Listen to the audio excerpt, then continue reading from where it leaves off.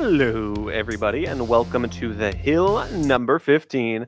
I am Letter Rain. I am joined by leading luminary, and what you guys are seeing right now is a live look at the venue here today. It's gonna be a lot of fun folks trying to put their hands for some Super Smash Bros. Ultimate and also some Rivals 2 setups you can see back there. Not gonna be streamed, of course, but we're focusing on that Smash Ultimate aspect. So how you doing, leading luminary? I'm doing good. I'm metroed in this morning. I had a great breakfast, great lunch. Lunch provided by the in-house food here at the Oh, Hill. really? Yeah, absolutely. So you do absolutely want to come here for the good food at the District Bites, the official restaurant of District D, located inside Gallery Place Mall in downtown DC. And those of you with a phone, open up your camera. You could scan right there to learn a little bit more. So I had an amazing lunch, all in preparation of being able to watch some amazing games here at District D, which again, you could pull out your phone to scan that QR code with $1,000 prize pool, hosting monthly esports tournaments in downtown Washington, D.C. with free entry. It's not only Smash Bros. They also have Street Fighter. They also have Guilty Gear. They have so many other games here that you can come in and enjoy. So if Smash isn't your thing, but you like to watch, but you're a big Street Fighter guy, come in for those as well. They have like Rocket League and NBA Yeah. 2K and stuff, and it's like that's pretty cool. Absolutely. Free to enter, some fun prize pools if you're a try hard like some of us are. Yeah. It's a pretty good time. Gotta say, it's a pretty nice venue. Yeah, absolutely. This is such a amazing and a professional venue that I love coming every time.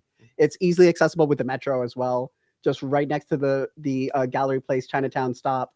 So if you're here in metro distance, absolutely come right in. And of course, we got the cool like podcast set up for Oh, yeah. commentary. I love this. It was pretty good. I think I first did it at what was it the box.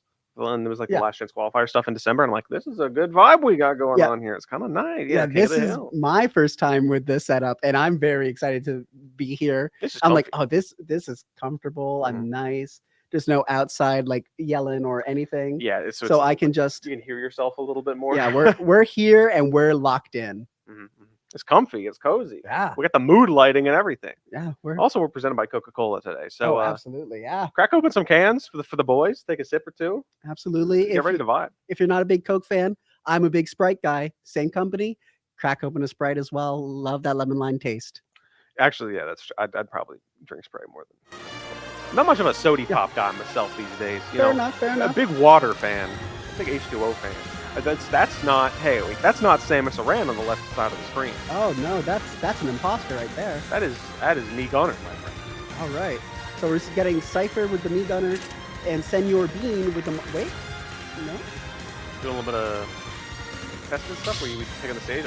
Okay. We're just going back in Yeah. with the fans. We're just fooling around with it. Yeah, Never mind. just teasing us a little bit on what exactly we're going to do here. So we are going right into our first game one here at the Hill with Cypher versus Senor Bean. It's gonna be interesting to see, especially because again, that's not Samus Aran, that is me Gunner. Some people like me Gunner more than Samus for what they bring to the table, but especially just like that weird dropping mine, Right. This is really wacky, really crazy. Very good at just presenting a good zone for yourself. The problem with Mario is that it's tough to keep him out. Oh, absolutely. Mario just has so many amazing tools for just getting in. He has a small body to be able to peel away through lots of projectiles. He has the reflector to get through those projectiles as well. And he just has a lot of good combo tools as well for once he gets in. So that's just going to be one of the things that you are going to have to keep an eye for. Not the case though. Cypher is doing very good. He's taking that stock joke, nice. Oh, yeah. And clean. Doing a good job of keeping Senor Bean out. I mean, it takes a little bit of time and effort to actually get there, but so far it's just you are getting every projectile you really need just to keep the Mario Man out, and now you just hold center stage, blast the projectiles around, and you're just cruising. Absolutely. Clearly, Cypher has a really good game plan set out here that we are executing very flawlessly here of just keeping Senor Bean out. And that is something that so many meme gunners try and go for. And Cypher is doing a tremendous job, even though we are getting a little juggled here. You get like the Mii Gunner forward here that kind of pops you around using that for movement, keeping yourself tricky. Even the Rocket Blast is a little funky. I don't know, it's fun. Yeah. It's a very oddball looking character. And of course, people have to make their music nice and customizable for people at home. Too, Oh, yeah. so. Absolutely. At some point, I'm going to call her famous. I mean, that's probably part of the mind games of getting your opponent a little confused on what options you have to be able to go at any moment. Of just, oh wait, that's not the homing missile, that's the landmine. Okay, and just throwing your opponent off a little bit. maybe you got the charge shot, you got the regular missile. At the same time, Senior Bean managed to taking that first stock. Yes. But at the same time, you're down crazy amount of deficit, so you gotta get around this as best you can. We are pressing buttons at each other, like 3 smash attacks later, so I forget it. Yeah, that very much was a little bit of a spaghetti moment there for both players there, of just a big scramble of trying to figure out who's getting out in this situation. I'm Senior Bean. Honestly, I'm just getting you off stage and trying to KP you at this point. I'm down to full stock. I'm getting battered and beaten by like 7 projectiles. I always say that if a matchup is not good and your only response is to cheese out your opponent, absolutely go for it. It's a win. A win is a win. If this is your best character and it's your worst matchup and you need to go for cheese, go for it. And it does do a lot of good mental games as well on your opponent to throw them off. I like that use of rocket just to get back to center stage because that mine just kind of covered the ground and forced Senior Bean to think about something else. You didn't tech there. You don't have a jump either, so yeah, you're gone. Ooh. Game 1 going to Cypher. Looking convincing, too. Yeah. That was an amazing job there by Cypher with honestly a very quick game as well. It feels almost like a blink and you miss it sort of match. Mm-hmm. Very quick, very clean. It seems like Senior Bean couldn't quite close the distance and kind of ran into a bunch of different projectiles. Yeah, we're going to Shadow Moses Island. Ooh, okay. Like, take it a second there. So it's fun to see when it ends up hovering. It's like, okay, where are we going? There's only like 8 legal stages in this game, and there's like 108 to pick from. And it's one of those things where just like, well, we are going right into the legal stage of Hollow Bastion there. Now, Rain, how do you think about this matchup? And do you think it would be good for Senior Bean here, especially with how it's a mostly flat stage with just one singular middle platform?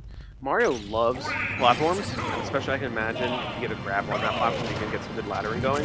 But I'd honestly be scared a little bit of Cypher just holding down center stage with that platform, because if you're throwing out projectiles constantly, how do you get in to actually stop the beat gunner?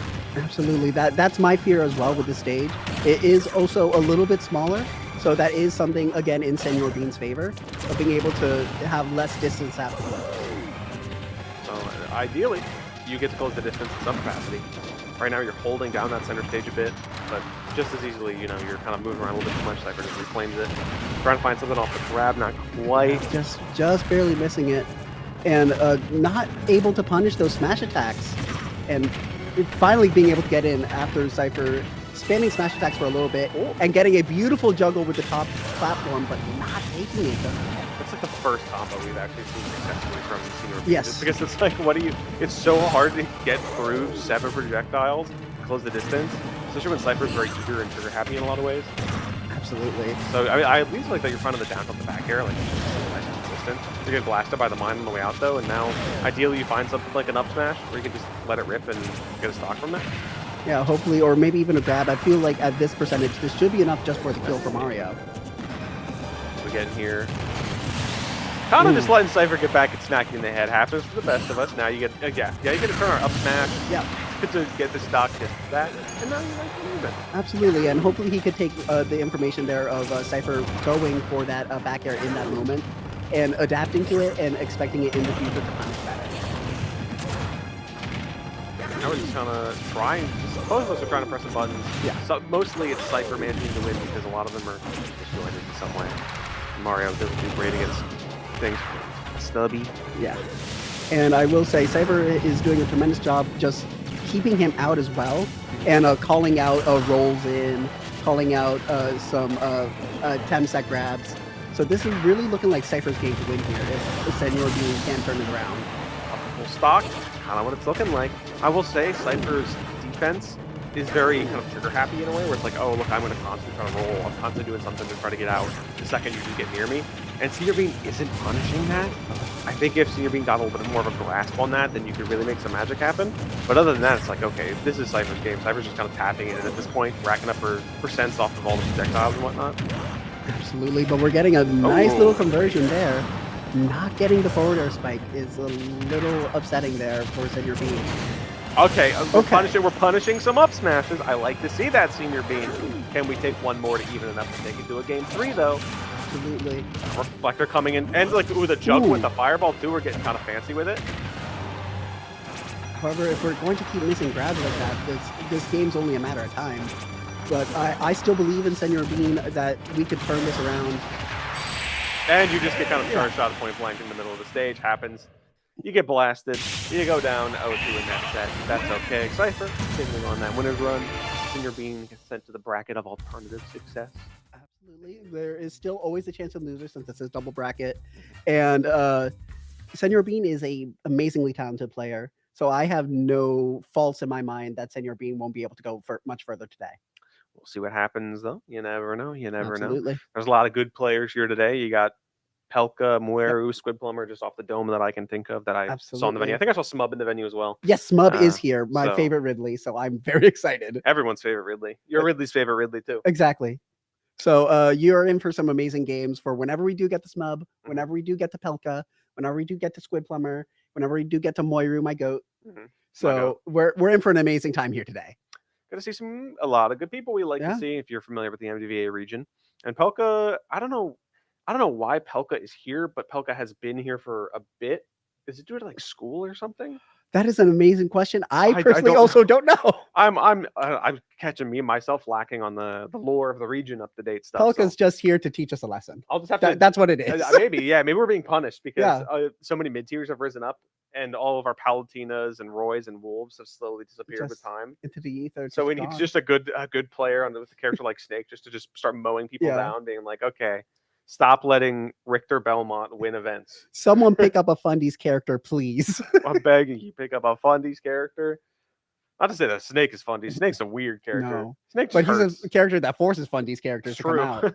It forces, you don't get to play King DDD and walk away unscathed. Absolutely not. Versus someone like Pelka on Snake. So it'll be fun to see. I'm not sure who we got going up next, but in the meantime, crack open your Coca-Cola products today, folks. Yes. Hang out. It's a vibe. It's good to be here at the Hill. Absolutely. Heart of DC. If you're in the region, try checking them out sometime. It's a nice event. Yeah, we're cool guys. We like having fun here. It's also very metro accessible because it's right out of the Galleria Place stop. Yeah. So it's like I just get to ride the one in. Absolutely. And I'm like one in, one out. I don't need to change stations at all. You could be at the red line, the green line, the yellow line. You're going to make it here in one set. It's and even then, if you're not on either of those lines, there's so many transfers that you're going to get here in lickety split. And for some people, there's parking options. I don't know what they are, but you probably can park a car here somewhere. I've seen street parking. I've seen seen cars in the city, in places. So exactly. They have to exist somewhere. So it's just a matter of figuring out where that is. We have access to the metro. We don't have to think about that. I'm ducking that. I'll be honest. I drive into the metro station. I'm not trying to deal with city parking, city travel. I get in the metro and immediately my first thought is I get to do my Duolingo for the day.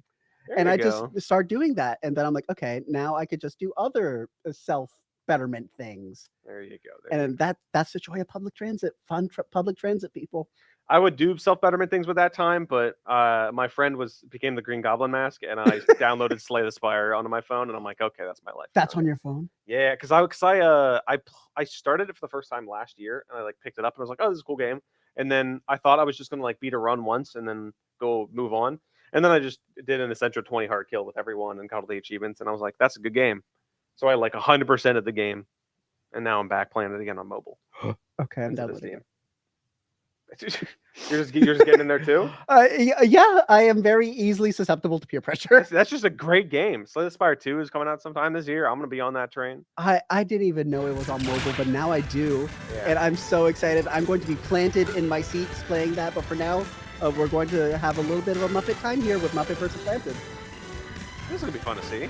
I have no idea who these players play. I will figure it out on the character select screen in a second. Absolutely. Oh, RPSing too? That's crazy. We're seeing RPSing in this region instead of just saying most RPSing. Yeah, that's kind of blasphemy, actually. It's almost foreign to me. I almost never see RPS, and it's always just a want to do PS2, or now that PS2 is a counterpick, want to do small battlefield. See, that's the thing. Is if somebody.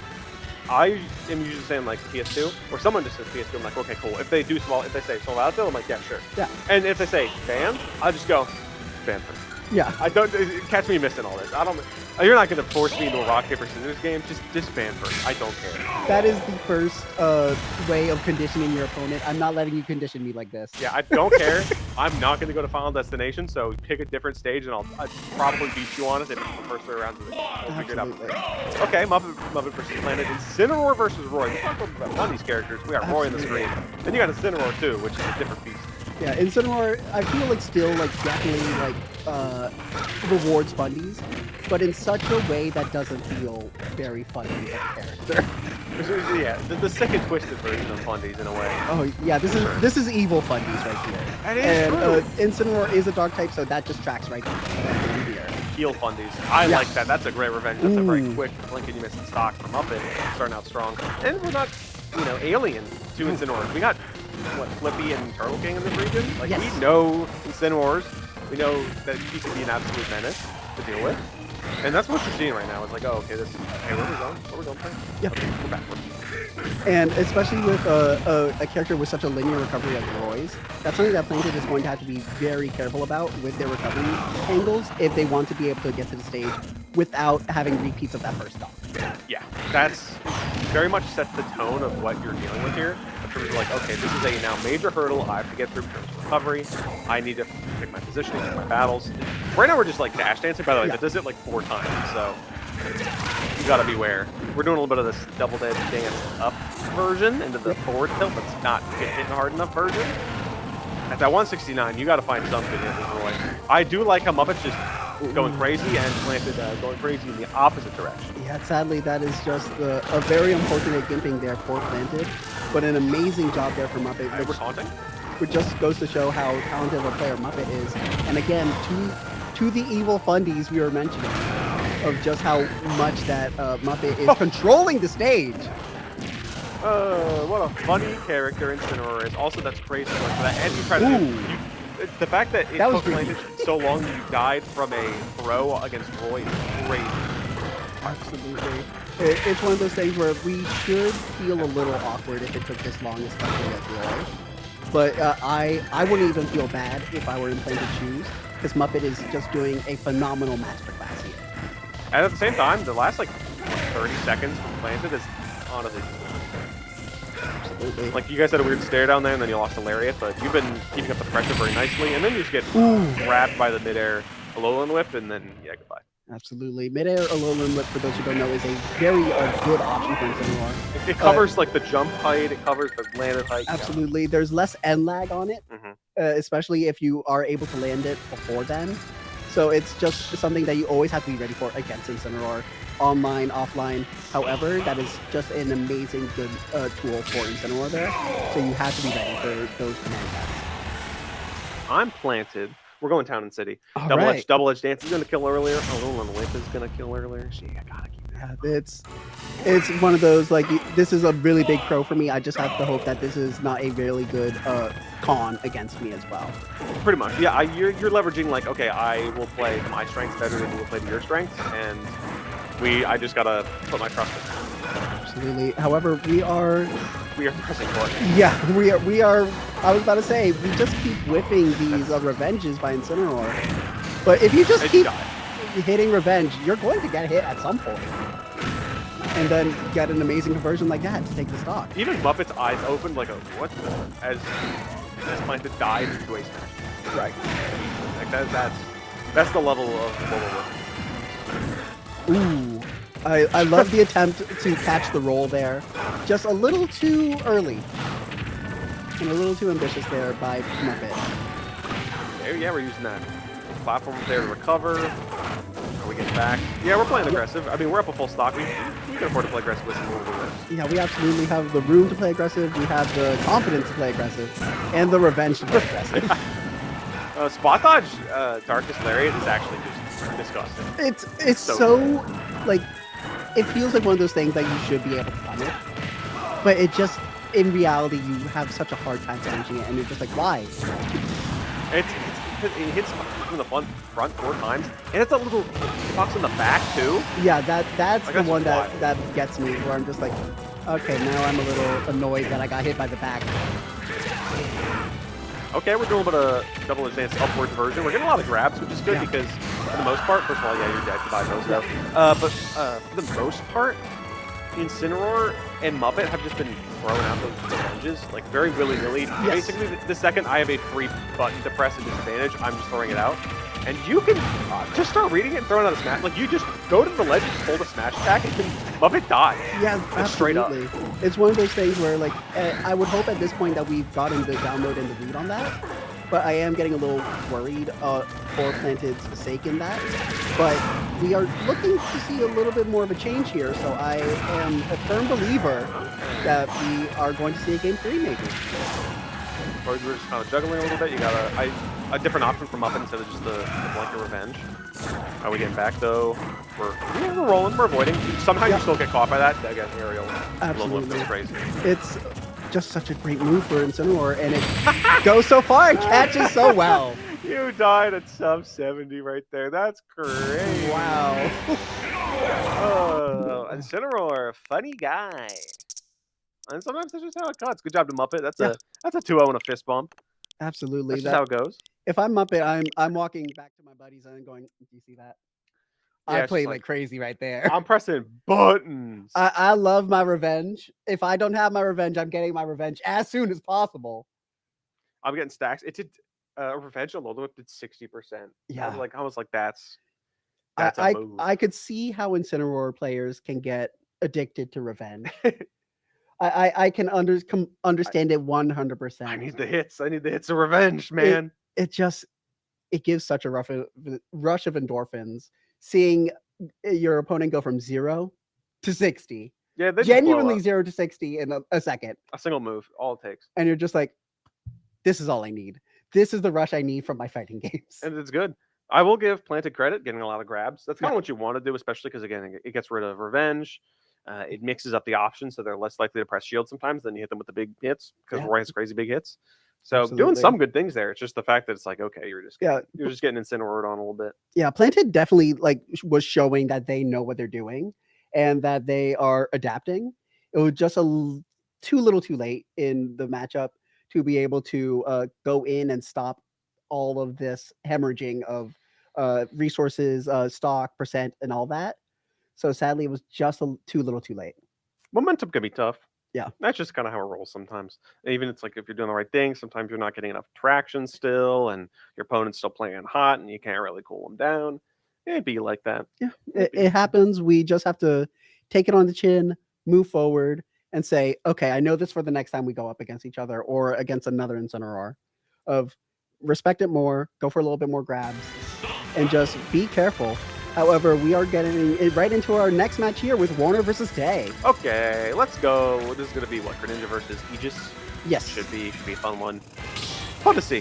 What is this? I don't know. I want to say Tay's like UMBC. So this is Greninja versus MD.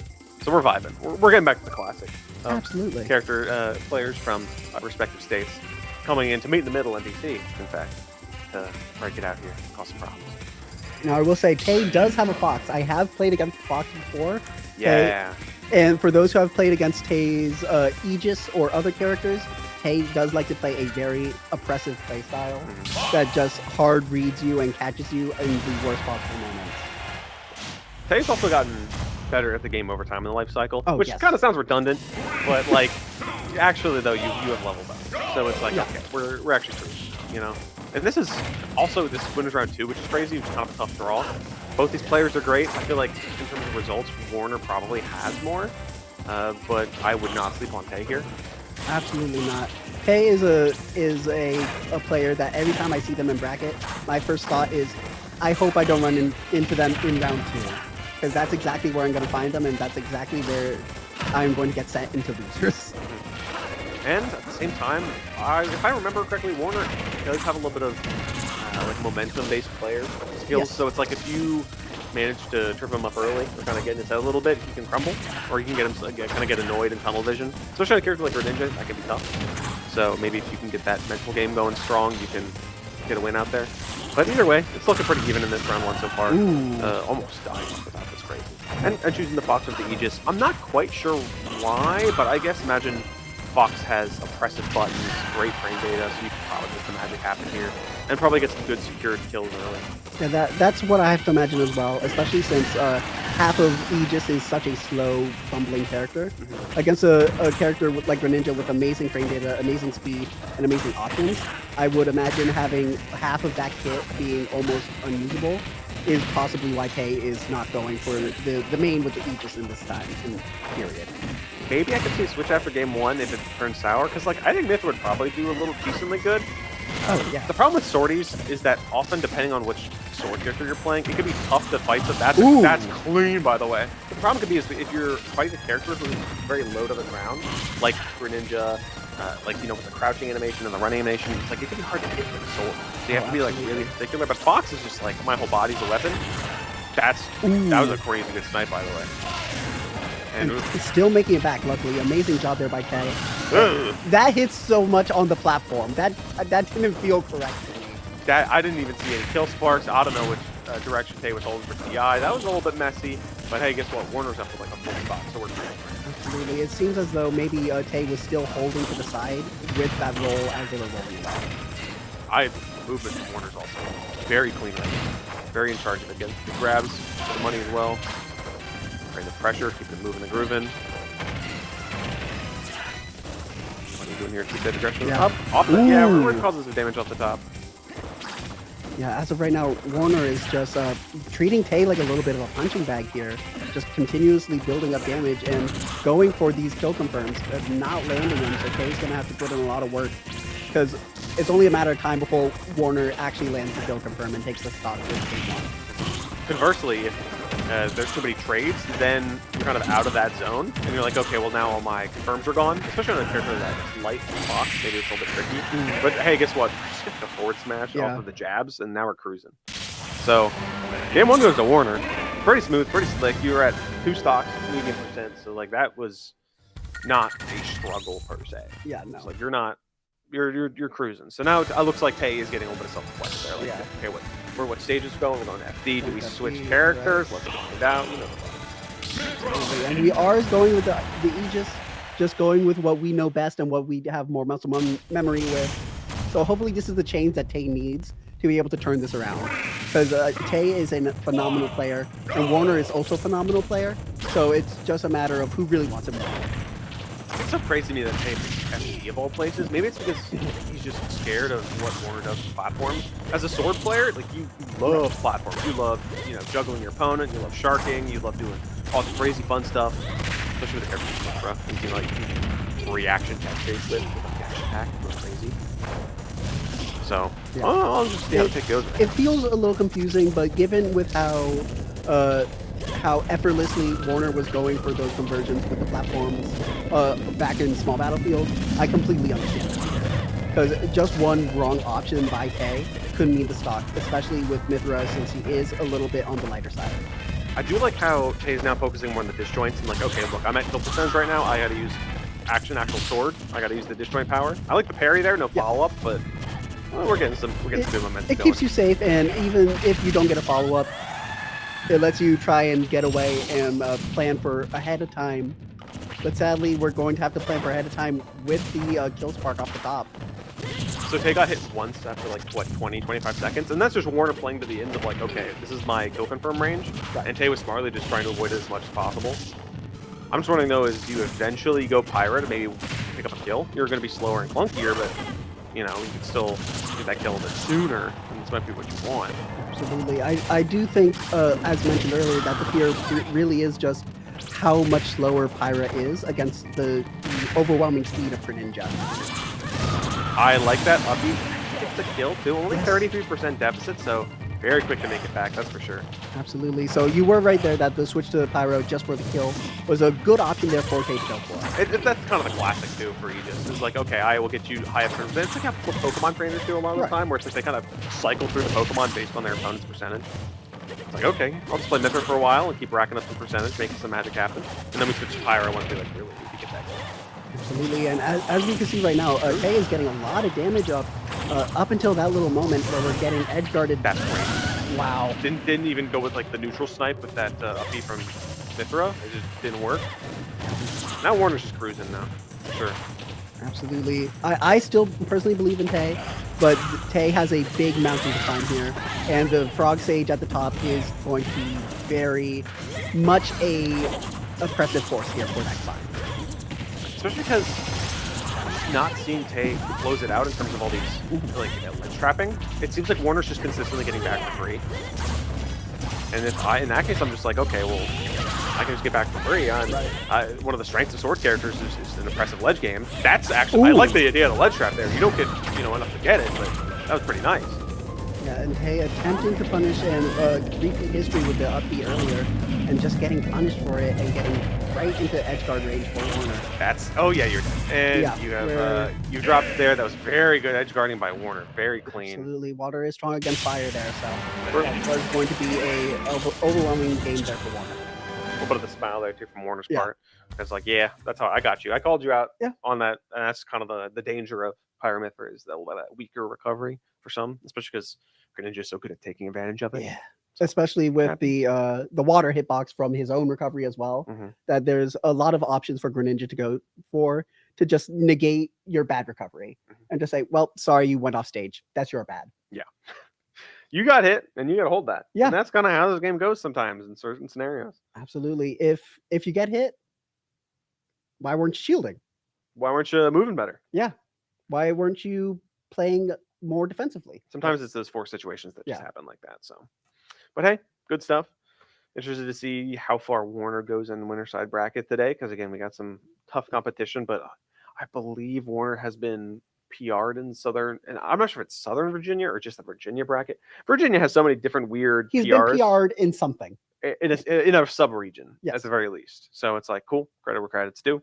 We'll take those. Absolutely. Warner has absolutely earned those praise and accolades just as much as he earned that game there. So why doesn't Maryland have like 7 sub-regions we get to make PRs for? I think it's because people get so like, oh, I'm in Maryland, I'm in Virginia, and they just like, it makes sense to mix them, and we do mix them. But it's like Virginia, I guess, is big enough so that's like, okay, Southern Virginia is kind of its own region compared to Northern Virginia. But even then, there's like locals spots. There's like 3 or 4 different PRs in Virginia because some of the locals just do it.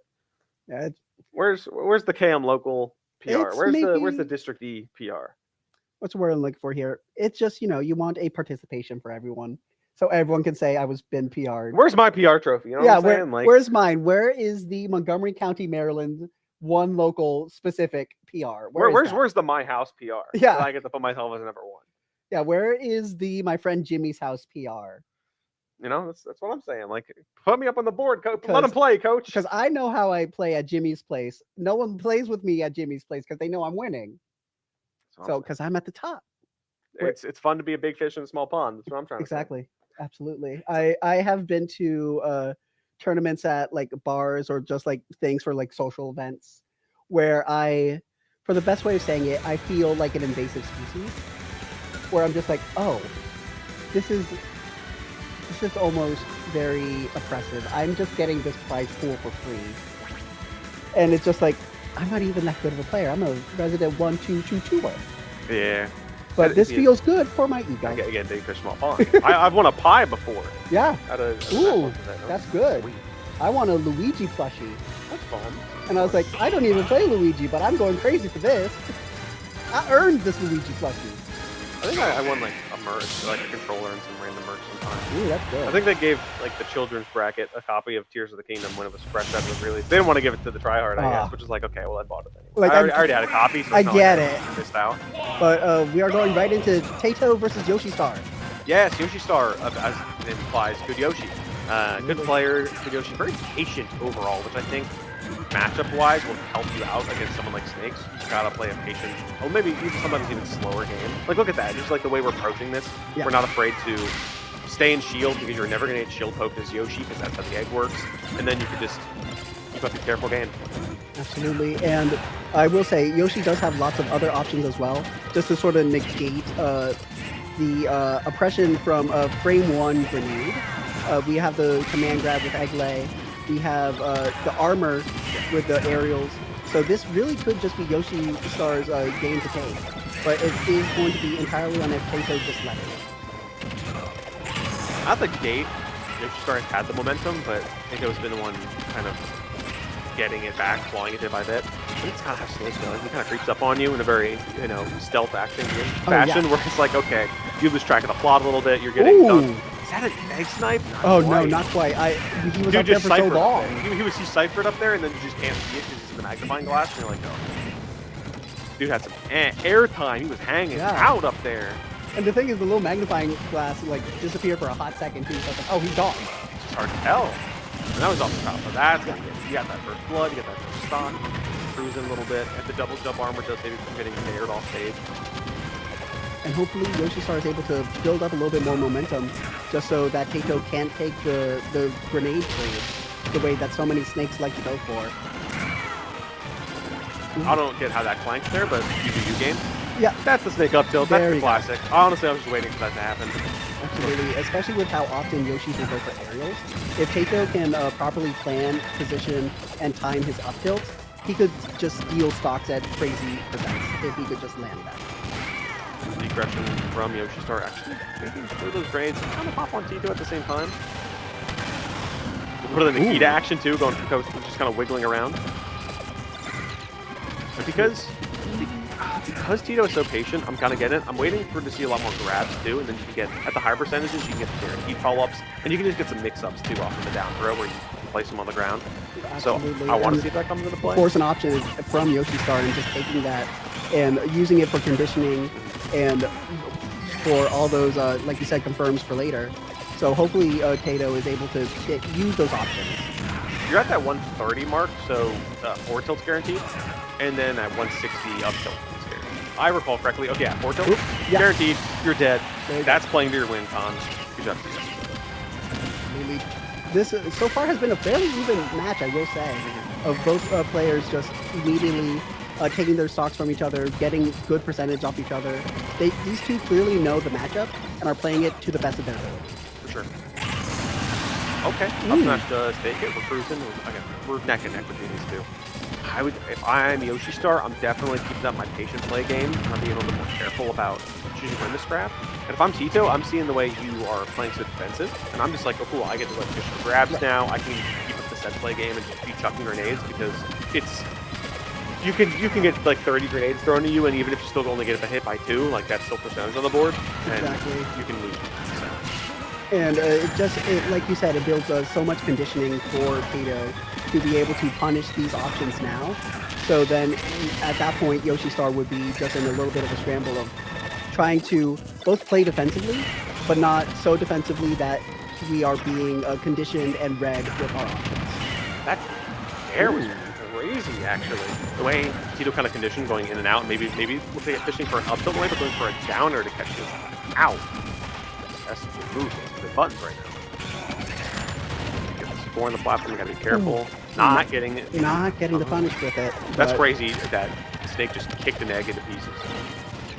I mean, I'm sure if you kicked an egg, the egg is one of the pieces as well. Yeah, honestly, eggs aren't that tough. I don't know why I insinuated otherwise. With the grenade, actually? Yeah, with the handoff. That's the one, too. I was going to say, you're at that, Yoshi Star was trying to play to avoid the grab down throw, guaranteed. But because, hey, look, I have the grenade in hand, let me just toss you up, and then the explosion sends you all the way up. So that's a fun little layup there. And that's game 1 going to Tito. Absolutely. Amazing job there by Tito. Clearly aware of exactly how he likes to trap the Snake. And just really forcing Yoshi Star into a corner there with all of Snake's amazing trapping tools. Going to game 2. Maybe some personal adjustments. We're on a battlefield. Yoshi Star probably wants to ladder you with Yoshi up airs in a tight enough way that you don't get to pull a grenade and just like ruin it. And especially since so many Yoshis go for that win con, is for Snake to be able to just negate that win con with a single button. That is something that Yoshi Star is going to be wanting to go for here, and making sure that they don't allow that option is a very smart play. Again, the patience from Yoshi Star holding shield now. A little bit of a detriment because you just like walk up and grab you. Yeah, I don't know how that Nikita got there in time. That was crazy. Absolutely. That Nikita was working overtime to make it there. Sure. 37%. You're in the grab range. You're in the grab zone if you're not careful. We're chucking. Again, that's also the blight Snake, is that like if he's up, he gets the grenade trade constantly because he's also heavy. Absolutely. So he is more likely to survive long term than you. And he's just able to get so many good options, especially with those trades, because it does also allow him to get rage as well. So that does allow for some easier kills as well with how much rage you can build up. And then there's a mix-up. He went for the dash attack burst option instead of 2 more grenade pulls, and Yoshi Star got caught out by it. Go for the grab, Yep. and yes, again, it's just the constant whittling down. It is certainly a war of attrition every time you fight Snake.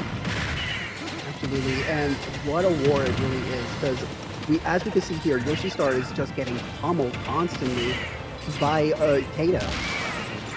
Off the top, not quite getting the follow-up quick enough to secure it. I like the idea there, but grenade interrupting your potential combo, which is unfortunate. Now we're trying to dance around these grenades again with the pop. Going for the hold shield grenade, amazing. Ooh, I didn't even think that would connect. I don't think anyone thought that would connect. Yoshi Star looked bewildered in the player cam. And going for a little bit of an edge guard here with the Yeah, we're going back up with the grenade, and we're going up the top. Actually, yeah. we're playing a little silly with it. Having a little bit of fun playing with our food here, and just saying, you know, I have the room, I have the stock. Even if I don't make it back, we're having fun. And up tilt, guess what now? Tito from full stock. Very dangerous game to play if you're fighting Snake. We get a little bit of ladder option, only get stumped. I think Yoshi Star was definitely, with that down special, was definitely trying to punish Tato just standing there. And sadly did not make it past the platform, so Tato was able to go for an amazing punish. Might get in a downer as well. Just having to play it nice and slow. But you can't play too slow, because again, it's every percent on your final stock counts so much more than any wins you get. Because it's tough to kill Snake, it's a little bit heavy, and you do not have a lot of wiggle room on your final stock. So you gotta take as little damage here as humanly possible. Absolutely, and that's Snake's whole game plan of being able to force these little bits of damage over time, until he could just explode a stock from out of nowhere against you. Ooh, You're good. Sometimes you can only do so much. Oh my, that was filthy. Actually, that was filthy. The first time it was an ambiguous situation on the down throw, and you just instantly get the read, turn around, up tilt. That was nice. That was pretty nice. Clearly, Tato was watching every other time that Yoshi Star had to attack or missed attack, and saying, okay, in these situations, Yoshi Star likes to try and roll away to avoid an option, and just immediately at the very last second of the game saying, using my knowledge, sorry about that. Happens, but that's a mark of a good player. Mark of a good player. Absolutely, being able to call out your opponent's habits and only going for the most optimal time to punish that habit, so that they don't stop going for that habit when you really do need it. Amazing job. Gino's looking clean there too, because in like the back of my mind, I'm looking at some of these opening sets, being like, I could win that. Yeah, you know, absolutely. like I still got some skill to me. You know, I could win that. But that one, I'm like, ooh, no, that looks a little tough. Yeah, I definitely would not have done as well as Yoshi Star in that situation. I am a panicker. I would have started just panicking, just explosions. It would take too long for me to find a solution there. Yeah, maybe, I don't know, but it's some good play to see for sure. Like there's some good gameplay we saw. Absolutely, I love watching a good Snake and a good Yoshi as well. Which is not to say that Yoshi Star was not good. Yoshi Star was an amazing player, and he was definitely playing to his win condition, and he had good options and good ideas. Sadly, Tato had amazing reads on just what Yoshi Star was going for. Tito really understood the assignment in terms of like, okay, I get you to this percentage, I need to do X, Y, and Z, or I can slow it down enough. And because Yoshi Star's such a patient player, it seemed like it was difficult for him to like go in and like find the correct avenues to actually punish Snake. Because at a glance, like if you're just watching, it seems very difficult to actually be able to accurately piece apart when Snake is vulnerable to some form of retribution. Yeah, it's ambiguous. Snake is just one of those characters that, like you said, a very stealth game design character where you have a lot of stealth to what you're going for and what you can do. However, we are going to go for a little bit of a friendly fire here with Toa versus Mint Chocolate. Yeah, we're going to see a little bit of Corin versus Pokemon Trainer. It's going to be fun to see. Absolutely. Two good players, two good competitors. Two good players, two good friends as well. So clearly they both have a lot of experience against each other. So I am very curious to see what that experience and matchup knowledge they have against the other and how amazing this set is going to work. because sure. my favorite sets are always these two play all the time. So it's always going to constantly be heavy reads, heavy knowledge on what the opponent wants to do, and it's going to be pure skill. Sure. Oh, he saves in the background too. I gotta say, I don't. Ooh, A lot of the clan coming out today, you know, a lot of the crews and the people coming out today. So it's always fun to see. We're starting out on Town and City, actually, of all Town places. City, okay. Not the usual start for one. No, we're being a little bit more exotic here as a team here. So I'm very curious to see how this plays out. I wonder which of these two chose. I don't know. Maybe, honestly, I didn't even see them talk too much. There could always be a gentleman, could be something weird like that. I think this stage really works for either player. Town and City is versatile, I would say, across the board. Yes. Like a lot of stages are versatile. Town and City is very versatile, so makes sense. Absolutely. It's one of those stages where like it feels like FD at times. It feels like Hollow Bastion a little bit at times. It feels a little bit like Kalos at the same time as well. It's like a Swiss Army knife stage. Got something for everything. Yeah. That's crazy. You switch to play, Ooh. immediately fly. And not taking that stock skill. Like I said earlier, these two having played each other a lot, Toa knowing exactly how to DI that to not die in that. It grabs forward throw actually. Berserk has like 3 kill throws by the way, so sometimes Yeah. like you just get a kill more and figure it out. You just choose one and have fun with it. Yeah, and you have like up E, which is armored, and up smash, which is like crazy. Like Charizard is the kill throw master, and then just the kill master, and you get one right there too. I'm not even sure what hit. Was that an air? It could have been anything because it was like it was a weird trade of all things. And Toa dropped the ball at the beginning, and now instantly getting up. That was a crazy up air snipe off the top. Zard, big guy like that, heavy, but you know, when you're that high up, weight doesn't help with that. Especially with such a amazing up air like Corrin's. One of the, in my opinion, top 5 up airs in the game. That's not the best up air in the game. So Toa is able to use that for amazing juggles and for good callouts here. So I'm glad to see it. And overall, Mint tackle its best Pokemon.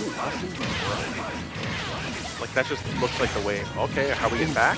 That was tricky by Swift. Yeah, I definitely I'm a greedy player. If I were in Toa's position there, I probably would have tried to fish for a back air. But playing it safe, going for the nair, good job there, so that we're not going to get punished. Okay, what are we getting? I like that. You're quick enough on the draw as a character to get punishes on the Pokemon switches. And knowing when your opponent wants to do the switches is huge in terms of getting something. Like, even, like, Toa waited there. Ooh. Like, you didn't get the perfect punish there, but you get a follow-up. But you're still on the radar. You still have a finger on the pulse. Yeah, and that's crazy. Like you said, he was able to take that follow-up and take it immediately with the pin into his spot. Now, Toa has the lead after a very good... Oh, yeah. now it's even. We had the lead. He had the lead. After a very clean first stock. Absolutely. Ivysaur is absolutely a character that you don't want to be above or below when they're in the air, with just how oppressive and large that both down air and up air is, and how tremendously it helps Ivysaur for Ivysaur's game plans. I'm pretty sure that move got nerfed at some point in the life cycle. It sure did. And it like, oh, what did we do in the 4 times, folks? We That's a great prayed. move. We just let it happen and prayed. Oh, I love Pokemon Trainer. That's a crazy snipe. We're still living there. Still not paying the stock just yet, though. And bye. Yeah, calling out the neutral getup with the back air. Amazing job. Charizard's big. You're 100%. So it's a little bit slow. It's nice to call out. And you get the W. Good game 1. Mint Chocolate has to think a little bit for a second, saying, hey, maybe what are we doing? What are we adjusting here? How can we make some magic happen? Or a small battlefield. Okay. More neutral state. Because we could see there that Toa was able to run very far when the platforms weren't there to sort of cushion Mint Chocolate's fall and avoid getting juggled. So now we're just, with the consistent platforms, we're able to probably do a little more here. Okay. Starting off as you kind of expect, dash dancing around each other. I understand Toa's hesitance to get too close to Squirtle, because Squirtle's a combo demon. Yes. Like, okay, you just took one grab, 34%. You get hit a second time, it's going to be a lot more as well. Not getting the back there, but return on back there. Yeah, getting good DI there to avoid the follow-up there by Toa. So good job there by Mint. Man, Squirtle is so good. Well, he's stubby. That's kind of the one flaw you have to deal with. But right. Characters is good. I was about to say almost all of Pokemon Trainer's Pokemon have really good traits, but with some fall off. But then we switched to Ivysaur, and I remembered Like, oh no, we have Ivysaur. We're pretty even now. We're good. And Not getting the snipe and then not quite dying in return. And that's really truly the benefit of Pokemon trainers, that you have answers by just rotating between them. absolutely. They're very versatile. I like the idea there, but man, Chocolate not getting enough. I like the parry. Where are we going? Into the throw. We're forward throwing. Are we doing a little bit of fireballing? Not Nope, quite. We're trying to. no flamethrower. Going for the T-frame, but sadly just mistiming it. Up smash doesn't trick though. Tried and through your Charizard with like full rage. You're just cruising. Absolutely. And now Mint just has to build up a little bit. Yeah. Liz player came. He was like, "What the? I understand that sentiment. I was right there with you, buddy." Like, Charizard's big, but he wasn't that big. Like, yeah, there's just a weird hitbox of like Corrin's just like flying through, but like doesn't look like she's hitting you, but then you just die anyway. I think that's rough. Yeah. Waterfall punish, 81%. Nice. Ooh, I do like the attempt there with the water gun. So almost air dodging into a bad position after it, but going right into the stage level. Okay, doing a little bit of spot dodge action, getting around it. Trying to find some good hits here. The weaker hit of Vine Whip. Getting the downer spike, not quite enough. Okay, but we're resetting the situation. Great parry. Ooh, I love that patience there by Toa. Very aware that Mint was trying to go for something crazy there to try and take that stock, but waiting and seeing how Mint wanted to deal with it. I like Mint Chocolate's movement and decision making. It can just be tough to get everything correct all the time, and then sometimes you're just losing a bunch of traits. Yeah, absolutely. And now we see Toa here in the driver's seat of advantage, and just forcing Mint into very bad positioning here. So it's just a matter of who's going to take the stock here first, because we are just trading advantage back and forth. This is very much scramble situation right now. The pin, we dropped the pin? Oh! What wow. the? Hello? Drop pin into not hitting pin into reverse pin kick? That was a very weird interaction overall, I will say. Up throw, back throw is the kill zone. All three Pokemon have kill zones, by the way. Ain't that just crazy? They deserve it, honestly. I don't think the Pokemon games have very many grabbing moves, so the one time they get a grab, let them have it. Yeah, let them play, Ref. Sometimes you gotta let them play. Yeah, exactly. This is potentially Mint Chocolate's winner side stuff. Ooh. And all things considered, I think he's just a good player, and I think you can win this game. Absolutely. I firmly believe in Mint and being able to take this and turn it around, especially with just how high of a percent Toa is right now. If we could just take this stock and get a crazy turnaround here, which I do believe is possible, this could go right into a game 3 for Mint. Zard cheese, anyone? A little bit of a Zard scenario. Yeah, I like that. Just get me out. Just stay over there for a second so I can think again. Absolutely. Just hey, give me a moment. Okay, yeah. Okay, for the fans? Okay, a little bit too much for the fans there. Yeah. And I do like aware that every time that Toa has recovered, they sort of shark a little bit with that recovery, and shielding to instead catch what they do after the hit match. Mint Chocolate's actually like high-key cooking some stuff right now. No. You just have to avoid like that. That's like the one thing you had to avoid. So that is good for Toa. Good for we were both cooking, and sadly Toa had the skewers ready to go.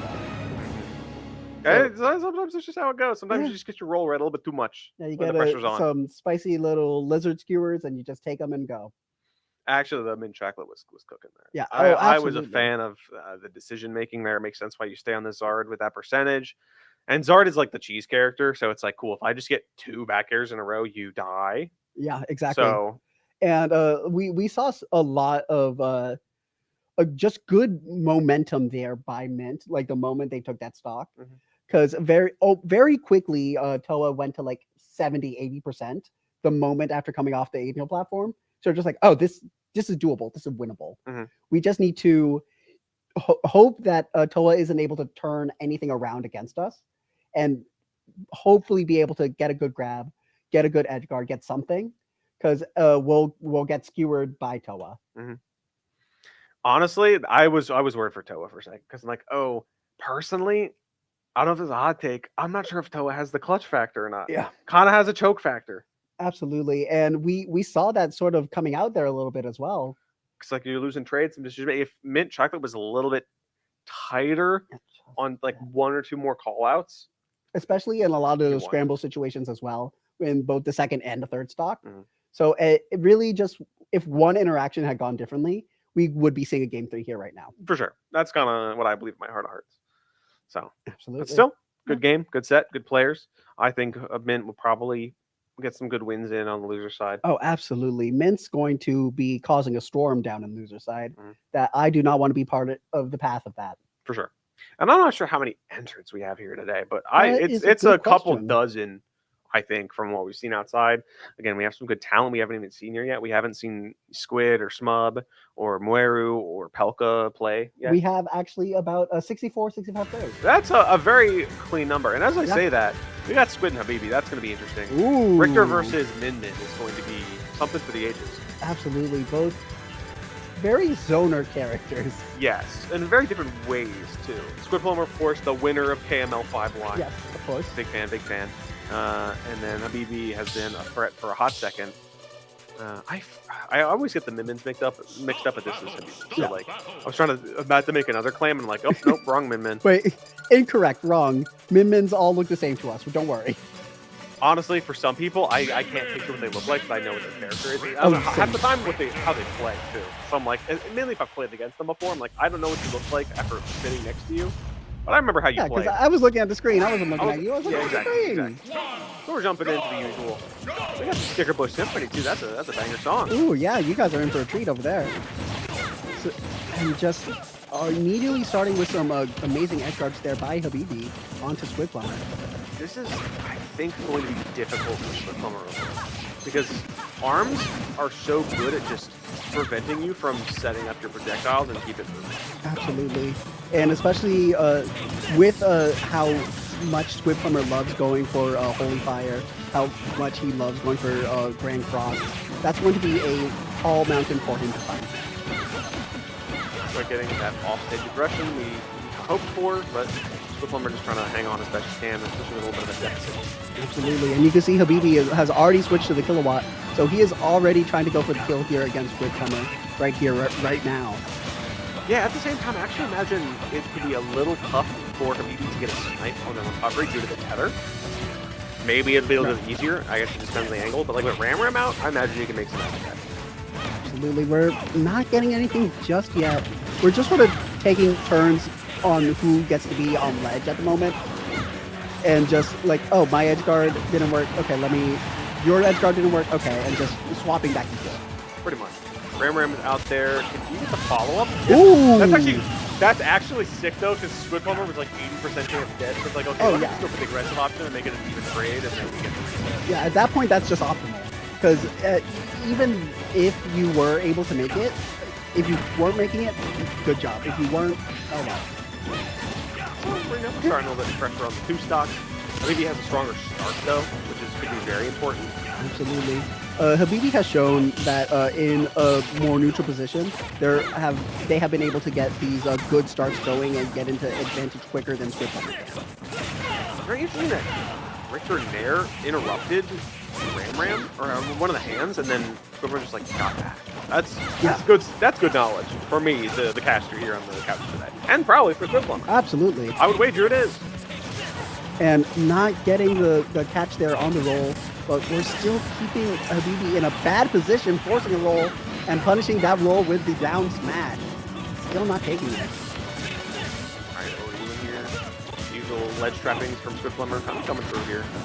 Absolutely. Squid going for the backwards Grand Cross, something that Squid loves doing and goes for often for that very reason. Yeah, it's a tried and true. Of how it can just turn around and hit your opponent in a bad spot. It's an amazing tool for the Belmonts that Squid Plumber makes amazing use of. Now, the player's struggling to get that one hit.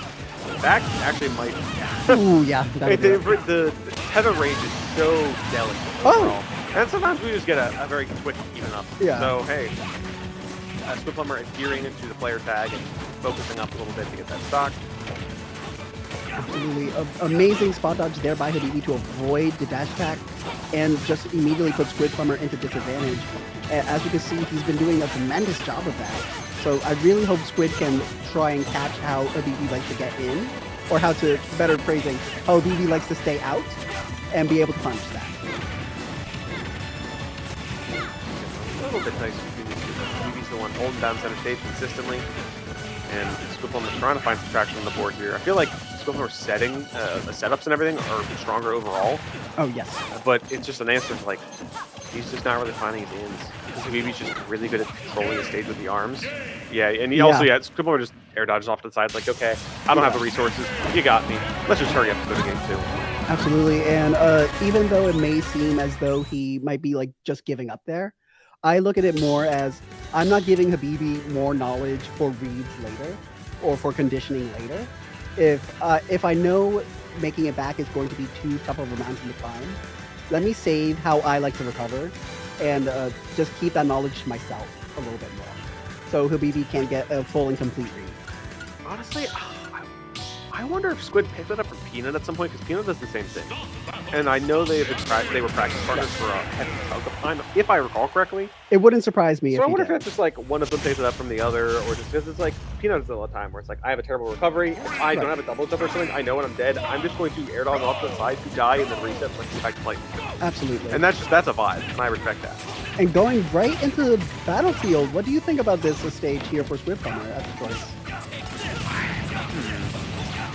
I think this is actually a pick that Squidplumber just often really does like. I'm not sure if Habibi can make as much use of that top platform as much as Squidplumber can. Because again, Min Min's a very horizontal character. Absolutely. And some of the setups that Squidplumber have are vertical.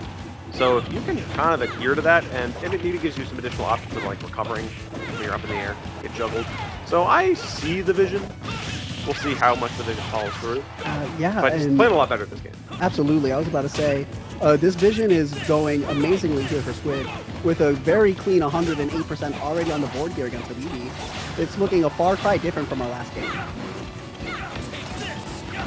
Overall, smarter use of a lot of different things here. The grab, we're tossing you back out. We're throwing some projectiles. You know the vibes. Absolutely. Oh, off the top, too. Okay. Good pick up for Squidplumber. Getting that beautiful conversion from downer into up smash. It takes a good while before the percentages line up for that.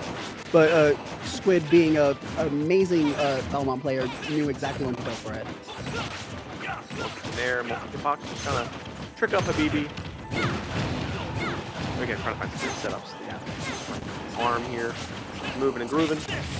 Getting a good nair to... Oh, that's a shame. Up tilt actually hits you. That's great. Like, it gets yourself hit by the Holy Fire is whack. Also, not quite finding the smash attack. But Squidplumber still kind of his brain in the right place now. Absolutely. Squid, this has been a very different game from before.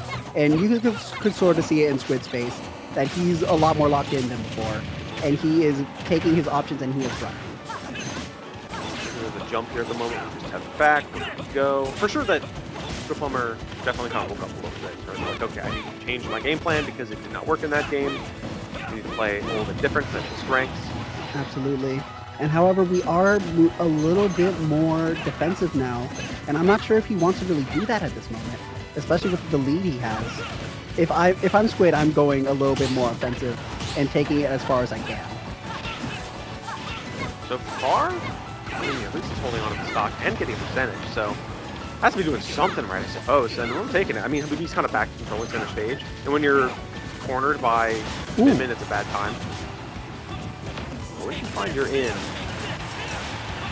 Absolutely. Once again, punishing those rolls at ledge. That's something that Habibi has been going for whenever Squid puts a Holy Water right at ledge. And Squid is punishing that phenomenally. And the snipe of the whip.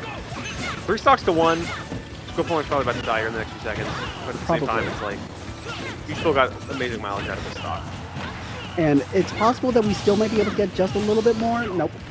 But still, up 1 full stock is, honestly, great trade, all you can really ask for at the end of the day. Absolutely, especially against a player like the BB. That's something that you would absolutely want to take home to the bank.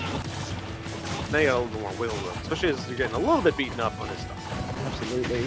But once each player can find their in, and it seems like Squid is consistently finding the in now while we're on Battlefield. So once we can just get in and be oppressive, it's going to do a lot for Squidplumber here. And just good, just better movement overall. Just the way he kind of dance around a little bit.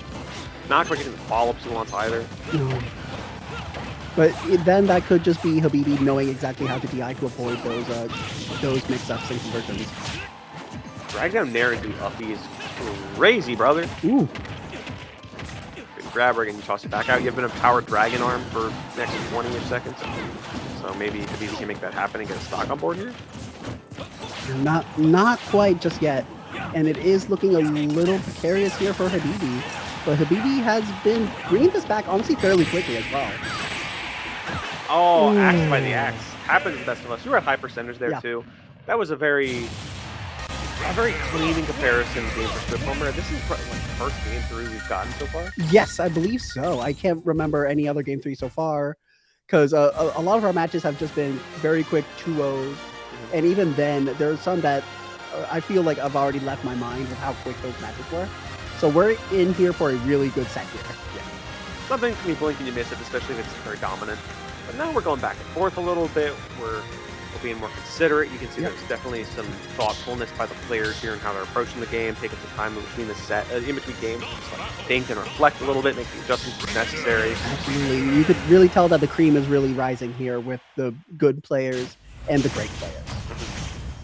Definitely something about like the higher level of talent also makes the level of thoughtfulness you're approaching the game. Yeah.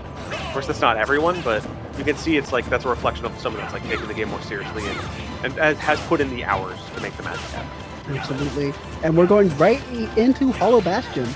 This, I think, is a fairly good choice for both players here, but Yeah. I do think this would be a better choice for Habibi, who did choose this stage, since it is a much smaller stage. It is a more flatter stage.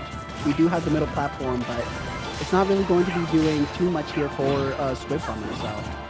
Sure. If you look at kind of like this cover, center stage, Min is more devastating than Self. Although again, both are very good at it. It's just that that's something Min will do, and Habibi understands that. So it's like, okay, can I just control and make it work? And you have the percentage lead in this game compared to the last one, so maybe something's cooking here. Absolutely. And we could really see. Oh! Whoa, hey! Wow, getting that snipe there with the axe and putting Habibi in a terrible position there. Good work overall from Squid, giving up that percentage count. Now, it's not like getting a stock yet. And Habibi going for the kilowatt, trying to get something and make a major move here. But Squidcomer just keeping him out and doing phenomenally at it as well. And he keeps covering these rolls at ledge. Oh, and getting a jump in turn. I like that call out there. Something for stock, get something on the board, something with the lead. Let's see if it lasts longer though, because Habibi has that megawatt out. Right. You're a high percentage. We played what a snipe. Yeah, Habibi has to shake that at that one. Like, yeah, I have to hold that. I'm getting that's an aggressive call out option. Like, yeah, I'm gonna head it all there. That you're not gonna be able to respond in time. Because normally I do not go for something like that. It's not much of that. Yeah, amazing mix up there by Squid. That is honestly going to take him really far and possibly just give him the set right here, right now. The fact that, yeah, you just like cheesed it very quick, effective stock there. The crazy, also that tether actually creature is sick nasty. You do die finally, but you're up like a stock and a half. Like you're cruising, man. You're in a phenomenal position to just immediately take this set and run. And I am, for one, and this is why you look at Squid Plumber and say he's one of the best of the best. Because of those moments right then and there, where he just catches you off guard with something he wouldn't normally go for. Because normally it's like, okay, you can react to something like that. It's more just like an oddball call-out option. Oh! That's a sick, nasty hit. We'd be getting a little bit toasted there at the very end.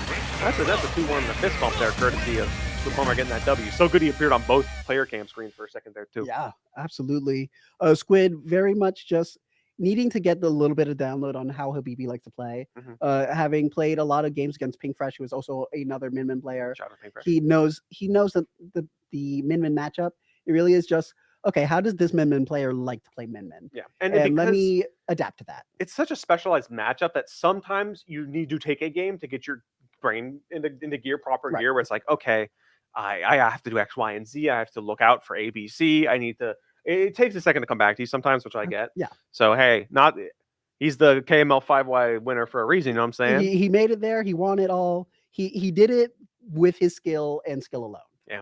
So he is not a player to be trifled with Yeah, in the slightest. a great player, probably going to get like top 4 or something today, if Oh I had yeah, to guess. absolutely. And a very good player. And I have to remind the audience at home has a losing set record to this guy right here. Let's Oh, go. hey, we take those. We 100% Yeah, take those. I absolutely. gotta rub it in. Yeah, I still just gotta rub salt in the wound on that because yeah. I know Just he wants it so bad. that's on him. That's on him. He shouldn't have lost.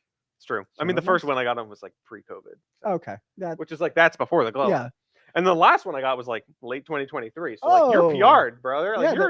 you're good. You were good at that point. What happened Losing to here? a commentator, a rut-row We're raggy. not supposed to be that good. We're supposed to be two tours at best. That's what I'm saying. Like we sometimes you gotta humble the players. Being like, Absolutely. Yeah. yeah, I could win over you, Yeah. but I'm choosing to sit right here where it's comfy, I'm where it's choosing to be fun. social and drink my water and have fun. Yeah, You're I'm choosing vibing. for glory. I'm getting glory through being socially fulfilled Yeah, by I'm chatting for with fun. I'm in the others. for fun playing with items on, hanging out with the Yeah, bros because we're chilling. absolutely. We're chilling We're back doing here. randubs out here. Don't worry about it. Oh, we love randubs so much. I almost hit my head on them. That's how much I love Yeah. randubs. I'm letting the people know. Randubs is so much fun. Yeah. The moment I hear someone say, "Who wants to do randubs?" I'm sprinting. Yeah, I'm like, fl- DQ me out of whatever I'm still in. throw I'm me in it. out. I don't need this anymore. Honestly, Smash is so much fun that we forget sometimes that the casual stuff with it is just so much fun. Genuinely. Like random smash down with items on at 10 HP.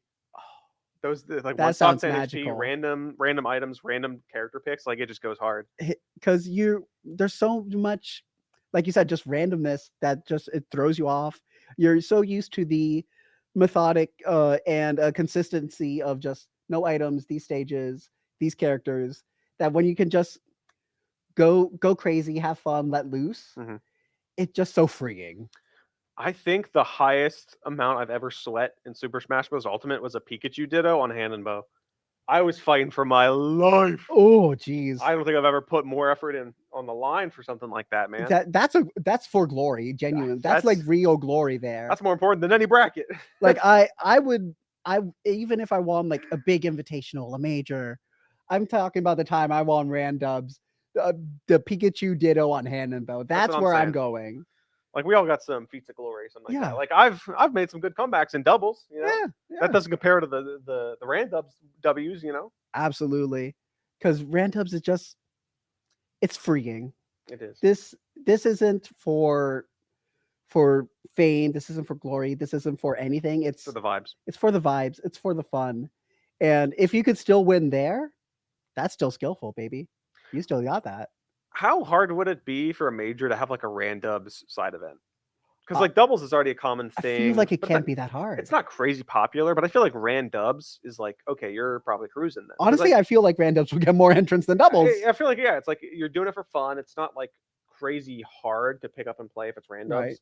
I might attract people that are more well-rounded in terms of like specialists. But I think it could be fun. Absolutely. I think I'd it do would be it. fun. If any majors are listening, take note. Honestly, just do like a random side of it for the funsies. Yeah, Maybe, because maybe put like a smaller cap on it so it'd be easy to run or something. right. Because doubles could take a little bit more space and time and blah blah blah blah blah. But I think it'd be fun, especially if like you like rope top players into it and it's on stream, Oh yeah, like at like a summit absolutely. style event or something where it's like a I want to limited see crew. top players with their O2 or best buddy in teams together in randoms. Honestly, That's what I yeah. want. So I could then see their buddy carry. Because I know the buddy's carrying in randoms. It always goes like that. Honestly, yeah. Doubles is a different beast because I think some players specifically are just better at the game in doubles comparatively Oh yeah. in terms of like how they approach the game, and it's a slightly different how you play the game too. There's a little bit of like finesse to it, a little bit of meta game to it. So I appreciate those players that are more specialized Oh for yeah. a team venture.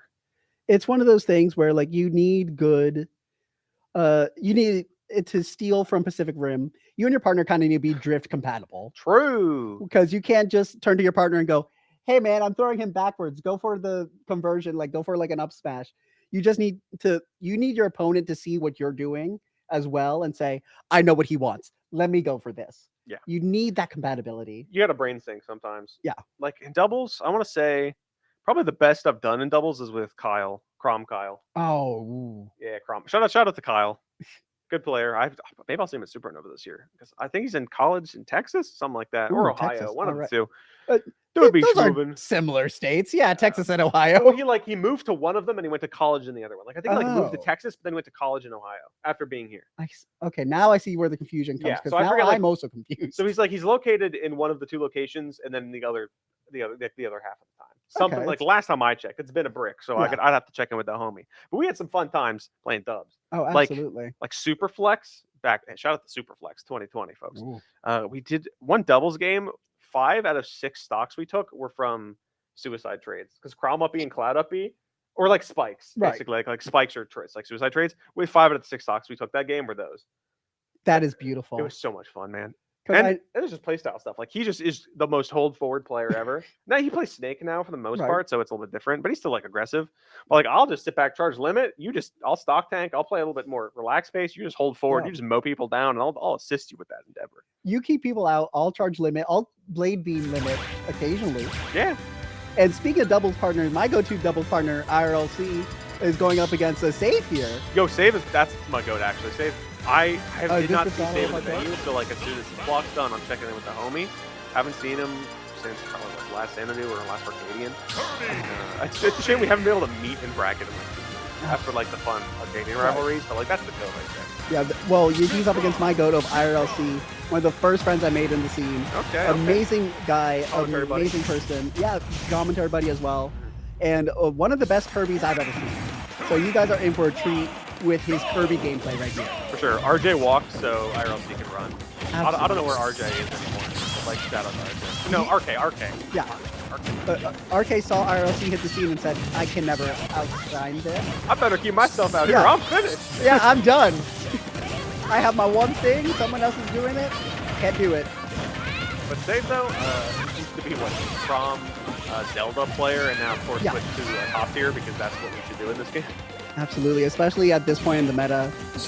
At this point, you need to play a high tier at best, or you're going to be in for a little bit of a world of hurt. But IRLC never took that and said, I'm going to keep taking stocks against high tiers with my low tier, and I'm going to do it amazingly. Great job there. It's also just the point about like you play an untraditional, non-traditional character. You can just have some very peculiar ways to go about options. First of all, you're dead off the top. Yeah, That's crazy. Like, Kirby's light. Like the way IRLC uses Fury Cutter to like get space and like send out the projectile is very unorthodox. That's something that honestly IRLC loves to go for, and if you play against him, you'll see him use it a lot. But it's a very unorthodox way of playing Kirby, but it takes him so far.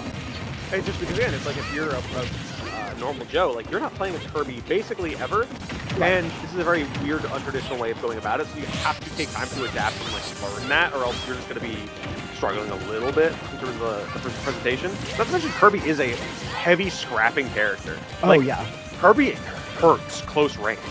Yeah, since because of how stubby he is, he really does have to get in there. But when he gets in there, he has so many amazing moves and multi-hits to just make you regret letting him get it. And even then, he has lots of what I like to call jump scare options with stone, with a hammer, that you really just do need to be careful against Kirby. He has so many options. That's okay. I will say, though, Save has been good at getting grabs and just kind of nailing down IRLC. Up, okay, down for the damage. Up throw does not kill yet. It does not. If we were below platform, it possibly would have killed, but not just yet. Okay, yeah, and we're just battering you away.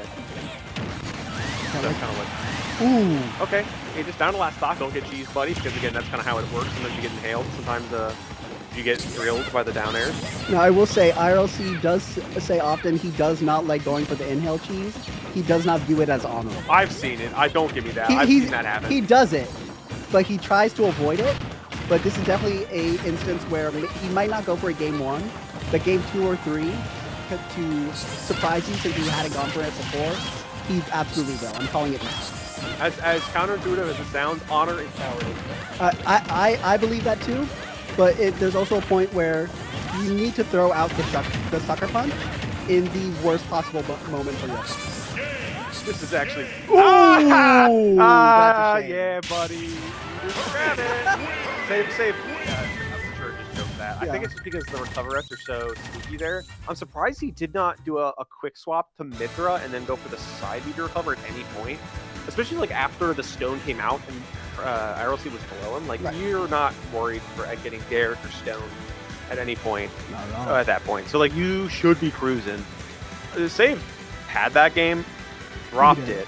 We'll see if he was so close though. So I want to see if IRLC clean sweeps the night, like gets like enough to actually like quote unquote earn the game this time, or if Save is just going to keep up the momentum of like, oh, okay, well, I know what to do, I know how to play, I can clutch this one out this time. Absolutely. And like I said, IRLC is a tremendously talented player, so he really is not one to be trifled with here. So hopefully he could take this run and take what he learned from the last game and move forward with it. Starting off Battlefield, interesting choice. That makes sense. Hey, platforms are good. Let me continue to like shark you and go crazy with it. And especially with how, like we mentioned, how IRLC likes to use Fury Cutter, he's not going to be able to use that on stage as a projectile as much as he was before. That makes sense. But yeah, so he gets stuck on the platform. That should be a consistent punish. That's nasty. You do have to you do have to get him a second time because he has 5 jumps. So good luck. So, and we keep going for that edge guard, not getting it just yet. RLC able to time it to avoid it that time. And he is fishing for the down air to up smash so badly right now. Hey, you gotta play your win con. Absolutely. Back here, actually. Ooh, not getting the below ledge hit there with the down smash. Okay, I see that the Fury Cutter there just stuck on the platform, so if he can maybe get below, get an up smash going out there, probably make some magic happen. Getting the stone to go for a low recovery instead of a high recovery. Good mix up there. That does kill. I was wondering if get punished there. Revolt would kill there with Hyra, but I guess it could opted not to go for it just to be safe, especially this percentage, you never know. Right. Sometimes you just need to be a little bit more on the careful side, especially with how we saw Save lose that game 1 there. For sure. That makes sense. You maybe want to tone it in just a little bit more. Back, we're playing careful, a little bit of aggressive get up caution there. That is again, that's probably why he's disincentivized, because IRLC was above him, that is a very free punish for Kirby down. Throw the stone. Absolutely. It's one of those things where like you don't even really need to time it. It's actually bad. Yeah, you're dead. Oh wow. Wait, save? Okay, no, we go. Yes, hands. save. We're good. Magnet hands, let's go. That's Kirby's got the scrapping ability. Ooh, and getting a clean 60% off that one interaction alone. And still getting some good hits in. Save is pretty much just forced to stay in shield here against IRLC's offense. I will say, Save is definitely disciplined in terms of shield. In terms of like waiting it out a little bit. Kind of, I guess, understanding the flow of when IRLC wants to press buttons and then just kind of waiting it out to get punished for real. Right. You are going to get battered, though, on the way out. Ooh, not hitting below ledge once again. Okay, we parried that, too. We're getting there. Save should be able to tap this one. Hey, where are you going? Ooh. I worry for you so much every time Save die from that. Oh, will we see a repeat of game 1, though? Let's see, because as we saw earlier, IRLC was willing to go for the more offensive, risky option in that moment if it meant the potential turnaround. And so Save really has to be careful here, because IRLC is going to be a chaotic force here with how he goes for many options. What a clank and a half. Ooh. I think one good aerial should do in. Ooh, that's crazy though. Untechable. Because like let me just throw out raw back air that is somehow untechable because it's hard hitting it. I guess you're at like what 120 for tax, and we're very light. Yeah, you're one of the lightest in the game. So like, okay, that makes sense. I didn't expect it to stage spike, but that makes a lot of sense. It's also very funny because it looked like Save like fast fell after it, so it looked a little weak. Yeah. But hey. And the thing is, that is, I want to say, like the third, maybe fourth time IRLC has gone for that exact mix-up. So it was an amazing job there by Save to go and just catch that, saying, stop that. Yeah. I know you're about to do that. Do not do it again. Kind of nice with it. Shows that Save is adapting, finger on the pulse of the game. Gets some damage as well. Ledge trapping is overall looking a little bit better too, which is important. It seems like Fury Cutter is unorthodox. Could be very weird. Absolutely. And we're going right back into Battlefield. I wonder if IRLC is hoping for just better juggles here with Kirby. or maybe for early kills with up throw. But we saw how Battlefield did a lot there for save, so I'm not entirely sure why we kept it. But you got to believe to achieve. For sure. Maybe we'll see if it plays into action. Otherwise, it's like platforms are good. In my brain. Ooh, Okay. see, you can't. Yeah, Don't do that. We're teching it that time. Please stop going for the stone low recovery mix-up, because save is punishing this now. And respecting the distance enough not to go crazy. But Kirby's small, so just avoids the forward tilt entirely. Again, that's the blight authorities have against small characters. Where it's like, we're forward. It feels very even, because while Kirby has stubby moves that can't really get in on a lot of disjoints well, a lot of those disjoints are still going to have trouble hitting Kirby as well. And because Kirby isn't the fastest character, it gives Save the leeway to stay Pyra. Yes. And get even just like a simple jab kill there. Like you get Mithra at low percentage because you want to be able to move and groove around. You're lighter, but you also get like the combo game going. And then you can just switch to Pyra to tap it in because it's like Kirby is going to be able to test you easily than someone who's actually fast. Like you're just kind of stuck being a little bit slower as Kirby, and then Pyra can just do that. Absolutely, and not going for the up throw, still not killing. It would not kill with the top platform, but just going for the down throw to get some nice low percentage, some nice conversions, push them off stage. I do respect it. Not to mention the movement you save there to just get out of dodge. It makes sense. Like you're dancing around the platform, trying to avoid getting sharked by anything big like smash attack, avoiding fury cutters. Just getting the jab to get Save off stage, not going for any crazy edge guards, well aware that off stage ROC has been losing those trades heavily. Ooh! Nair out of parry is crazy option and it killed them. Yes, that's wild. Amazing job there. And it's one of those things that people forget is technically not from Kirby, because Kirby likes to go for up special, much like many Cloud players. So it'll catch you off guard. Yeah. This is a very good combo game, by the way. Ooh. Trying to get a call out there, not quite getting it.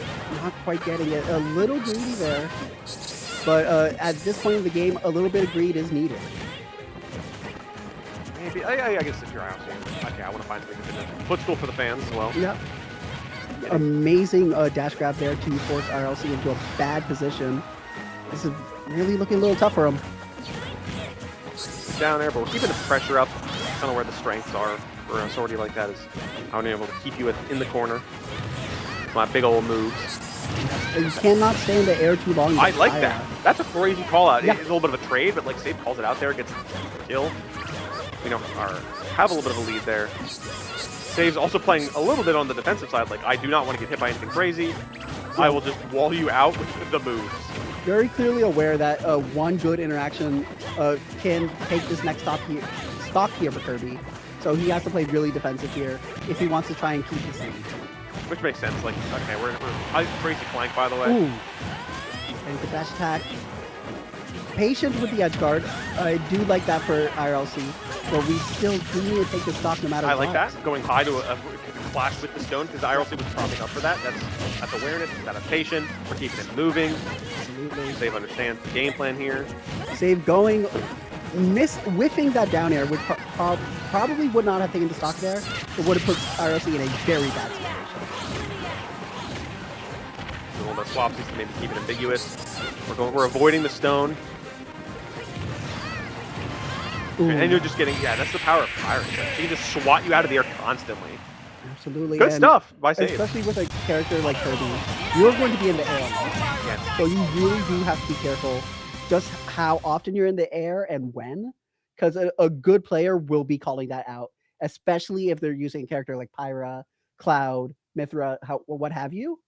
They are going to call that out because you are just going to be stuck in the air since you're so floaty, you're up there, and they have amazing aerial disjoints. Yes, like you're a stubby little guy. You're not going to be able to trade successfully off of that. Yeah, no. Congrats to Save. Continue on that winner's bracket run. That's the GOAT. Ashamed to see a fellow commentator fall in the line of duty. It happens. But, Save's the GOAT. That's my guy. Yes, and IRLC is going to be ripping up a storm down in losers because I know him. He is not going to take that well. He is going to take it out on whoever he runs into in losers. And good luck to players who are not familiar with the Kirby matchup. Oh, yeah. Because, again, it's niche matchup. Territory is MDVA. Yeah, you're in for a treat. That's a word for it. You're in for a treat. Low tier and mid tier is my favorite. Yeah. And then you get gimmicked a little bit and you're like, okay, well, I don't know how to play this game, I guess. Right. Like, that's on me. Whoops. I guess outside of the inhale, Kirby's gimmick is mainly just being very scrappy deceptively, Right. and then because there's not a lot of like crazy setups or gimmicks with Kirby No, for the most part. he But does have the up throw killing with like higher platforms. yeah, He does have the inhale. He does have the stone. So he does Stone may have be a a lot little of bit he funky. does have some gimmicky stuff. Maybe the hammer, like Oh for the yeah. armor. Maybe the armor. Yeah, that hammer. It's not used very often in Kirby's moveset. It's That's hard to weird. like connect into. It's hard to get callouts with it because a lot of the smash attacks are just safer and easier. Yeah. In fact, But we it's didn't such a good see move. Kirby or Pyra side B that entire set. We're just not breaking those out. We Oh, didn't see Pyra's projectile toss, and we did not see Kirby throw out the hammer at all. We saw that's Mythra use side B to yeah, get back to stage because that's more of a recovery tool right. than an attack tool. But like A lot of pyros like to go for that side B too. I'm yeah, very to then surprised. recover and set up some aggression there. I don't know why Save didn't go for it, but he won, so I trust the thinking If process. if I had to make an assumption here, it's probably due to Pyra being at a very bad disadvantage while it is out. Yeah, well, on the So vulnerable if side. it does whiff on such a small character like Kirby, that could very easily snowball against him. So if I had to make an educated guess, that's my thought process of I'm going to need this to recover. I can't just let it spin out in the middle of the stage. So let me be more conservative with this and only go for it when I truly know I'll be safe, but aware that with Kirby's speed on the ground, you will not be safe alive. Okay, looks like we're getting into some qualifier matches. The losers out of top 16 All right now. right. Ripcord is a familiar name. Didn't Ripcord win one of the Arcadians? I want to say so. Like I- 2 Arcadians ago? Something like that? I don't know. Something like that. It's definitely happened where it reports second. Runner-up at an Arcadian. You respect Yeah. that hustle. But still, to get second at an Arcadian takes a lot of work and a lot of skill. So, and we are going to be going up against J-Bay as well with the Bayonetta. Now, I know this is going to sound somewhat sacrilege. I loved watching Bayo in Smash 4, and I love watching Bayo now. So I am very excited to see how J-Bay plays. I will say, in terms of favorable characters on screen, we have Rob and Bayonetta, and I think for most of the audience, those are not very enticing. Right. But I think we're going to have some good players on hand, so I'm interested to see, what they bring to the team. Because right now, we're looking at a very scrappy start to a game. Absolutely. Bayonetta being a character that can just get so much damage out on the board so quickly, but her main fallback is that she cannot kill very easily. So hopefully we're able to get some good stuff here, especially with how big Rob is. But we'll just have to wait and see. Just like the tried and true for Bayonetta is either like get your opponent to 160 and then get a jab moment, like a jab hit, or you just like read something into a witch time and then you can smash attack. Right. I think especially for someone like Rob who basically just abuses the fact that first of all, DI. Wow. Second of all, it feels like you kind of get to abuse the fact that Rob will just 90% of the time land with Nair, like just like that for free, and then you just witch time it into the smash attack. Like that just seems like what you would get to do in this scenario. I could be wrong, but like that's kind of what the first impression I get is. Like that, or even on the gyro. Yeah, amazing knowledge of just how well that we could use a witch time, and waiting to witch time the gyro for when Ripcord is in a tough spot that they're going to have to figure out how they're going to get through that. So amazing job there by JK. I like that awareness coming in clutch. Ripcord having a percentage lead this time. What happens here? Yeah, not getting the punish for the random S smash, but we are getting a little bit of momentum here, getting some nice aerials off stage, and just keeping Ripcord up and getting nice damage with those beautiful Bayonetta combos. And maybe even switch twists to kind of present the illusion of threat that, like, I can actually cause some problems for you if you just want to sit up on top. See, like not that's killing just yet. Yeah, Rob's a little bit heavy, and that's not the right thing before, but like you're still putting on good damage. Absolutely, and it does put fear into the opponent as well. Of, if I DI this just wrong ever so slightly, I could lose this, and I'm still going off stage, so I have to be aware of any edge guards that Bayonetta can go for. You getting back? Barely. Oh, yeah. It's so I can never tell with Bayonetta's recovery because I didn't play forward. So it's like, okay, well, I have no idea how you're getting back from this, and then she's off. Absolutely, Bayo is a character with I don't want to say deceptively very good recovery. She just has a very good recovery, but it gives you many heart attacks as you go about it. To a trained eye, I imagine it's much more less precarious. But to me, it's like crazy. And that also, you just get wow. you just got robbed, buddy. Yeah, robbed. Yeah, capital ROB. You got robbed. Robotic operating buddied for that game 1 report. Going up. J-Bay having to take a second to think a little bit, being like, well, what the heck do I do about that? Like, oh, that's an option we could go for? Okay. Gonna have to take that into account for whenever I continue. That's what it feels like sometimes. It's like, okay, well, I can just like die at 50. I can cheat. Yeah. That's kind of how Rob works. It's like, okay, yeah, just don't die at 0. Awesome. Yeah. Like a weird gyro interaction. Most like Rob very much is a character of honest, cheese this right now. Pretty much. So. Also, except for the fact that Rob's honest. Right. Exactly. Illusion of honesty. Rob is always cooking up something nefarious, and I have my eye on it. Absolutely. Our AI overlords are starting with Rob, to be quite honest, with just how sickly he looks to me. Yeah, looking a little bit tinged pink. Maybe get him back in the repair shop or something? I don't know. Absolutely. Getting the spot dodge and getting a good forward tilt and amazing combos here by J-Bay. Not letting last match deter him too much. And once again, getting that witch time with the gyro. Yeah, it's wasn't fun.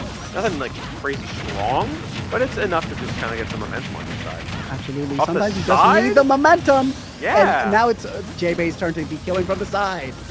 A little bit harder earned percentage of getting everything down. Oh, absolutely. But at the same time, it's like, okay, cool, you got yourself moving and grooving a little bit, and you have yourself a lead, which is like 100%. And I will say, I do like the conservation by J-Bay.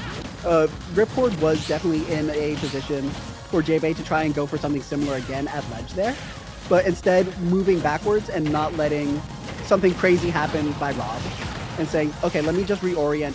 He has low percent. It's not going to be worth it for me in this situation. Okay, a little bit more upbeat, a little bit more damage. And I mean, you're basically almost lapping reported percentage, so anything's good right now. You know, this is all just extra credit at the end of the day. I honestly, I thought Ripcord had already taken the stock this game. No, yeah. There it is. You did, yeah. And so I was like, okay, we're about even here. I didn't even make that connection because my brain was still a little bit in game 1 with how abruptly that ended. No, I mean, still, keep the momentum going. Well, I mean, I guess Rob has the power to very quickly earn it back. And we're kind of seeing that now in terms of it's very easy to rack up percentage with the very big buttons, a lot of range. He can absolutely build up percentage if he needs it. And then he'll just berry grab you and then just kill you off of 50-50. Yeah. Ouch! Ooh. Burner kick into the burner. Absolutely. You can only have so many burns that it's going to hurt a little bit. Yeah, that's 2 spikes in a row. Having a good lead and then suddenly having a deficit. And now Ripcord's looking for the cheese with the Nair holding the gyro. Oh, like, yeah.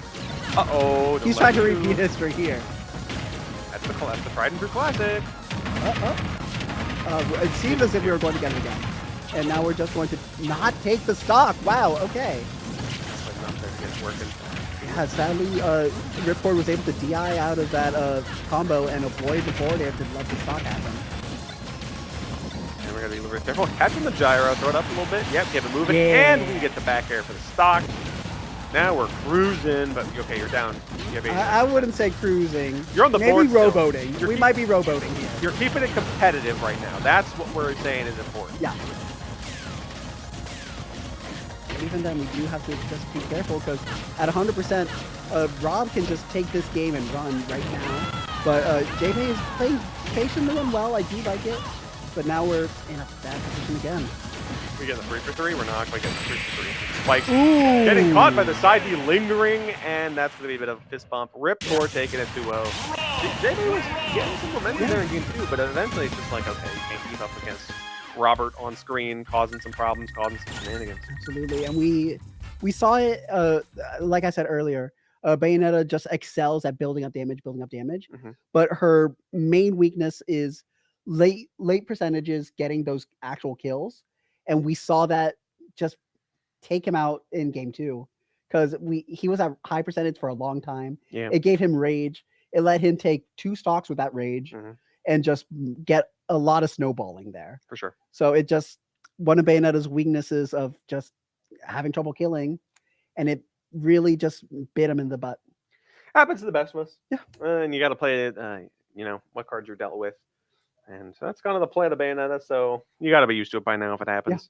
Yeah. And sometimes you just get cheesed by Rob and die and explode. Yeah. Which also happens, and that's the name of the game. So, hey, best of luck, to Ripcord, who has made it top 16. It made it in top 16 loser side. Yes. And J-Bay coming out at, I assume, 17th. Yeah. So good placing in terms of the talent today. Yeah, to be able to place at such a stacked event like this, that's something that you could still go home and say, I did that. Yeah, but you did some work today. I did that. I'm good. You got a couple set wins. Good. You made some magic happen. You lost on stream, but that's okay. Yeah, that's fine. Who watches VODs anyway?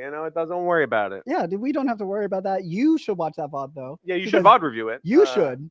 But other people, you don't have to worry about them. True. You don't have to worry about them. Don't worry about being perceived. Yeah. I don't worry about being perceived, and that's why I'm here. If I worried about it, I would not be here. We're allowing ourselves to be perceived right now. That's just kind of the name of the game. Absolutely. So, that's the vibe. Just I perceive you, you perceive me, camera perceives us. So yeah, we're being perceived. Happens. Yeah. So yeah, still good. Still cruising along in bracket. Shout out to everyone. Shout out to Coca-Cola, the sponsor. Yes. For this bracket. We got some good money going up. There's Mueru. That's the go. There's our favorite. I was waiting guy. when I was going to see them. That's my person right there. That's the homie. I love them. So we do have Moiru here versus Myth. Myth is also a very good player as well. Yeah. Not one that you could really wag a finger at. So I'm very excited to see Moiru's gameplay. Moiru playing so many different characters. I always constantly lose track of what character they're playing now. I just hope to see the Cloud every time because that's, the Cloud. Of course. Cloud to cloud communication, it's understandable. It's true. That's the name of the game we're doing.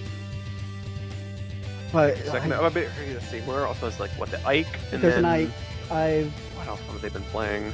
It's not Palu. Who's the other one? It's something. Korin. I've played against. I don't think I've played against Moiru Ike. I played against Moiru Korin, and of course the Cloud. I will say Moiru is my gloat about win. I do have a set win against Moiru. Don't look at the rest of the set count. Just look at the singular win I have against Moiru, and that was against the Moiru Korin.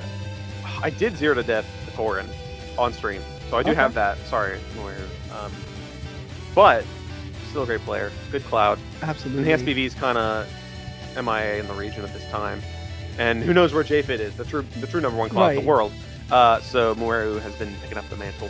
Absolutely. For all the Clouds in the region. Like as a Cloud secondary, I can't even hold a candle to Moiru's gameplay. I would hope in my soul I could hold a candle, but I think their results speak way better than mine. Absolutely. And if you were to ever have a single conversation with Moiru, you will see just how dedicated and how much work and effort they put into getting better every single day. A real thinker. Yes, absolutely. A real cerebral player. He takes into account so many things that I could barely even consider. Mm-hmm. That it's just like, okay, he wants this. Like in 5-10 years. They're playing Pokedoku in the corner. Let's go. And there's an Electabuzz. Let's go. Electivire is my favorite Pokemon. That's my goat. Yes. I love going and saying hi to him and seeing the little Electabuzz plushie every time. Back when I was running locals, I brought a little Teddy Ursa plushie, and he would just sit there. Yeah. I'd be like, you could give your complaints to him.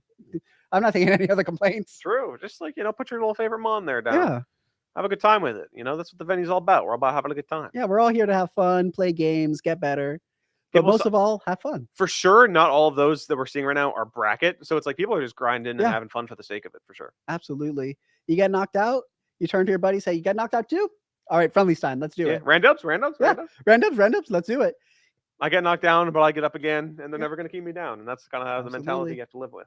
Yeah, you fall down 7 times, get up 8. You just keep it moving, keep it rolling. Let's see. People getting adjusted.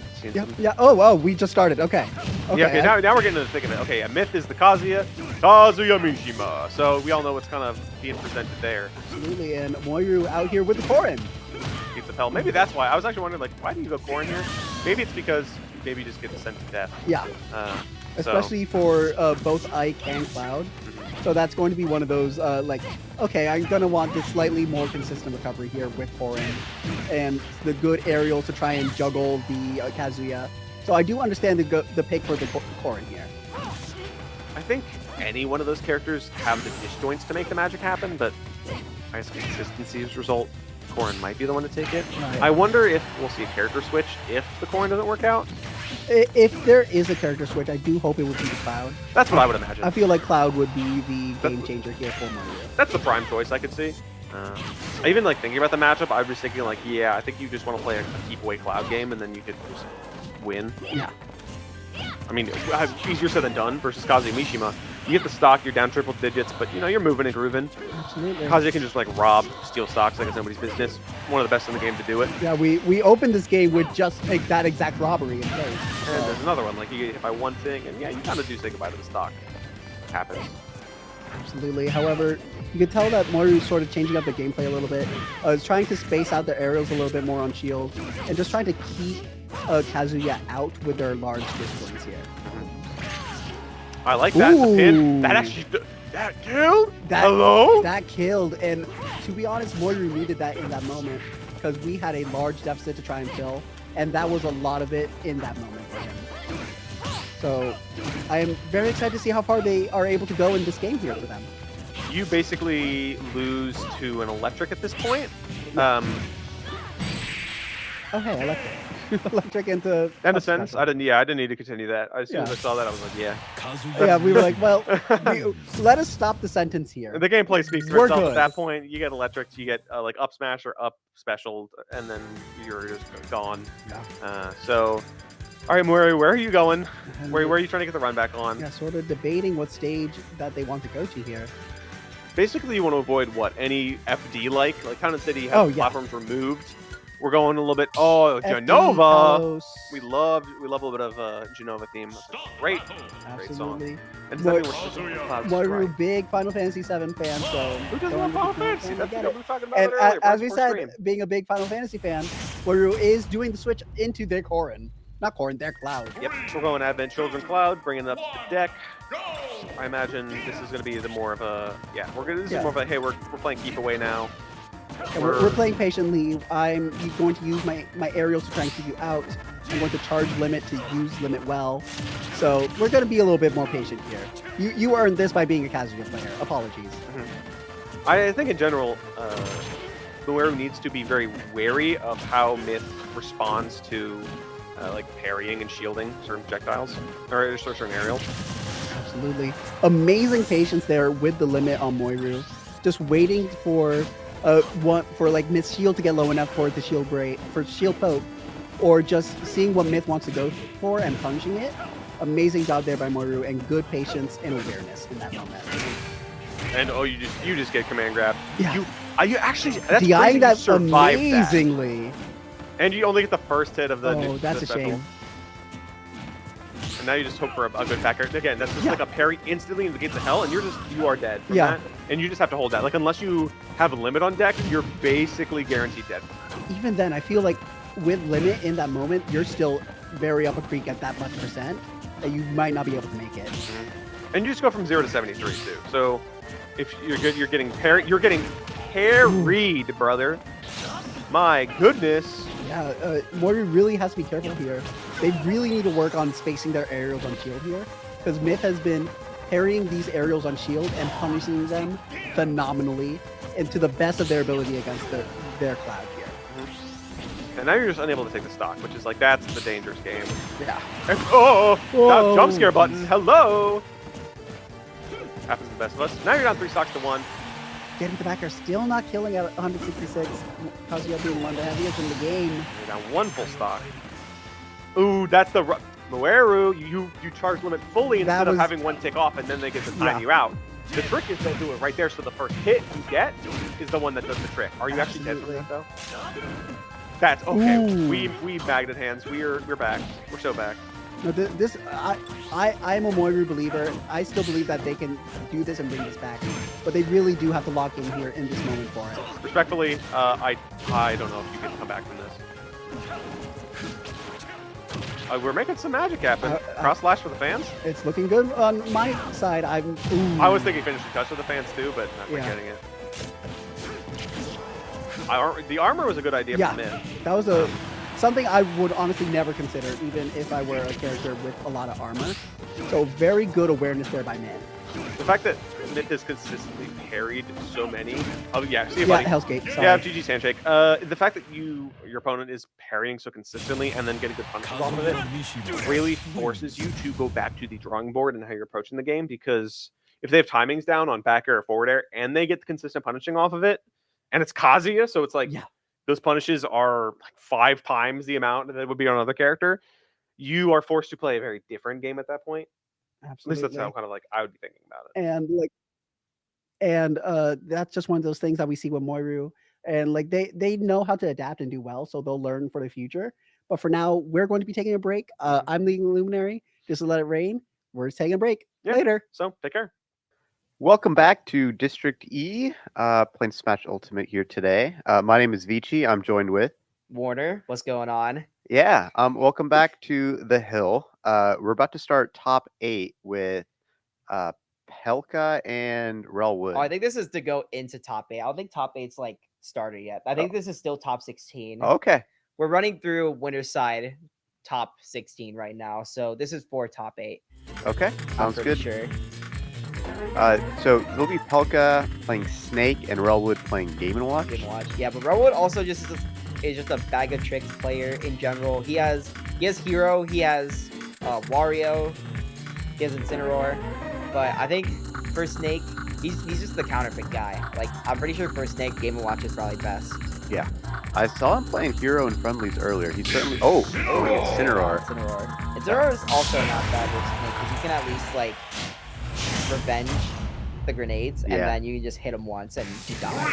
Snake has a lot of just hitbox activity. He like sets up the field really well. He has moves that last long. There's a lot of opportunities to use revenge and power up. Oh yeah, for sure.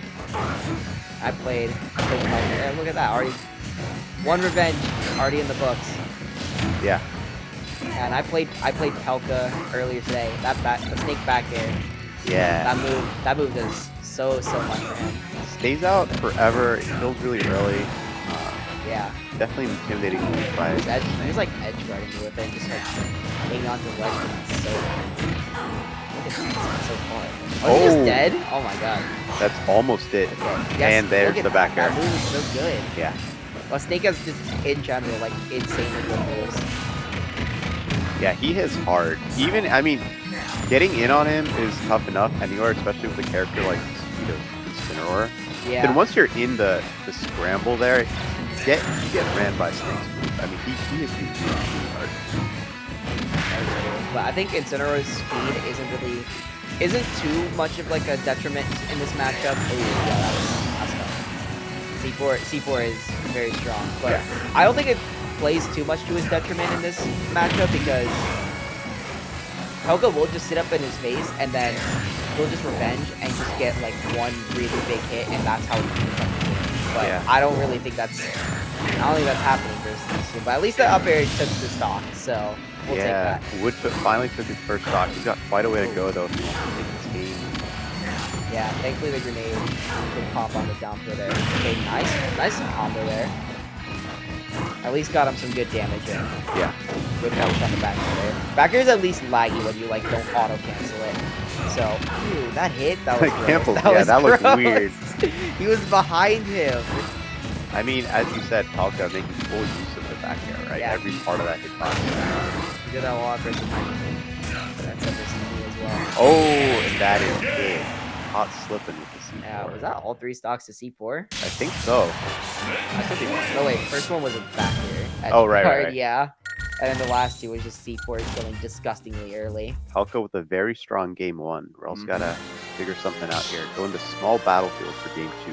Yeah, we might see a counter pick from Relwood here, or maybe not. Okay, he's sticking out with the Incineroar. I thought he would at least go Game & Watch just to try and like bucket it a little more, because it's kind of, I feel like it's kind of the same thing as Incineroar. I feel like maybe that's what he thinks, but I feel like with the bucket and revenge, it would be the same exact thing where you just stack up so much damage, and then as soon as you get in, oh my god, the side Bs. Yeah. But as soon as you get in, it's just one big hit. Pelka's looking to keep his distance and use his grenades to stack up some damage. Yeah, you don't want Incineroar with the revenge to start approaching. Yeah. The second Incineroar powers up even once, I mean, he's become such an intimidating character. Exactly. I think especially for like a zoner like Snake, who has like get off me buttons, but like not enough to where you can deal with revenge like that. That's the get off me button right there. Sneak down air. Frame 5 move, I believe. I think it's either frame 5 or frame 6, but very fast move. Oh, Palka with the up tilt. Yeah, good anti-air there for Palka. Garwood really loves using the platform to try and move around. Palka's really good at closing out stocks early. Like, he doesn't waste time.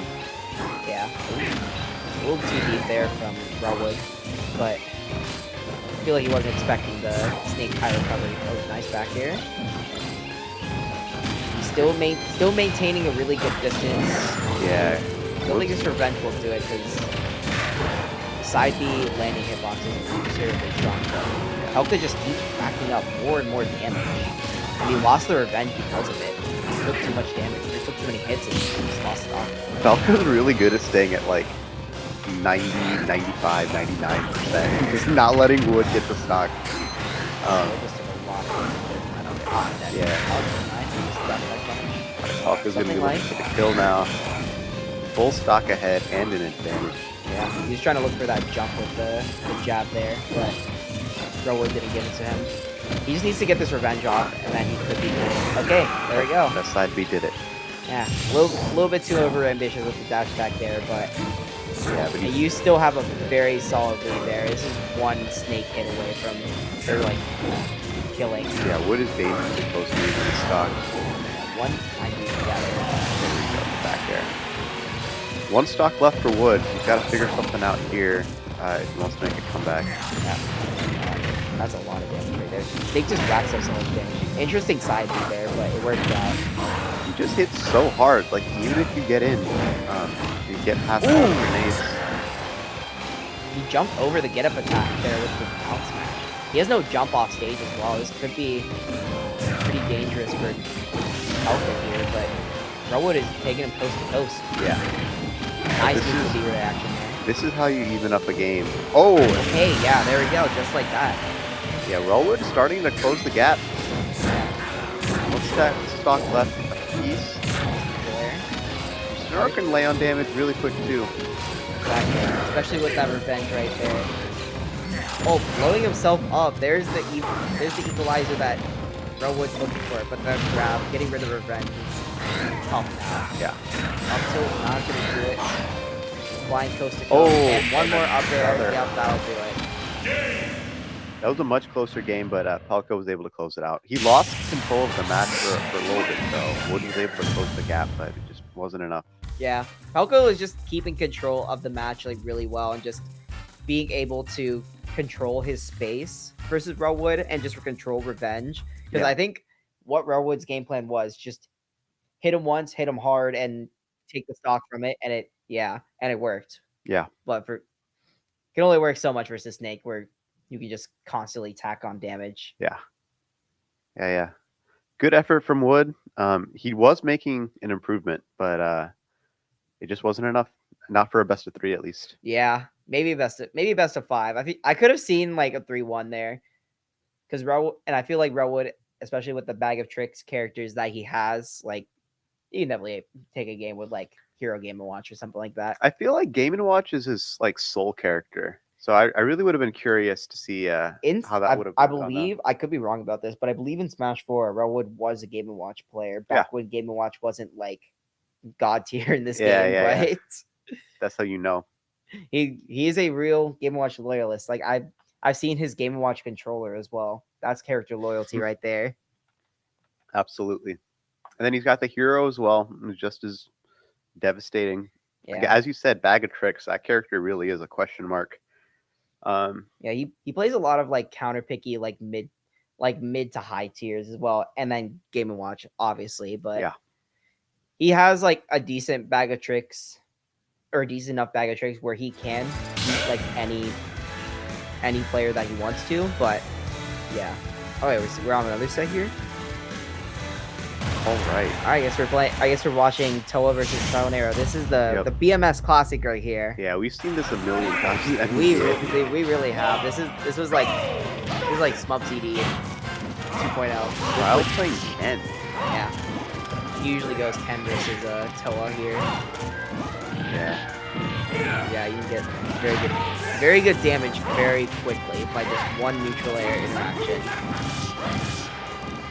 But Toa's got experience enough in this matchup to where he can actually stuff out Ken like pretty effectively. Yeah. Toa's got become a household name with the Thorin. That's NDVA's Thorin right there. Absolutely. Alright, Trials see that looking to get neutral air is started. really dangerous because I think at this percent, Sour Nair will combo into like this kill confirm. That'll do it though. Ooh. Just the classic Street Fighter shuffle where he just goes back and forth and then up tilt heavy jabs you and dive for it. Yeah, Ken is good at finding openings that way. Yeah, he's weaving around Toa really effectively here. Like just with like the dash back and forth, and it's just working so well. Like he hasn't gotten touched. Lucky that didn't kill. Yeah, Toa's looking to get control of the match again. Okay, offstage Ken. No pin though. Oh, he read the rollback, but was too slow. Alright, Toa's got him in the air. Thorin is so strong Yeah, from underneath. And up there is just crazy. that's exactly where he wants to put Ken. He needs to find the stock to use this up. And Ken's looking for a kill anytime. Good right there on the focus. Yeah, but these focus are just constantly beating up there. So that one will do it. Like eventually, Thorin up there will take it. Yeah. That move is just devastating. It is. That move does so much for Thorin. But speaking of so much, Yeah. and down tilt once again. Such an easy confirm. that move is so disgustingly powerful. Like down tilt into Shoryu, and especially playing a character that doesn't have any out of shield options, it's so rough. Yeah. I have to either jump or have to roll out of it. I think it's the same thing with Thorin, but she at least has like neutral air. Neutral air is like a out of shield for Thorin. Yeah, you're able to cover so much space with it so quickly. It's a good way to get people out of here. Yeah. And biplats are also like really strong for Ken because I think with PS2, his full hop doesn't fully reach onto like the platform, so he can just like Right. he can just do a full hop in there and not have to worry about it. It's kind of like a small full hop to punish there up the out of shield. Yeah, Toa's looking for the short chin. Yeah, you can definitely come back from Ken here. He's a volatile character, but ooh wait, safe enough. You just have to play it really safe here. Yeah, Toa just really got to make sure he doesn't get hit. He's doing a really good job of covering the space of where Ken wants to go in disadvantage, which is the main ticket to beating Ken in disadvantage. Like you just want to cover like the space of where he wants to go. Yeah. Like with either like you see like the jump nair dodges there. Yeah, see, look at that. Oh, Because see, that's definitely exactly what Ken wants to do, because he just wants to try and reversal like all the time. Yeah, got to be mindful of all the horizontal space that Ken can cover. Yeah. As you said, that shuffling around makes a big difference with how Ken finds his openings. Exactly, and even in the air, he can just do that with focus attack as well. He just cancel it. Yeah, we saw him doing that with the up airs. Yeah, he was eating a lot of up airs there from Toa, but it's mostly just how you break Ken's focus, because Thorin doesn't really have any multi hits, so it's kind of hard for her to break focus just like that. Right. So good combo there with the forward air into side B. Thorin's so good at covering space, just in that short hop aerial range. Yeah. But still, what makes it hard for this matchup is that Ken can just rack up so much damage so quickly. Yeah, Ken lays it on very fast. Yeah, and then he only really needs like 3 good openings for you to actually like die. Yeah, Trial straight up looks for the down tilt for you. He does, yeah. And you can, because that move is just so fast and incredibly spammable. Especially, again, with a character that kind of struggles with shield, but still good. Still, like, Toa's doing a really good job of just covering Ken's disadvantaged space. See, look at that. He landed on the floor and was able to punish Ken's focus there with the up air. Ooh. I like the idea. I like the idea. Ooh, and that Yeah, see? is almost hit. Reversals from Ken, but yep, that's a Oh. shield breaker. That's it. Yeah, that one is just a true shield breaker. You hit up tilt, heavy jab into the crescent kick. I don't know what it's called, but it's like the forward down back. Right. And then that one just completely just demolishes your shield at ledge. If you get by it, you will die. It is a true shield break setup. Pretty sure that was added in the past as well, which is kind of insane to me. Trial again was trying to tank those up airs with focus attack. Ooh, really good call out on the focus there with the up B. That is Corrin's one multi-hit. That was So that was able to, or no, the down air is also multi-hit as well, but I don't think you want to break focus with that. You want to kill Ken in the jungle. That was the first time we saw that from Color. Did Is that dead? good option to go out. I went with the light Shuryu. 'Cause I think the light Shuryu there doesn't get him killed. That's kill though. Ooh! No Shoryu there, just goes for the crescent kick and Toa lives for it. Oh. Really good cross up there. This from is Toa. the Shoryu out of the parry. Yeah, that cross up there was evil there. Yeah. And crossing up Ken. Is Oh, quite and that yeah, is that'll do it. there goes that spot. The classic, the down tilt Shoryus. Okay. Light reversal damage there on the platform.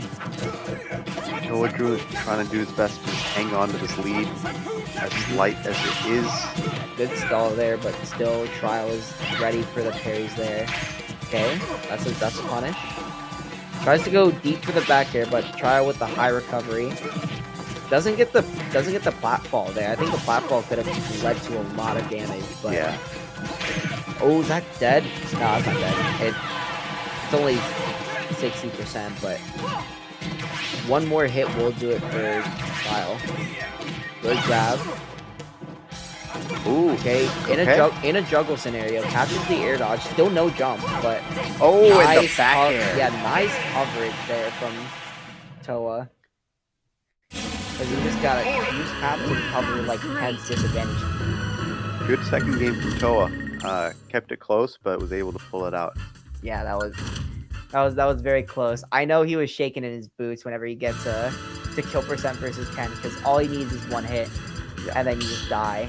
Going to Hollow Bastion for game 3.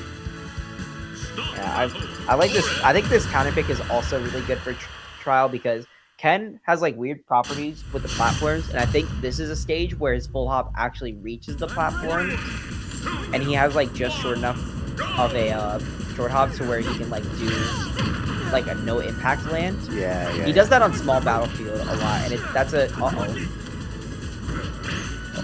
he almost just his people needed him. Yeah. he really. He almost just died a crazy hamster death right there, but he still lives and putting Toa through the vortex, but catches the jump out of disadvantage. That's gonna be a frame trap there. Still with no jump, but gets the ledge, but a lot of damage there from Toa was able to get to 100%. Yeah, that was unfortunate high air dodge there, but Toa with a very strong lead. Very good down air there. Yeah, Trial's gonna be looking for SDI is something to so quickly good. even this up, but Toa's almost a full stock ahead now. Yeah, Toa's playing really, really well versus Ken's disadvantage, boxing him out with massive hitboxes. Good DI on the Shoryuken. The eyes away, doesn't get hit by the heavy jab, so lives another day. Toa found his way back on the stage, back to center stage. Yep. Puts him on the platform. I think he's just trying to cover Trial space there, and his shield's looking very small, so he's just laying on the pressure right now. Getting hit after hit. Another train trap. Yup, there we go. Another one. We're still going. Oh, and a high recovery. Still not enough though. Gets the pin. Toa hasn't lost a single stock yet. Yeah, he is playing very, very well around Ken. Oh. Gets the parry, but not enough. Good grab. Oh, I think he was looking for the down air. Goes for the high recovery. No frame trap there. Just decides to return to neutral.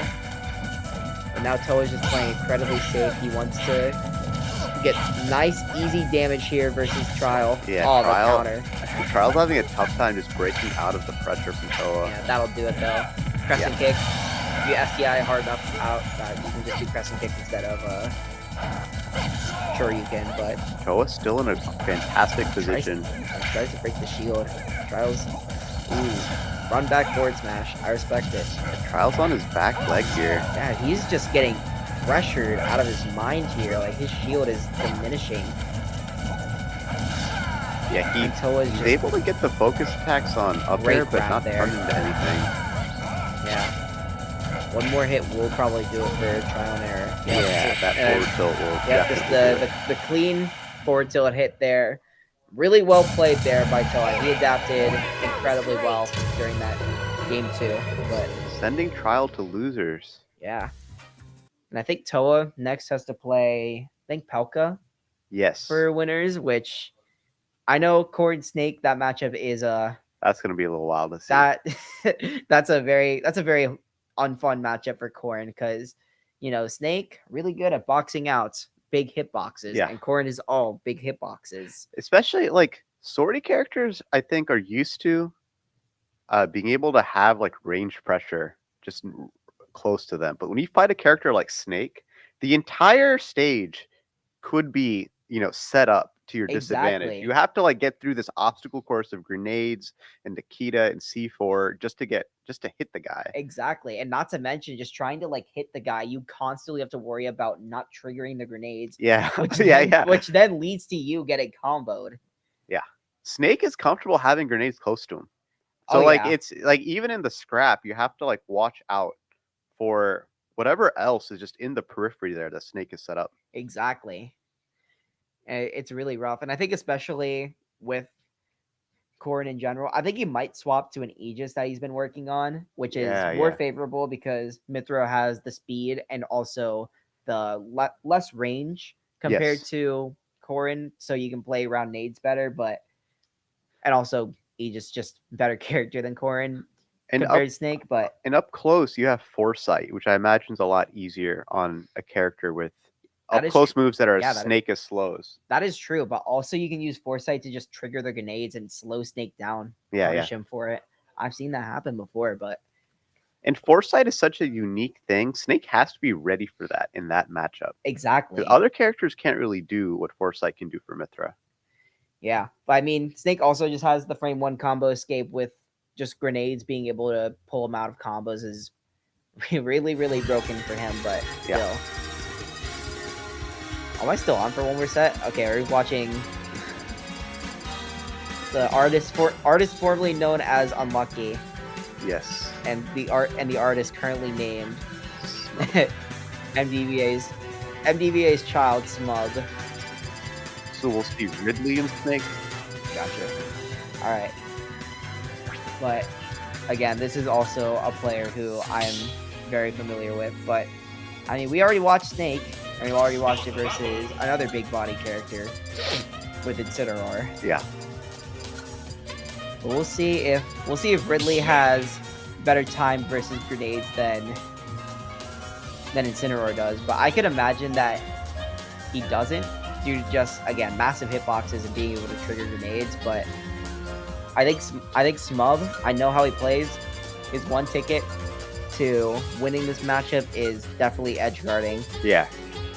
Which Smub is a savant at. He's incredible at it. Absolutely. So. Like he knows how to edge guard. Like he has practiced versus several characters and several different like levels of play to edge guard like effectively. And see, look at that. Just runs up, gets some to ledge. And this is where he just racks up a percent. Yeah. I like the up tilt though. Just quick get off me. Ooh. Okay, yep, that's a punish. Yeah, the grenades are going to be key for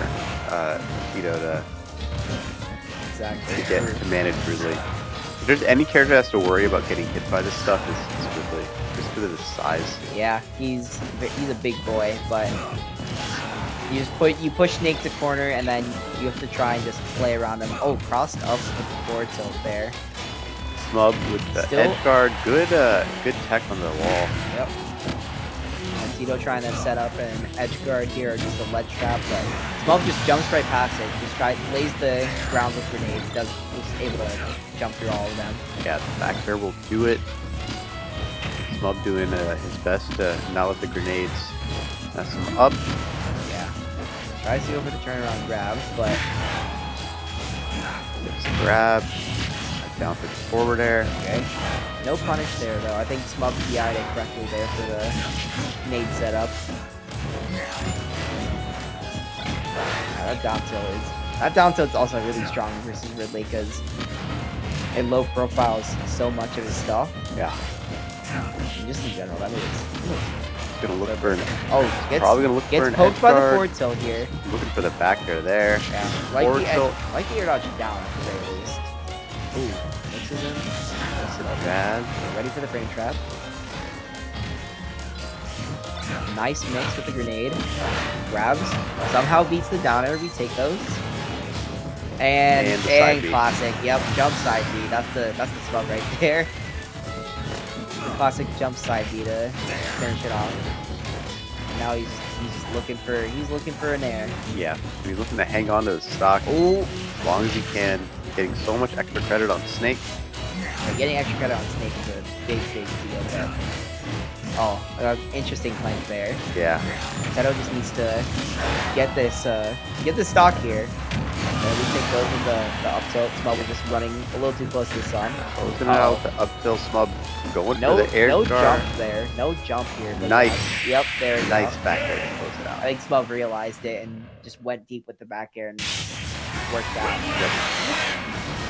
Yeah, that's how Smub wins his matchups. He just pushes them to ledge, edge guards, racks up so much damage, and then just claims the stock that way. And it's really helpful to just have an option that can hit Snake out of C4 or out of Cypher, guaranteed. Like that move takes so much damage when he's in his up B. Exactly. You have a move as strong as Ridley back there, you can just knock him out of it. Pretty sure Ridley Nair also can knock it out of him, but I could be wrong. But we're seeing the switch to the Zero Suit Samus now. Yeah, needs something a little more agile, I guess, to Yeah, get in on Ridley.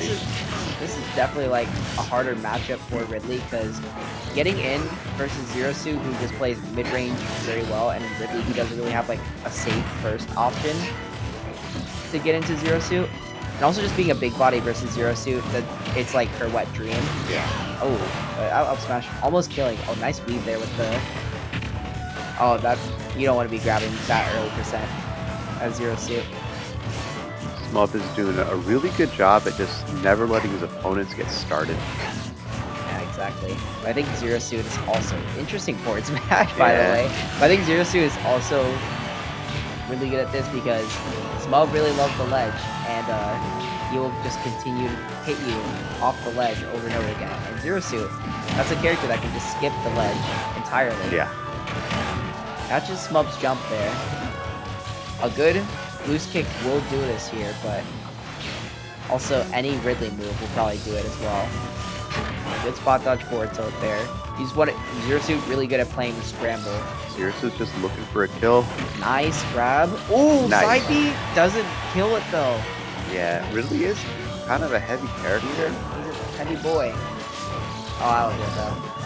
No punish there, but scrambling a little bit too much there. Okay. Side B is still not gonna do it. But next good one should do it. Smub kind of just like wait at ledge here. Yeah, that's the Mars right there. Just side B to run up smash.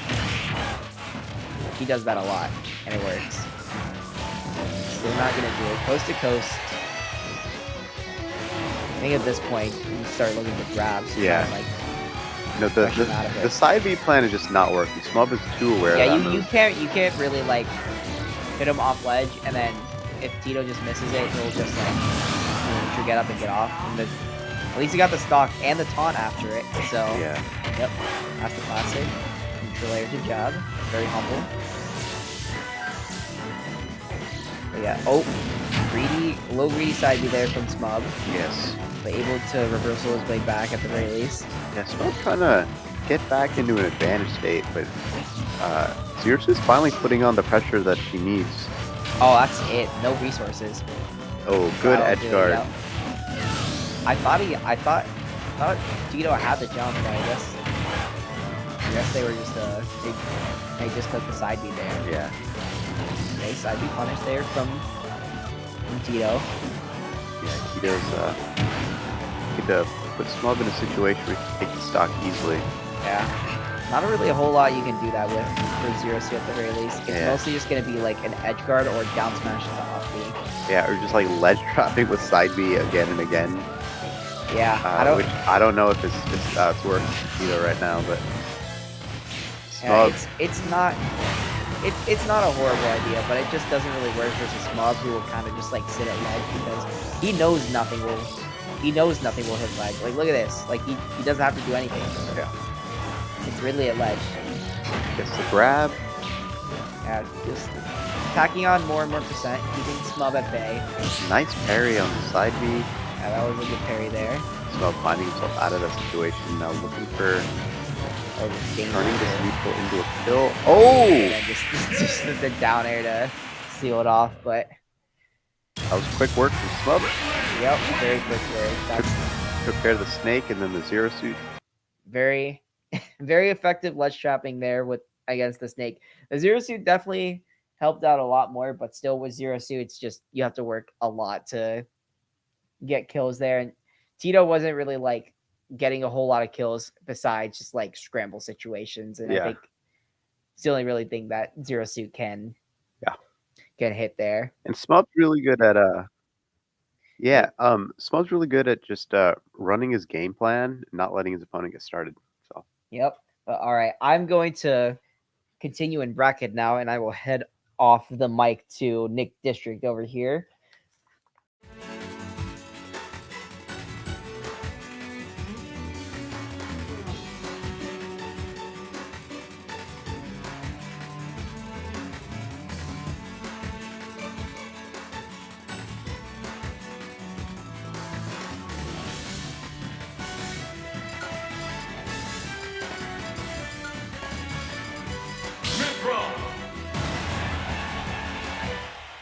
Your opinion of like the meta as a whole, but most people would argue that they're at least top 3, if not top 5. sure. And that we've seen like in the past historically, like, matchups don't matter in the region. If you're good enough with your character, you should 99% of the time win versus the player you're playing. Yeah, MDVA proves that better than any other region. We've got players from all over the tier list making good use of their characters. Case in point, the guy that we just saw, Smug, can Ridley work remarkably well in this region. But here we go. We were off with Squid Plumber and Save, Belmont versus Aegis. Pyra already looking for a kill. I mean, it's sort of like the last few times this year played, it has gone Save's favor. But overall, it is a good plumber to match 4-3. But like we've seen it trying up to the side beam the up. It's really good on Save lower. In the few recent like months, last few times this year played, it has gone pretty into pretty Save's favor. I think like in the last few years this year played, it's on 3-1 Save's favor. Yeah, he's doing a good job right now, hanging on the stock, laying on the damage on Squid Plumber. Squid Plumber's looking for a kill. See if he'll find it. The up tilt kill, yep, sure. Apparently the move used to, according to Squid, that move was actually better at killing in whenever, I don't know what update, but in previous updates, they nerfed it to give it a better hitbox, which is for a trade, but I feel like if you're Belmont, you really need to give like a better hitbox for lack of kill moves. Burning the pressure right here, but safety could bounce out of it with quick mobility No jump, yeah. and the forward air off stage and struggle to do it. Squid Plumber on his last stock for game 1. Save is a player who I've, like, after personal experience as well as just watching him, is more than willing to use his Pirate Fair. Pirate Fair is huge. But also, the main thing I'm going for is it scoops low, which not a lot of moves. Like if you look at like Roy Fair, which is like the Corey family, the Marcina family, they sort of buff. It goes high then low. Yeah. But if you're able to, most on a lot of characters can actually go below those type of moves. Yeah. If you're playing Pyro and you go low enough, you're gonna catch those characters who try to recover low. Squid Plumber is a player who historically knows the distance of his character's like recovery. That whip tether is really good. And you're able to angle it up pretty high, and Save knows that. And just throw out that parry each and every time and catch Squid going and touching it low. That's kind of where Pyro wants to. Just because that thing starts from below and shoots up. There's so much knockback that just getting it off stage with one time is enough. Yeah, like Pyro as a whole is a character that feels like it's a weird mix of already high. Oh, that shouldn't be it, but it's not gonna matter if you can kill him here. That fair will be it. Yeah, that's the thing. You're just looking for that positioning with that forward air, and that thing might as well be a smash attack on stage. Yeah. Especially in like an edge guard situation, it'll do the job. Pyro is a weird character because obviously like they have the DLC factor going for them, but they have an insane amount of high base knockback. Yeah. But it doesn't feel like they're like it's like a lot of characters in this game will have the effect of like, oh, they have a high base knockback, but the move doesn't grow much. Right. In terms of, no, Pyro doesn't really follow that rule. It feels like your base knockback is crazy high. Your knockback growth is also crazy high. And we're seeing it, also at that point it doesn't matter. You're off stage, you're getting hit by Pyro Fair, especially as a case like Belmont, where your recovery is pretty much based off after you use your jump, you're screwed. If you can use your jump and your recovery in your air dodge well enough, you're able to recover pretty consistently. But if we've seen players like Save who are willing to actually go out there, throw their move out, you should be able to punish Squid most of the time for trying to do any close option. We're at Battlefield, going to regular Battlefield this time. Save's counter pick probably for a counter for both on the top platform. But Squid Plumber doing an excellent job building up the lead, hanging onto it. Only 15% on Squid Plumber, and he can, from this percentage, he can just try to keep his distance, chip away until he gets a position to kill. Save quickly trying to get control back over the game. Yeah, we've seen in the past, Belmont as a character can struggle to kill. Racking up damage isn't their trouble, right? Obviously, we've seen in the past, Squid's been able to, they're at 142 right now. This damage rolling is not the issue. It's if you're able to find a good hit onto the opponent. And we're seeing that back air is going to be able to take. I don't even know if that was a sweet spot, but it was good enough to take the kill. It didn't look like a sweet spot. Definitely didn't. It did not. It wasn't. Oh, that's it. Again, just the bear being able to actually extra Belmont. Like, I believe it. If I'm correct, most of like the Belmont moves is like the actual like sweet spot of it. Then like the rest, like the actual whip of it, and then the actual hand hit bombs. Right. And that definitely didn't look like the actual sweet spot of it. However, character doesn't really have sweet spots. Yeah. It's gonna be the crystal kick. Oh, that good reinforcement distance. And Belmont doesn't find the stage. One of the main things you have on this is your ability to cut off those angles. A lot of characters can struggle to find like ways to block off characters from going high, from going low. Belmont has multiple. You lost your jump, by the way. Belmont has a lot of options to cut off your options to jump in on him on the stage. Additionally, to beat that out. The high platform, the platform height means that your upbeat is going to, you're not going to fall through. You're going to be able to safely upbeat onto the top platform, and your opponent has to be ready if they're actually going to be able to punish it. And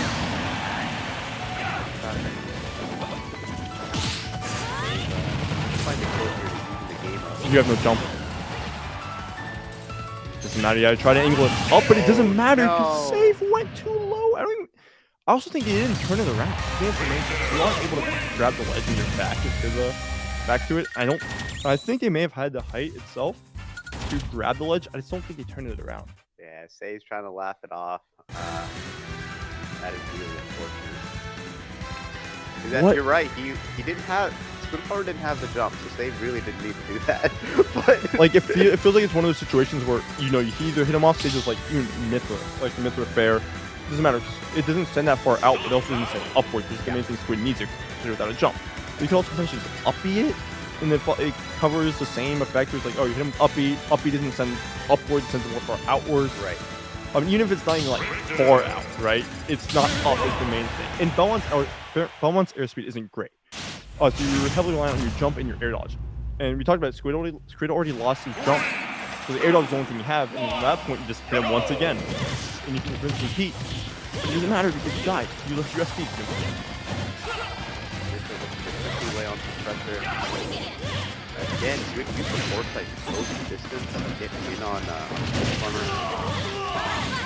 I do actually like this stage pick from Save. I think the whole idea of PS2 being the most neutral stage in the game is pure top tier propaganda. A lot of characters, like a lot of the faster characters in this game, have a lot of speed to overwhelm, or like even with how big it is, have the speed to overwhelm a lot of these characters in this characters in the game. Especially the low tier characters like Belmont, for instance. That's in Death video as well. Just now we're getting to the point where how does Squid consistently actually how does Squid actually hit Save without risking his own stock, right?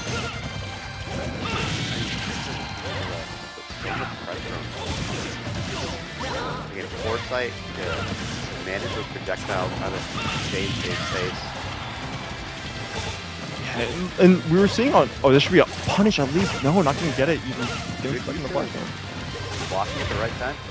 Yeah, and we were like talking like the main like we were seeing on some Battlefield like Belmont as a character can punish Pithra for trying to be the aggressor. They're trying to get in on the character. It's easy for them to most of the time hit them. There aren't many situations where you're actually seeing Save forced to play the game and not play their own style of it. Like even that Stalker, it didn't really feel like a situation where Belmont was like or Hitler was forced to play the game. It felt like they were just getting a little bit too aggressive and try to find a way in there and just punish them for honestly poor DI. Look for a stock soon. I think we'll see a Pyro switch momentarily. I think we maybe that should be at the range where even Mithra wouldn't be Pyro wouldn't be the worst way to take the like Mithra wouldn't be the worst way to take the stock, but that is gonna be it. That does not snap like at all. Fingers around it a lot. Yeah, because you have to go through the whole animation beforehand, and another thing, Sage also didn't go to ledge that time. That sub was definitely no matter what landing on the stage. If it completed the whole thing. So definitely a better situation for Squid and more good awareness to cover it. You're seeing the Mythic combos right now. The early sense if you're Squid, you probably have to make the most of the situation that you can get the most off the ledge trap. Yeah, definitely going for F a little bit early, and you're back at you're trying to reset this neutral right now. Looking to get his touch started. Saves man really well with the Metra. There's a dash. That dash is going to do so much for Save. Yeah, he got this summer off stage. Finds his way back. Yeah, the uppy didn't hit the ledge or wherever it's going to be recovering, and a little more. Trying to get the reset, and you're actually going to get punished for that. Yeah, you're trying to potentially get another uppy into wait, this would be huge yet. Not gonna get anything off it. Trying to get another down air into like an uppy potentially, but you're able to currently live if you can. I'm going to take the stock of that up air. Down air and up air. Too much work to take. Yeah, that Squid was just kind of mentioned that I kept talking about that down air in the last stock, but Squid was going for that down air in a situation where he could have gotten more damage. Yeah. And Belmont, we talked about how Belmont is able to rack up damage, but it's hard to take kills. And so you're always put into a weird situation where it's like, do I want to get more damage to make it kill easier, or am I trying to find the early kills because I know I'm not gonna be able to get them later on? And Squid, most of the time from experience, chooses to go for the early kills. In situations like those, where if you're not given the situation, like we saw the DI out, the air dodges out from Save to prevent those situations. If Squid chooses to commit to it and Save is ready for that, you're going to eat a punish every day of the week from any character in the cast. Yeah, I mean, we were seeing him go for really hard punishes. I mean, it was when Save was actually slipping. That's when we saw him lose his stock. We saw the forward smash off the side on the side B when Save was trying to recover. Mhm. those were the types of kills that Squid Plumber was able to make work, but it just wasn't enough. As you said, Saves had a recent positive record on Squid Plumber, and we kind of saw why today. Yeah. Yeah, no, that's I'm not gonna. It definitely didn't really feel like an example of tier advantage. I would say, like, I mean, if the game ended with like 3 stock, if Save was able to take all 3 stocks, it's like the fair off stage, and they made it back each and every time, Yeah. clear tier advantage. But it just felt like Save was playing your neutral game correct. Like you're talking about it, how Save was just playing well around Squid's options. Yeah. And well, I mean, if you're able to play, oh, they're already in it. Jesus. Here we go. So this is Pelka versus Toa, and this is the first best of 5 to my knowledge. This historically is not an amazing matchup for the for any sword character in the game, just due to the fact that most sword characters in this game have some way to, like, you see a lot more like Mythra, Lucina, not Mythra, Marth, Lucina, Roy, and Chrom, because when they use their moves, they tend to use their hand. Their hand will extend forward, and it will get caught by a lot of hitboxes. But Snake is a character where if you hit that grenade, if any part of your body is within close range, you're exploding. Yeah, because the grenade has a generous hitbox too. I mean, it'll reach past your sword and burn your hand. Yeah, and it also helps out. The hitbox is bigger if for the last person who has control of the grenade, which the majority of the time is Snake. Yeah, but Toa's so far done a really good job of being able to close the distance and lay on a significant amount of damage on the Snake, and gets the kill with the pin. Yeah, Pelka's got to start playing Snake control game and capitalizing off of it. But Toa's done a really good job just navigating himself through the projectiles, not letting Snake get started.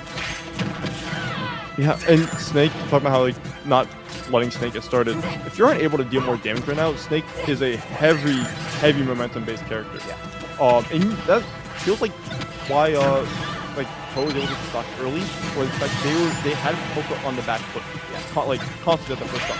You can't let Snake set the field up. You can't. And the fact that, like, you're able to see Pelka reset despite losing that first stock, right?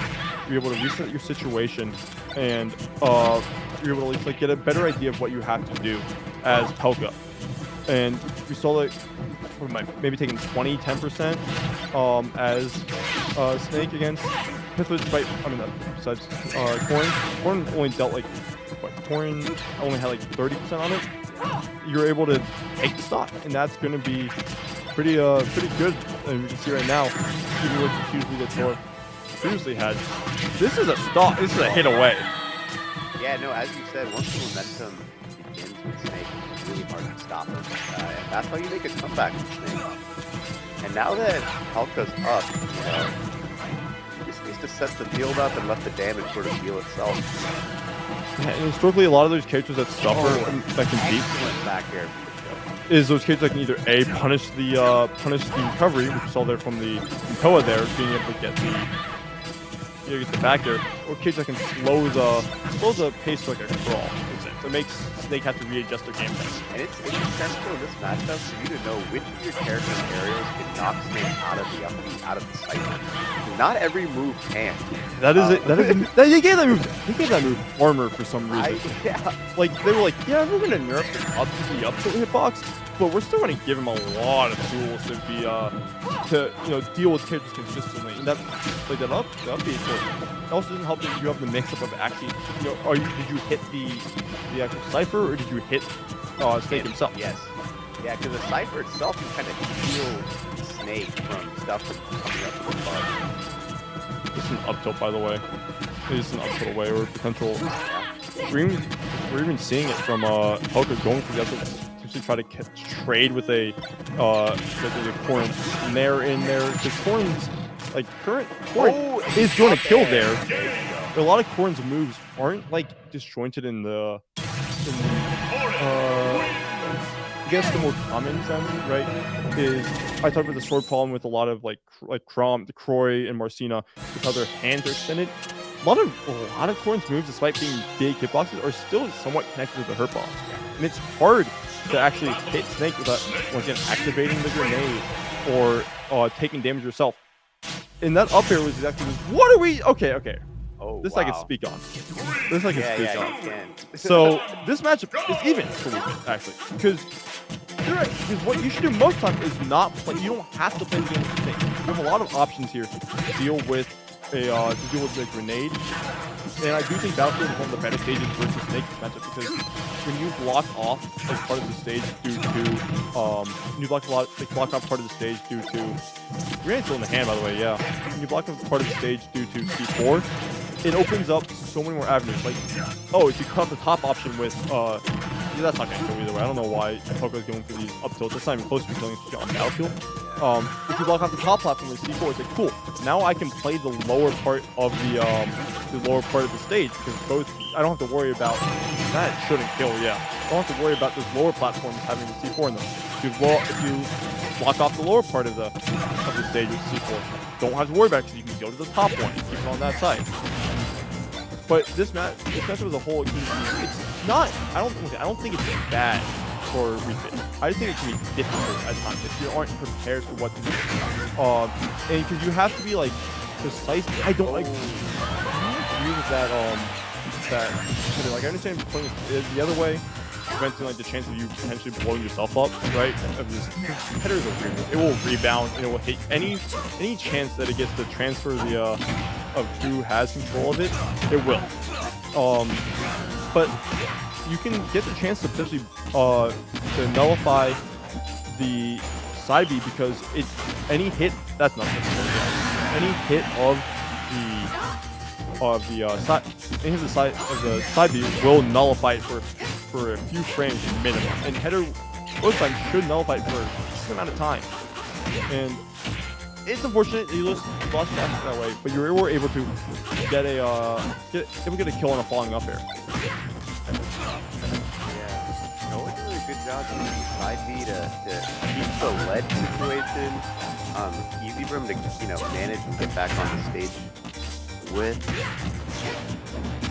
And we really are seeing though right now, Toa's trying to play advantage. They're trying to play the game with Poco, which is not how you really can be able to do it because Wii Fit doesn't have they don't have traditional disjoint. They don't have a lot of moves in their tool set that allows them to hit Snake without activating some sort of without activating C4 or without activating grenade. And which means that it is important for Refit to actually use those movements. If you disrupt that up air or in using their projectiles to play the distance game. And Toa being able to get that stock there is just because of more of the sort of picky gameplay and punishing Poca for trying to actively play the game versus Wii Fit. Can't punish that. Hang on to the stock, deal as much extra credit as you can. Only one stock away from winning the game. That's a downer. That's a downer. Yep. That was free. Yeah. Snake actually surprisingly does have a decent amount of lag when they use their grenade. It's a lot of people just don't really punish it because most of the time when they're worried about the grenade. They're worried about the other grenade that was previously placed.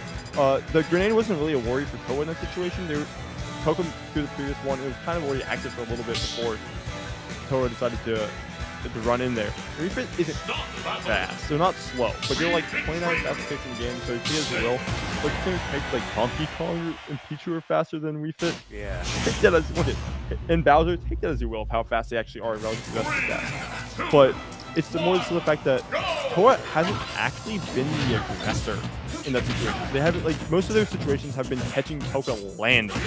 It hasn't been punishing them off stage. Oh wow. And we saw there, Poca wasn't ready for it. So we saw the downer come out because carrying the up tilt, looking for the kill now. Refit and that I guess not. Yeah. And then trying to figure out I would say one of the main issues against in this Refit Snake matchup is there's no such thing as a good stage. Oh wow! Are we about to see? That's crazy! You should have done that! Helga has not gotten hit. What a completely different game. But you did. Hey, you got a grab which didn't fully connect, so you did get 3% off of it. Yeah. But what is really big in this matchup is the fact that there isn't a good stage for Refit. Refit doesn't have a lot of those stages where it's clear confidence in it besides FD. But realistically, against like Snake's not giving you the chances to go to FD because that's just a commonly poor distributed down here. Oh, wow. Yep. FD's a commonly bad Snake stage as a whole. That's not just a Wii Fit thing. That's in every character versus Snake situation. Still got an uphill climb. Very soon, not now. Side B. Yeah, and up tilt will definitely take it now. No DI, no deep breathing is going to save you here. At this point, you're really just shooting these grenades. You have to be aggressive here. That's actually going to definitely take it. Yep. Yeah, and we saw there though that how when Snake gets into the lead, how they're snowballing. Yeah. And that's why I was talking about how Wii Fit doesn't have a good stage. They don't have a great stage in this matchup because that's how it's not even a match. That's a Snake thing. Is that most Snake matchups isn't really a stage-based thing because it's either you kill them before they get the lead, or you're suffering versus a Snake with the lead and the ability to play back. And I think we're going back into the corner, which I don't at all disagree with. I think we saw Wii Fit serve its purpose. It took a game, and it showed how Poco plays with certain play styles. And it also in certain purpose. I mean, Toa has the counterpick advantage for the rest of the sets, minimum, if it even goes to game 5. After a game 3 like that, you don't want to go back to what you know best. And this should be a punish at least on the falling. There's no jump here, but it doesn't matter because you don't know what Snake's gonna do in those falling situations. Is he gonna go keep grenade going to the C4? Is he gonna actually kill? Like he's gonna fall for landing aerial? Look for the kill here. Looks like C4 right now. Is he placing him down yet? Yeah, that's a punish at least. You can't not be jumping in there. Yeah. Pin kick's gonna break through the Snake's got. Trying to go for the grab actually. What are we gonna see here? The counter out of shield. It's like frame 6 out of shield. Pretty ridiculous. You should have still have a jump at least. But you actually gotta have that alive. The not falling for the C4 air dodge bait. Back up. He'll be looking for the kill himself soon. Up there will do it. Or takes the first shot. And this could be huge for Toa because as a character, Korn doesn't, I'm not gonna say struggles to kill, but they're definitely benefited from the existence of rage. Especially as your percents build up. Korn is a character that has so many mix-ups of what you do, like with mid-percents. And if you have rage, those mid-percent kills are a very real thing the character has.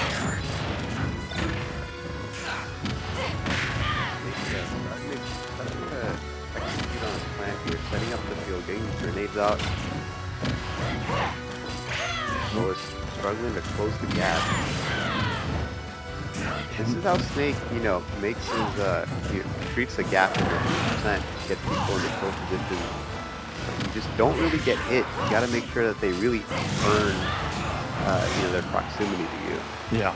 And it definitely helps having stages like Small Battlefield where a grenade honestly can cover the entirety of a platform, Oh, that's actually not great for Poco, which on its situation itself shouldn't have led to a kill like on its own, right? You went off stage and on its own shouldn't have led to a kill. You weren't in any real potential danger immediately. Immediately is the key word here. But it did mean you lost your position, you lost your advantage state. And we saw Toa take full advantage of that, being able to recover and hit up to the side B, which they weren't ready to DI for. And even if you were able to get correct DI, who knows in that certain position you were in, if the rage that Toa has built up, if you were able to live. And even there, that backer is one of the more disjointed moves you see on Korn's moveset, right? You're not able to grab that move, right? And you still got hit despite hitting the grenade and activating, and hitting Poco. This is what we expect more from the Snake gameplay. And Toa taking full advantage of knowing that they're up. The Snake has to play a bit more reserved. And it does, as sounds kind of funny, but it does, if they're playing more defensive, it kind of does open up more situations because that means they're playing around something, right? They're not just playing the game. They're playing around certain situations. Like they're playing around a grenade or they're playing around a C4. They're not forcing you that move should be super disjointed. You still activated the grenade. Snake kind of creates the circumstances of the game just by having his grenades out, by having his score out. It's all stuff for your opponent to play around. And you see that up air is going to take it. Terrible to it.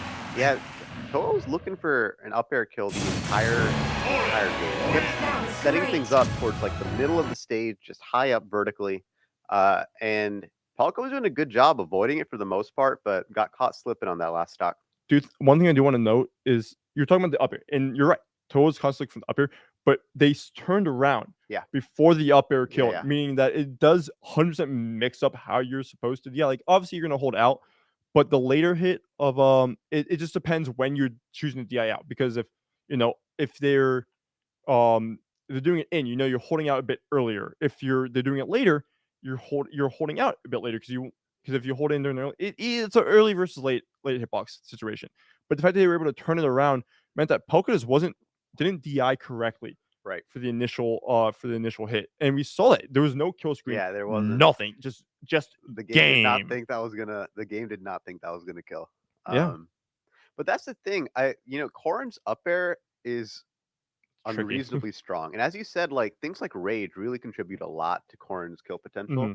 And then characters like Snake, which everyone, I mean, he's a heavy character. He is hard to kill. Heavy. So like when you have rage and Corrin up air in a situation like that, where as you said, you get the mix up, the DI is a little off. I mean, it's you can unexpectedly kill Snake because you're putting like if you play a heavier character, you're in a position where it's like that's not gonna kill me. I'm fine, and it's like, and then it turns out nope, up air strong. No, it's good enough. It's good enough. Rage good. Yeah. DI terrible. And then death certain. The thing about vertical kills is like if you do it like middle of the screen or a little above, I mean that can be enough for a move like Corrin up air to delete. Yeah, and we're gonna see Smub versus Safe here, which matchup these two are not unfamiliar with. Yeah. But it's not a common matchup. I believe, to my knowledge, Pirate contains one of the few down airs that can consistently beat out Ridley upbeat, which doesn't sound like a lot, but you don't understand how big Ridley's hitbox is, like how big like the actual like hitbox of upbeat is, until you actually have to do it yourself, and you try to hit it, but it doesn't matter because Ridley upbeat is also invincible in the wings. Fun fact, which makes it really easy for him to flank you. Him being a character and him having recovery that is either very vertical or very horizontal, we're gonna see that Pyra forward air be used just as much. It's gonna be a really scary move for Smub to navigate around. Oh, you have no jump. Yep, you're dead. Yeah, Smub is amazing at edge guarding, amazing at capitalizing on you losing your resources off stage, and that's how he takes that first time. And it helps that Nair is such a long lasting. Yeah, we're seeing the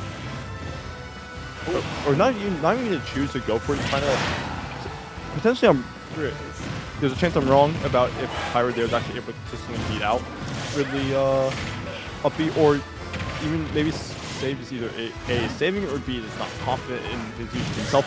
And up tilt also is really good at covering his platform. You're almost dead. Yep. You upbeat there? A good read on the upbeat, dashing away, coming back, and taking him to the up smash. Yeah, and I was talking about the Ridley Nair before. I don't know if you ever jumped there before. I was talking about how lackluster Pythra as a recovery character can be, but that Nair lasts a while. And not only does it last a while, but it can also send outward, and that's going to be huge for a character like Pyramithra in his ledge strong situation, where it's like, oh, maybe Bear missed, right? Bear is too slow in execution, or they air dodge in time for it. It's not going to matter when it can beat out your air dodge and it sends you outward with no damage. We saw it, like obviously you were screwed in that situation. Put it down there. They did a little bit. Still has not gotten that first skill on Smub yet. And not finding it there. This should be a punish. Yeah. They're going to get the sour spot back air there. The back air will do the same thing the forward air will do. You know, you use it as a dash back situation. So this should be it. Yeah. Forward you poke above it. Like even Smub didn't even angle it there because he knows how much that Pythra is going to poke above the leg. So he's going to be able to stab him straight forward. Don't have to worry about the mix up. Do I have to hold downwards or hold upwards? No, just straightforward. Going to take the stock.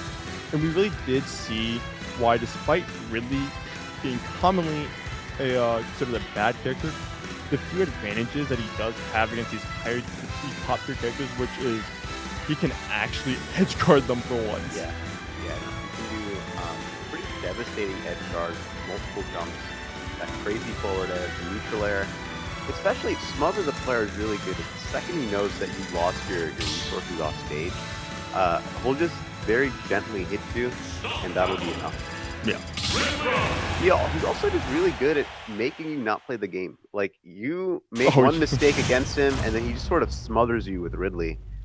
And then oftentimes just kills you with an edge guard at a percent at which you feel like you should not die. You shouldn't. Well, what Smub is actually really good at doing is recognizing when you don't have a jump. Yeah. Because obviously that nair is good enough, but that back air is also like frame 8. It's ridiculously, like, for how strong it is fast. Smub be remarkably precise with the back air, going off obviously so really weak with the back air.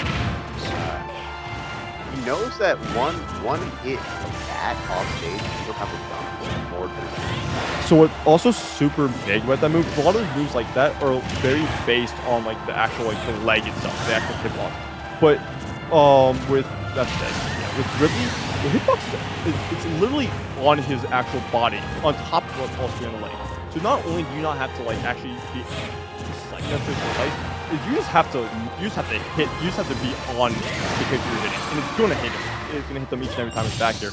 But we see, despite even like the stock that Smub, I'm gonna say robbed, but despite what we thought Save was like, oh, Save should theoretically take the stock first. Smub was able to take it first. Save didn't give Smub a chance to snowball it, to let him use the rage.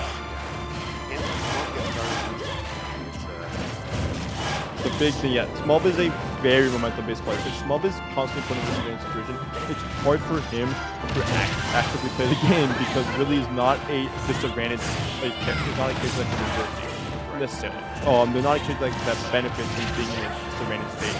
You don't have a jump. This would be a backer, yeah, and you're dead. No jump either. Yep.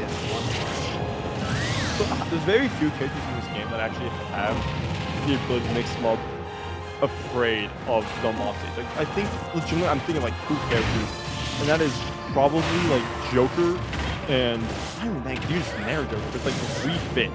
You're dead here. Yeah, you're gonna see Save just air dodging away. It's like there's not many characters in this game that can do versatile Smub for actively trying to get Very quick game 2 by Smub. Save's got one more chance. You can even see the Save. You can even see Save kind of just shaking his head, doing like the "all right, man" type of chuckle. Yeah, he's got to figure it out. And I do think, despite the very like favored character tiering of Pittsburgh versus Belmont, or really, really are seeing the benefits of being more, I guess, being more familiar with the matchup. Because if there's a common thing of I believe there's a quote from a Melee video from long ago. I think it was Innuendo Studios. Was that in this case it was Amza versus Mika King. Of if you're Amza, how many times have you played against Boss? How many times have you played against like Cheeks versus Martin?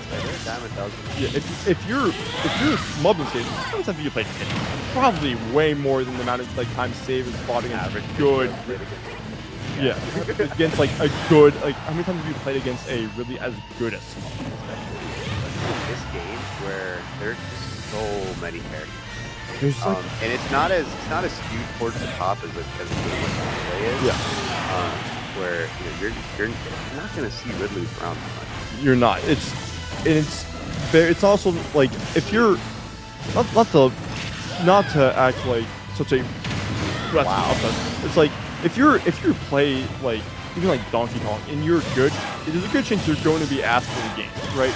If you're a Ridley player in this game, it's like, oh, I'm not gonna ever fight against a Ridley. I don't have to worry about Smub. Why would I bother learning the Ridley matchup? Yeah, and then like the Ridleys you'll play online or whatever. I mean, they're not gonna be Smub. They're not They're not Smub. gonna be Smub. Like Smub has this unique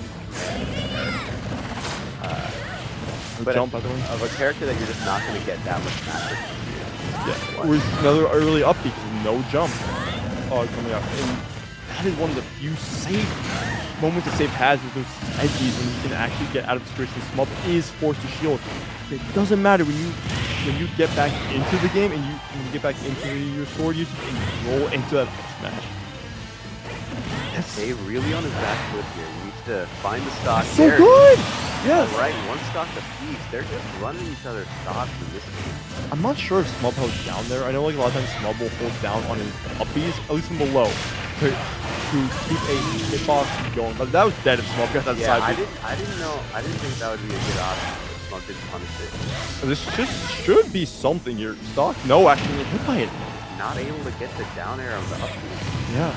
Oh no, what are you gonna do in that situation? You just get up attack and get out of it here. All right, Smug got him off stage. Use your jump, but you actually got the ledge. You didn't have to worry about the potential. Oh wait, this is bad. Apparently not that bad. Let's see if Save's able to get the edge guard here. He's not able to do it. The down air on the upbeat is not working for Save. Yeah, and you're forced to a con situation. If you're safe and you're forced to commit, that's gonna be a stock. That up there will do it. All right, Save has stopped the bleeding If you're for a little bit. that's what's scary about Smub, right? Is that side B also has an obnoxiously large like grab box considering like what you would expect it to be. And you don't want to worry about that because if you get hit, it doesn't matter if you have audio or not in the game. If Get hit, you stay in it for a little bit. you get grabbed into it and Smub can get let go of you at any time. Right. And it's a mix of, is he going to let you up to a point to protect you, or is he going to take you to the bottom of the stage? Most characters, he's going to take you to the bottom of the stage, and if you try to recover with if you have to jump, you have to jump there. Objectively, you have to jump there. And he's going to just wait in an area. And it's going to hit your jump each time, and you're literally not going to be able to make it back. You have nothing there. And with and so Save has to not only watch out for that, but also watch out for the potential air dodge to ledge. And if he tries to punish the air dodge to ledge, is there the Smub jump off in fair? And you see that fair is not slow. I'm not gonna say it's a fast one, but it's not slow. If you whiff your punish on like the potential like 2 frame, or even like potential air dodge to ledge, you gotta hit the air dodge itself.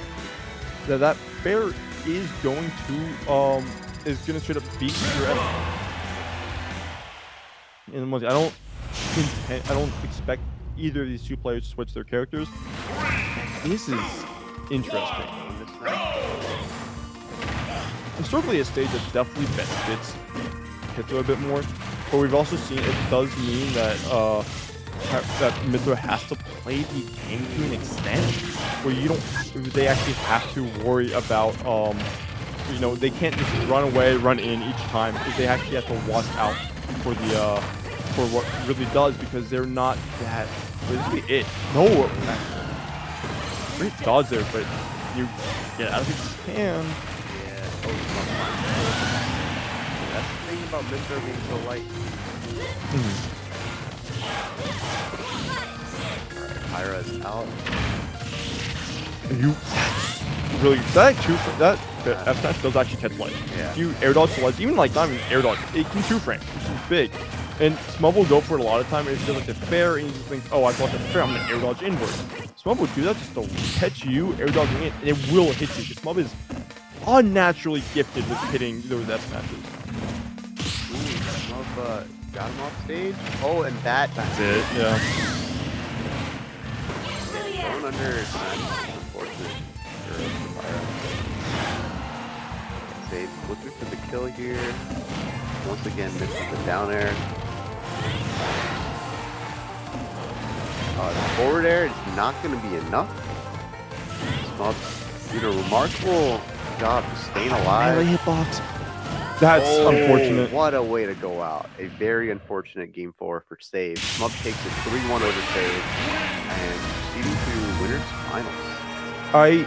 We were seeing a lot of those situations where Save was being forced to recover, like not necessarily forced, but you lost your jump early. Yeah. And then it's like air dodges can only do so much for you. And it led to those early upbeats.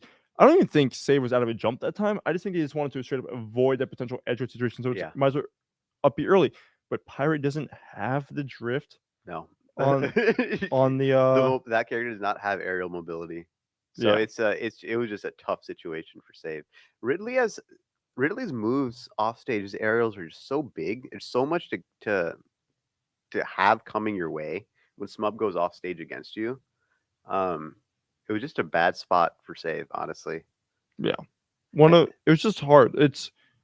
very what's what I'm looking for? It's just very tough to Yeah. deal with Smub as a player because, like I mentioned it before, it's irritating to fight Smub. Yeah. Because it's like you feel like each and every time it's like, oh, I'm off stage. What do I do versus this character? And MDVA plays a lot of like just mid-low tier characters that what's their main weakness? Can't recover Yeah. consistently. And Smub, and that's how Smub has gotten so much practice, just taking people's resources off stage and then hitting them the one more time and sealing the deal. He just does it over and over and over again. Uses all of Ridley's offstage resources to great effect in that way. The forward air, the neutral air, the back air. We saw it all against Save. Yeah. Yeah. Good job to Smub making it to winners finals. That does mean we're getting into the losers top 8. Give me a quick second. I need to talk to Texas really quickly. Sure. Yeah, losers top 8. We've got folks like Pelka on loser side, Squid Plumber, I think. Yeah, we'll see. We'll see who's up next. But good job to Smub. We've been seeing a lot of Smub. We've also been seeing a lot of Snake just in general. We saw Tito, formerly known as Unlucky. We saw Pelka. I think Trial is also loser side. He was playing Ken against Toa earlier today. So yeah, we'll see who's up next. We have today at tournament, not on stream. We are playing Rivals of Ether 2 as well. But on stream today, all we've had was Smash Ultimate. Do come out for some of the other events that happen here at District E. We have games such as Rocket League. We have a fighting game tournament, I believe, every month called the Alley. I commentate at those events as well. These days, we've been doing a lot of Street Fighter and a lot of Tekken 8 on the Season 2 patch. But MDVA is such a big community for Super Smash Brothers. There are a lot of locals that either aren't active right now, and some historic venues like Xanadu that just shut down recently. And so District E has been doing a great job serving the Smash community, giving them a venue to compete and play this wonderful game. And so we see a lot of the regular MDVAs come out to District E every month. As Nick said before, there's some MDVA classic. What's going on here? We got some cat pictures on stream. Yeah. I see cats. Yep. Someone's got cats. That's Hannah's cat. One of them at least. That's Amber. Shout out, very side note. Shout out to my friend Sad Cat Fan. One of I ride or dies. I just know like he loves cats. So if I ever see like a funny cat picture, like cat video, typically it involves a cat getting hit by like a ball or something. I'll send it to him. Shout out to Keon. But yeah. So I'm not sure if you look at the top 8 bracket. We got Mint and Squid. Squid beating Habibi, not Habibi, Warner. Yeah. And then Mint Chocolate beating Unlucky. Which is weird. Mint Chocolate Mint Chocolat is a player that I feel like I can't tell if they're underrated or if they're perfectly rated, because there's one of those times it's like they are a objectively good player, right? But then you watch, like, there's times it's like, why would you do that with Charizard? You're one of those type of players, which they're not bad. It's just they sometimes are just fumbled around games. But it's Squirtle that's I think fun to watch. That's of the 3. That's the one that What was that? Yeah, no, Squirtle is also very weird. I would say Squirtle is. People always like talk about Squirtle like that's stock. Yeah, actually, that's so good. And hey, you're able to get back again to jump on Charizard. Squirtle is the character that's best at right. They're kind of lackluster. They're lackluster in the kill percent. That's not even fully true, because their setups off the jab blocks is kind of really good. And even it's like, oh, but you have to give us jab blocks. A lot of Squirtle's moves are weak enough to link into it. And Ivysaur is much more of a neutral-based character. like they're much more neutral based, and they can get early kills, but they're not unique kill getters. It is Charizard. That's when you see stocks being taken. Most of the time, you're gonna see Charizard being taken. Like really amount of high percent. Yeah, But you just need to be able to execute on it.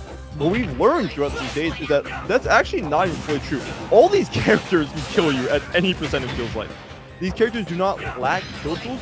It's just I guess it's just more so do you know when to use them. Charizard also, what? Do your moves also work? Because we saw the uppy, despite connecting, we both saw it through with our eyes, it connected. It didn't follow through, it didn't finish. It did.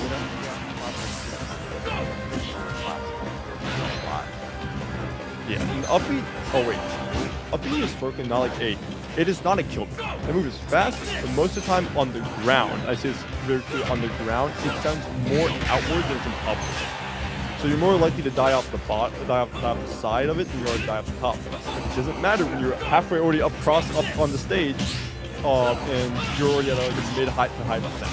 Also, you lost a jump, by the way, so you have to do something like a side B, and you just use your last jump. What we're gonna do here. Yep, Squid Plumber That's patiently waiting for exactly that opportunity to close the game out. Squid Plumber up 1. Yeah, and it really felt like after Mint got his first upbeat kill, right? He didn't consistently get his feet on the floor. It felt like he was in disadvantage most of the time against Squid.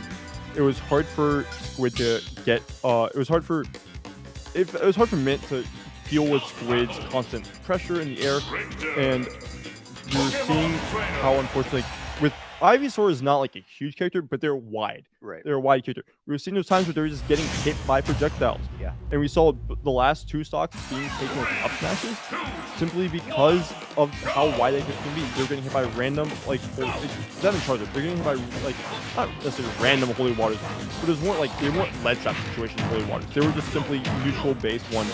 And we were seeing Squid just throw them out just because that's part of the Belmont game plan. You're constantly throwing things out. Yeah, you got to fuck out sort of have your own rhythm to it. Once you find it and you're able to just get the holy water out, get the chain out, get the axe out, and it's just a certain rotation that you go through. Squid's trying to set it up right now. And if you're even like a slightly big character, it's very easy to get hit by all that stuff. So. And I do like, we saw like a situation where Squid went for the up throw. If you have a jump, you're fine, but Squid went for the up throw, and most of the time that's stock. Oh, that's a great I don't dislike that for a minute, right? You're judging of what Squid's disadvantage is, right? That could you lost stock now, and that sucks. Don't get me wrong. But you have the potential of what this Squid in situations in the future where you can make the most of it. Although there's also open up the counters like Squid going like, oh, I know he's going to try to go for a holy watch. I'm never going to air dodge the situation, right? That should be it. If this isn't kill itself, it should be a stock, yeah. And we saw there once again, not taking it raw, but being able to do that side B into the up B, take the stock, and you took not an insane amount of damage, right? You only took about 39% before the respawn, and as you see, it doesn't matter because you're able to do it right back. Finally got it even, but used the gap here doesn't get wider. Yeah, your Squid's did a really good job keeping those hitboxes off, picking up that defense pressure. And there was an up B, by the way. It's like frame 6 out of it's frame 6. It is a fast, and there's like a similar frame of invincibility, but that's not the issue. It's more to the fact that you have to have a safe move if you want to land. Not a safe move, a safe move if you want to land on field. Unless you like frame perfect in everything you do. And we saw it there just because we saw Mint try to land on Squid. So the punish of it led to Squid being able to play the longer game of forcing them off stage into the holy water catch in the back air, which Squid loves. So those are situations where if you get hit by the holy water off the stage, where you're kind of just that's a shield break. Yeah, it is a shield break. That's your stock. Yeah. So we still at 90%. 100%, and you're pretty much forcing targets the rest of the game. You're not really able to put yourself in situations where you can play Ivysaur or even Squirtle, because if you get hit once, the Squirtle is dead here. Play as Ivysaur, you're still a huge body. That will be it. Holy Water into forward smash by Squid Plumber. 2 games for Squid. One more to play. Historically, we saw in the first game, Squid was able to take 2 stocks off the up smash. We've seen a lot of those times where Squid will go for the up smash because it's not necessarily, I want to say, more consistent, but most of the time people are DIing out, or like at least up and out. And Belmont at times, actually, if you do that against Belmont, they can actually struggle to hit you with F smash.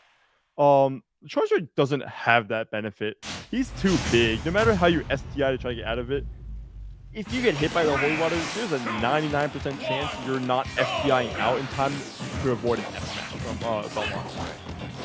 And we're going back to PS2, which I don't disagree. I think this is overall benefits a lot of top tier players versus kids like Belmont, who is arguably bottom 3. Do I think that is a good estimation of the character's strength?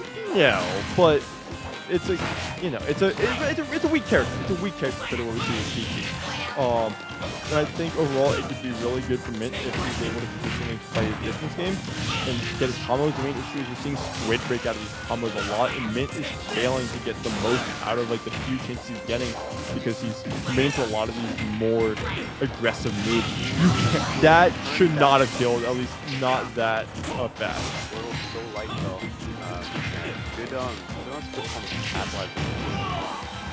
Mint basically set up his own kill right there. Yeah, just getting a little bit greedy there. I do like Mint raiding there a little bit. Squid has the tendency to. That's not it, but it's gonna be a big punish if you get into off and you can't. But Squid has the tendency to go for the down airs. What are you doing here? You can be able to. Squid has the tendency to go for these down airs, like also trying to land a lot. If you're ready for them, great, you can avoid them. But if you're not, then Squid is gonna punish you. Squid is gonna make you regret not air dodging in a certain way. It also doesn't matter if you air dodge, because a lot of times Squid will find your weight for your air dodge. And Mint being ready for this one is actually able to punish Squid for it. It doesn't matter it doesn't matter because there's not many chances for balance actually in the air.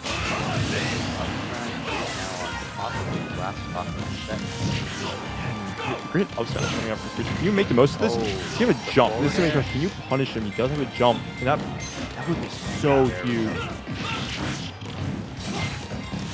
What a grab. He's going for jab 1-2 there. Yeah, we're resetting back to neutral. This is the situation. This is what happens when you play Charizard against this. If you're gonna take these early percent, and Belmont isn't like a huge damage dealer. He's no Steve. He's no Pither where it's like you get hit once and all of a sudden you're at like 80 billion %. You have to hit him. You have to hit him there. That's Mint. And you're gonna be jumping around there, but yeah, we're gonna go for the axe here, try to get some potential air dodge. Dash attack. That's a move we don't see that often. Charizard. Ooh, that is a wild. That's and that will be set. Squid Plumber takes it on a pretty clean 3-0 over Mint Chocolate. There was a lot of moments from Mint where we were seeing flashes of, this was a great thinking. This was great. This was a great idea of what you can do in this situation. Unfortunately though, they were so far and few in between. And there was no real time where he was doing that, where Squid was in danger of losing. Right. Like what? I think both times Squid got the last stock was a JV2, pretty much. Like he didn't take any on the last stock. Yeah. And stock game 1 was a 2 stock. So you weren't like you had the ideas. You knew what you had to do. You just weren't able to commit to it for the full game, and you were never threatening. Squid was never really in any real danger when you were using these ideas, because when you were doing them, it was too far, too late. Yeah, Mint was having a really tough time just establishing control, like in the game. Even like Squirtle, which is a small character that's highly maneuverable, it just wasn't enough to find your way into Belmont zone, really establish and press the advantage state.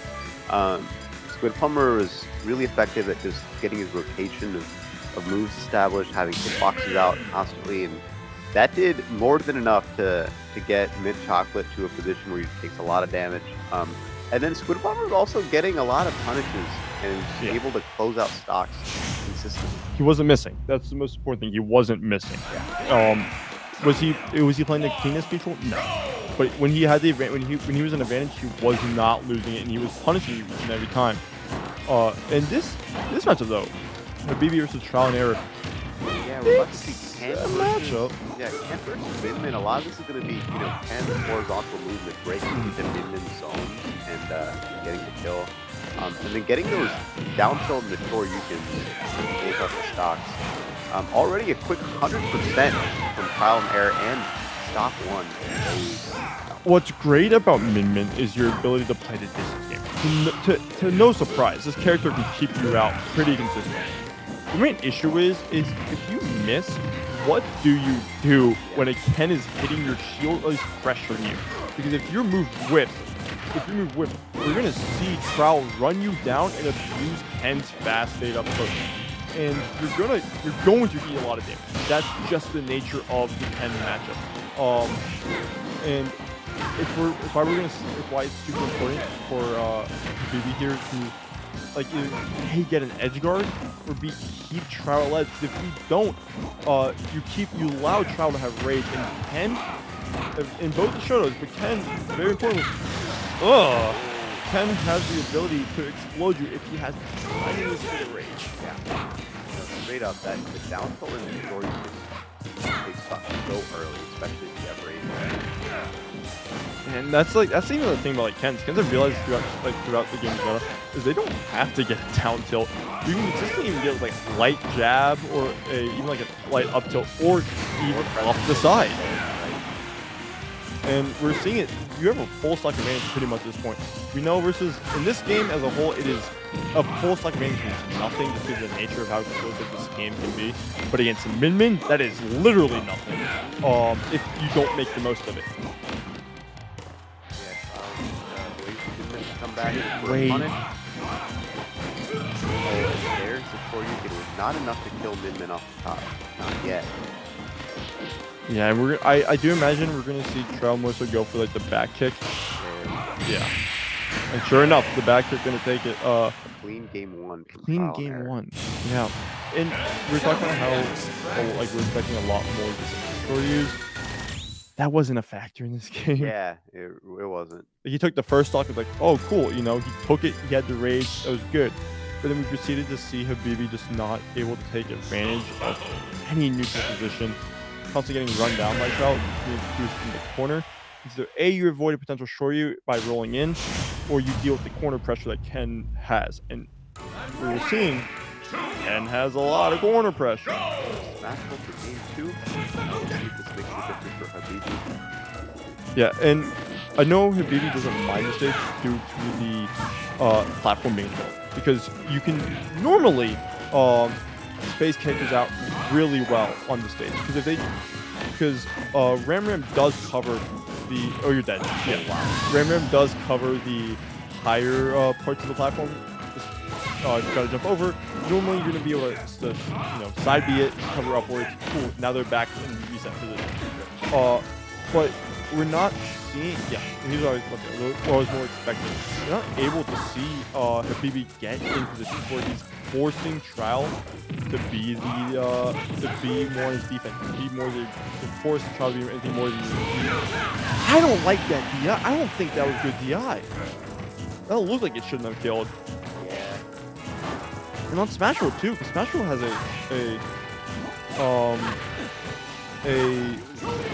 these ceilings in this game are high. Trial finds himself up. Looking to make quick work of Habibi in this game.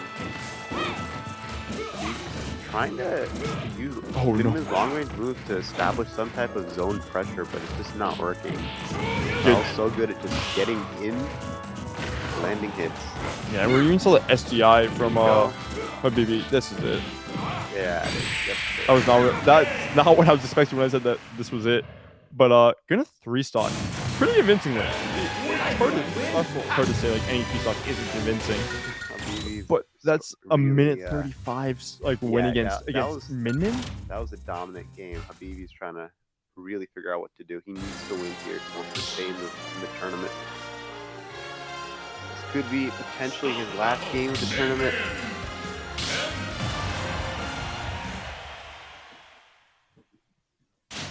I mean, 7th place, no, like, that's not a weak placement at all. But I know both these players want more. Yeah. Both these players are real competitors. They're players that feel for the game. And I know Habibi is, Habibi is a Min Min player. So you have the whole idea of, Min Min doesn't lose matchups, right? Min Min just plays her own game. And losing to Ken, that's one of those players that's dead. Min Min, Ken, one of those players who doesn't really have any actual real advantage over the Min Min game plan.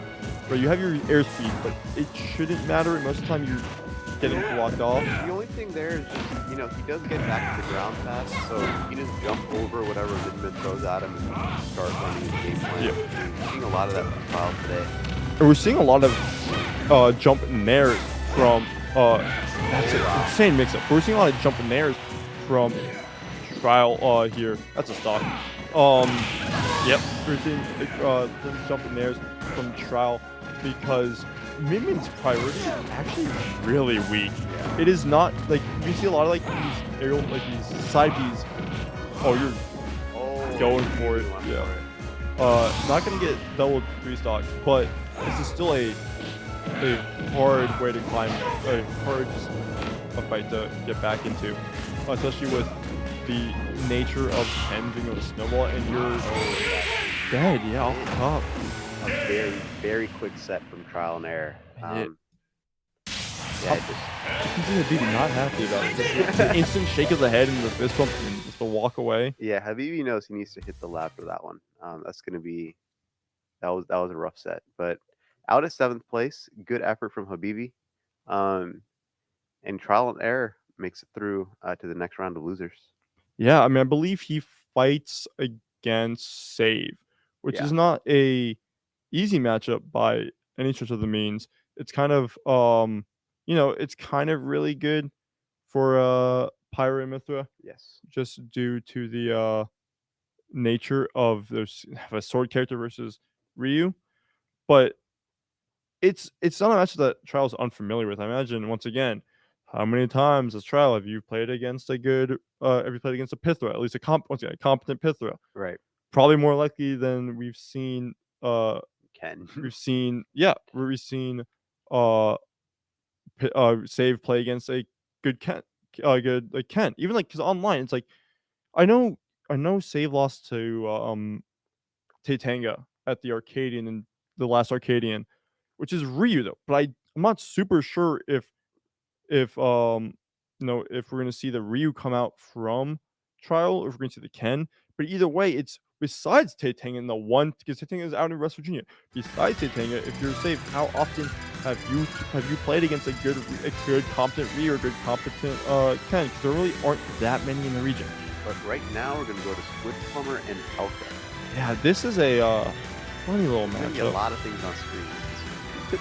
There's gonna be a lot of grenades, a lot of holy water,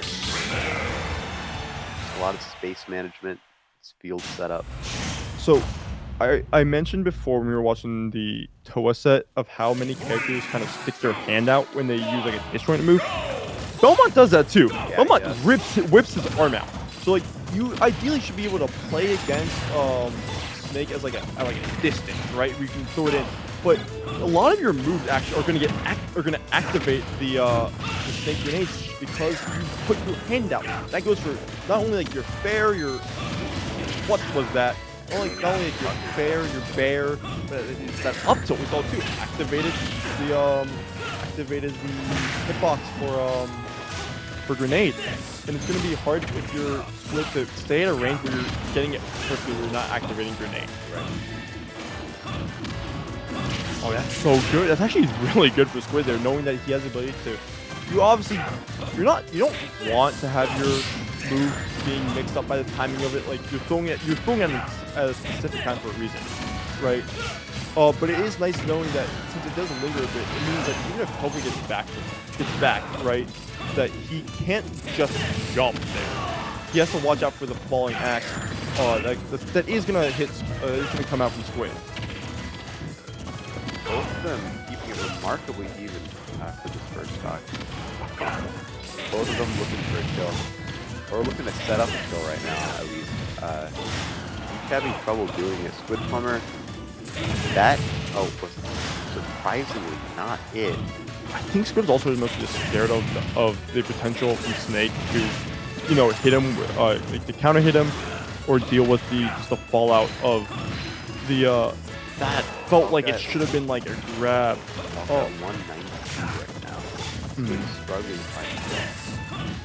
Alpha is 2 for what it's worth. Not playing. That's still on Squid for over a minute now. Yeah. Both these characters, I'm gonna say, struggle to find a finishing hit. Yeah. But I will also say, the amount of finishing hits or the accessibility of these finishing hits are quite good for Snake compared to Belmont, where, like, obviously there aren't like many situations. There are a few more than a few situations. You're gonna make it back to this. There's more than a few situations where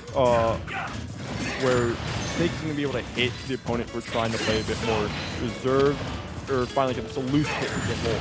But it's still relatively hard to get in there if you're playing a character like Belmont who's your death scores on you, by the way. You're kind of screwed even if you live that one. You would have to dodge in there. It's a whole thing. But if you're Belmont, you're definitely struggling to find that final hit more than you are if you're Snake. Yeah. Finally, though, and now he's really making sure that Pelka can't get anything going on him. Pelka looking to set up the field a bit. That's not big. Oh, it's not! Those down air. Oh, excellent. I mean, excellent lead on what Pelka's going to be. That's good counter. Pelka's not happy about this. Yeah. Trying to quickly rack up damage. That second stock almost went to waste.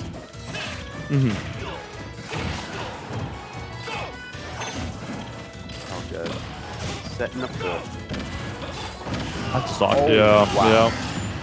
And that is unfortunately the truth of Belmont, is that despite being like a zoner character, no one's going to deny that this character is a zoner, is they're still forced to play the game. They don't have traditional projectiles in terms of like Samus, Samus Snake, or like a lot of characters that play around a charge-based projectile, because they can't cancel their projectile. If they throw the projectile, they're stuck in the end lag of their move. They don't have it going for them. So you're still forced to play the game versus the other characters, where a lot of like these characters like Snake are still gonna force you to come inwards and still, even if you're able to play your distance game, you're still being forced to that's a lot of damage you're taking. You just went from like 20, you went from 37 to 94. That's what the longer you have to play around with the higher, the more you're getting hit by them, the more you're exposing yourself to the damage that you do. Yeah, this is gonna be huge for Squid if he can make the most of keeping Poker here at the ledge. With that C4 right now. There it is. But how are you gonna get back? You have to land, and you have to watch out for the up tilt from Snake. Not only to watch for the up tilt from Snake, you watch out for that C4. It's just on the ground right there, by the way. Yeah. But you keep putting yourself above. That's just a jab, but I felt like it could have been a little bit more. But now, once again, what are you doing here? How are you getting out of this? By throwing that out, but that C4 is still there, by the way. Yeah. Oh, never mind, I lied. Both these guys are looking for setup right now, struggling to find it. Wait, yes! Wow. It hit this! That was so good. That was a wild finish. Pelka tried to land on stage, which wasn't the worst option. If Belmont's across the stage, like, oh, I can land on stage. I don't have to deal with the lag or deal with the ledge trapping pressure. But Squid has the angles on that down B. Set it up, and then that axe was coming in from the full stage, and it hit the Cypher. It lasted longer because of that. And it hit Poker, who was just stuck in the end lag of the the lag of getting hit. And I think that we're gonna definitely see a smaller stage. Because again, talking about how traditionally Belmont isn't a traditional zoner. He still has to play the game, and while he does succeed on this type of stage, a lot of these characters that have these more untraditional yet still kind of the characters who have the better zoning than Belmont are gonna definitely benefit on the stage more. That forces Belmont to play the game. Oh, trying to get the up smash actually not the worst idea. Really not. But yeah. This is yeah. You couldn't use your down B to punish the spot dodge that came out from Pelka because Pelka just threw it himself. Looking to set up the kill. Not going to be enough. Down air. Oh, you're dead. Yeah, you already used your jump to try to get out of that, and the upwards air dodge is going to be a little bit too much for Squid to get out of that situation. And we're definitely seeing the smaller stage coming into play, even just at the beginning, just due to Squid being unable to land versus Pelka. At least one thing, at least able to land consistently versus Pelka. And the distance keeping from Pelka. And we're seeing here, he's living at a 139. But on this stage, it's kind of hard to do. Up air here. But he lived like 160 there after the hit.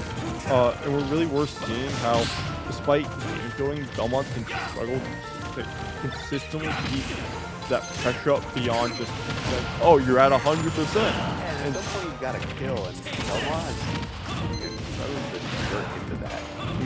Because it's mostly this character excels a lot at a lot of things. They just aren't traditional things, and it's not many situations where it's like that another character doesn't have it better. We're seeing these close-ups. Belmont doesn't have close-ups. You can hard punish at mid-range, but that's just a little trickier than your average punish. Yeah. You really got to go for that sweet spot with the chain. You got to make sure you've got the right angle for the axe, or the right spacing of the axe. Yeah. Stuff like that. How can I fall for that stuff again? See, look, he was like it felt like he was a max distance and it still hit him because of how big not only the grenade hitbox is, but how far Belmont extends his hitbox. Up here there, you needed that. You needed to take a game. If you were down by so much, that if you can find a way to take those early damage, this is a even game. You're not down. It's even. Unfortunately, though, as looking at easier said than done, as we're seeing, there are many ways if you're Pelka to avoid it, or if you're Squid, you can shut off those ways, and you have to be precise with it.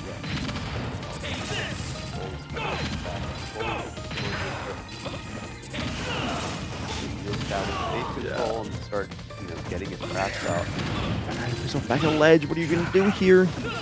Oh, that grenade was so good, but you overextended. Where is it? C4 isn't down yet, to my knowledge. It doesn't matter. That should have been a stock. That's stock. Excellent back there. Close out the game. Pelka takes game 2, 1-1. Yeah.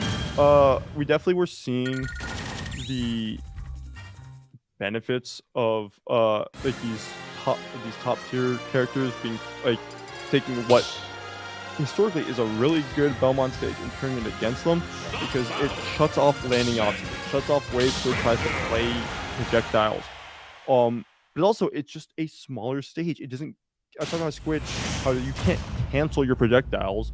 You can't cancel your charge because there is no charge in this character. You throw them out. So if you're stuck in the lag, you're stuck in the lag.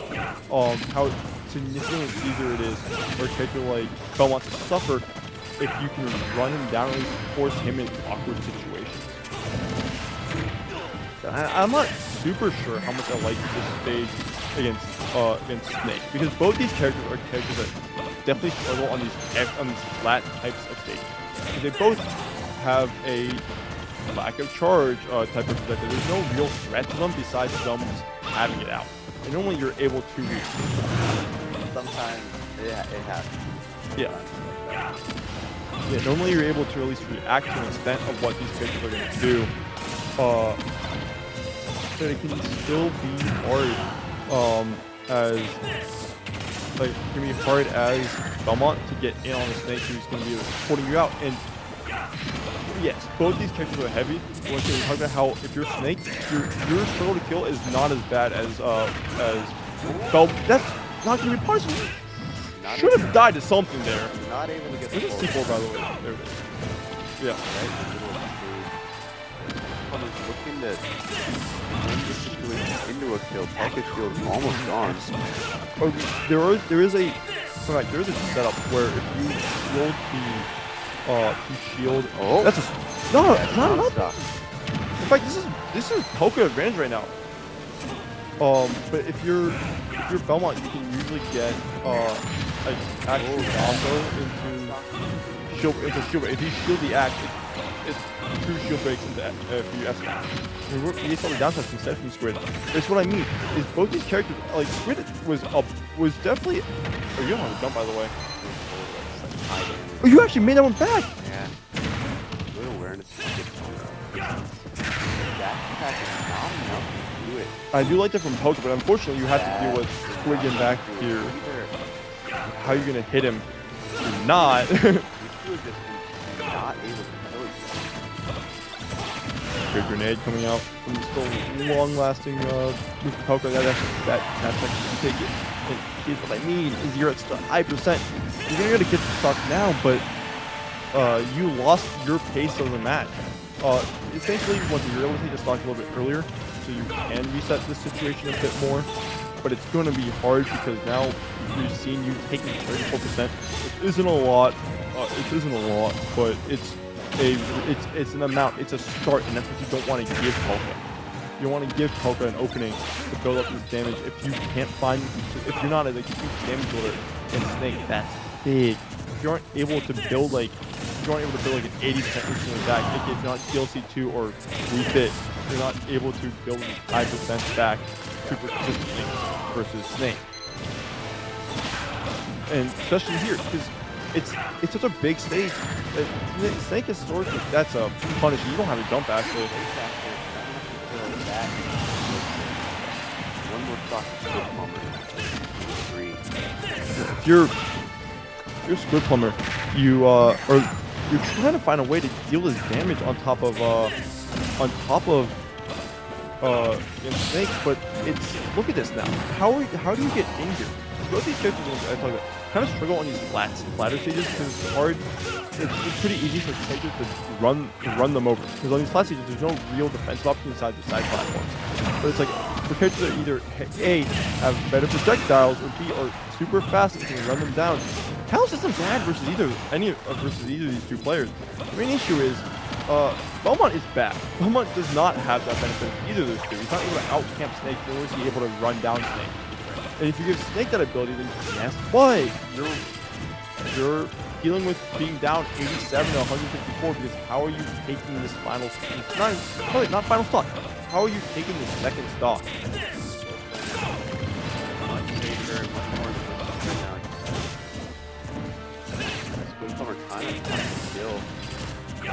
Falcon trying to set up into something that can kill through and close out this game.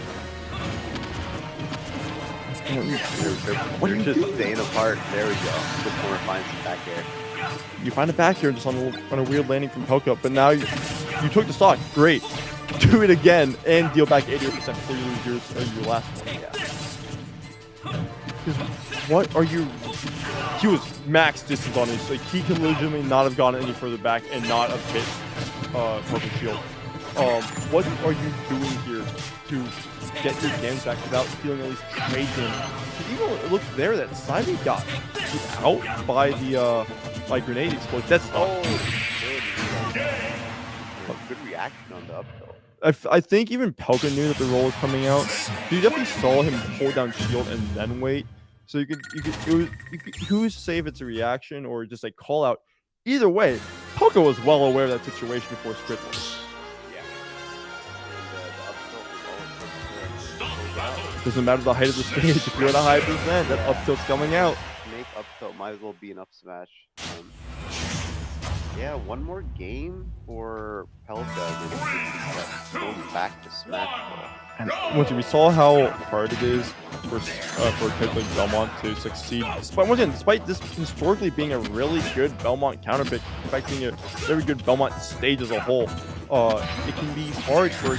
Look how much work Squid had to do to avoid all those grenades, and he's only up by 14-15%.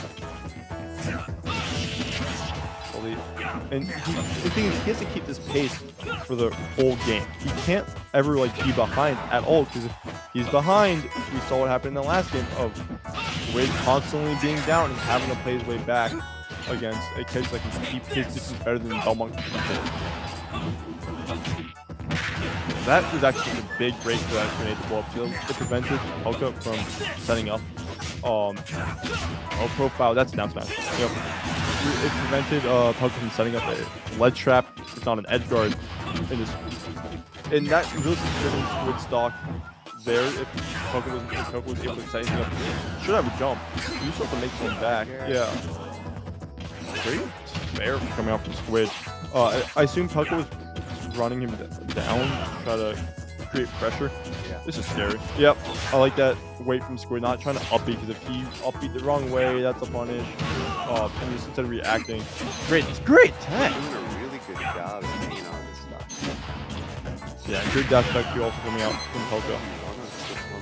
Oh, jump. I thought he was going to go for the tether, but I think he went. I mean, you saw. Okay, so tether actually has a better hitbox or a better grab box if it's angled. And we did see the angle from Squid. I think this is one of the few occasions we're actually going to be able to say Belmont tether did nothing there.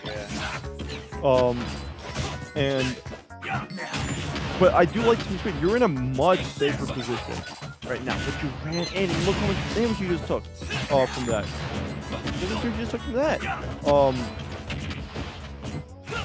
I like that idea from Squid. The main issue is look how much damage he's taking. C4's on that, by the way, I'm pretty sure. Oh, C4 is on him. Does grenade really stop our cross from coming out? That's damage. This is good for Squid, because he's gonna be forced to go high, but it doesn't matter if he's not able to get the punish off. That's a really good back from Pelka. one more stock and set out. And Squid, if you're probably a little bit unsure of how to progress here. Once again, this is a stage that you know well, and you are more than familiar with what your game plan should be on it. But now you're versus characters that can do it better than you can. I do like that. I like that slower game plan from Squid. Being able to, Pelka was Pelka forced in the situation a little bit, but that's very scary. But it doesn't matter, because you grab the grenade. Should be able to make this back, but you grab the grenade, and now look, you're at 85%. What are we doing here? Grenade blowing up before you can even grab the ledge there.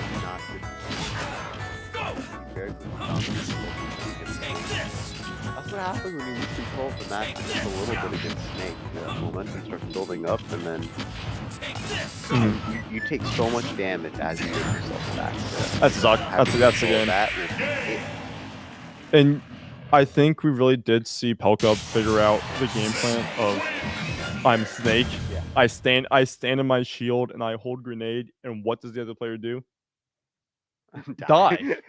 You die there. We saw Squid try to even use his fair just to keep it a distance. It doesn't matter. We saw multiple times throughout that game, throughout that set. It doesn't matter the distance that Squid keeps from Snake.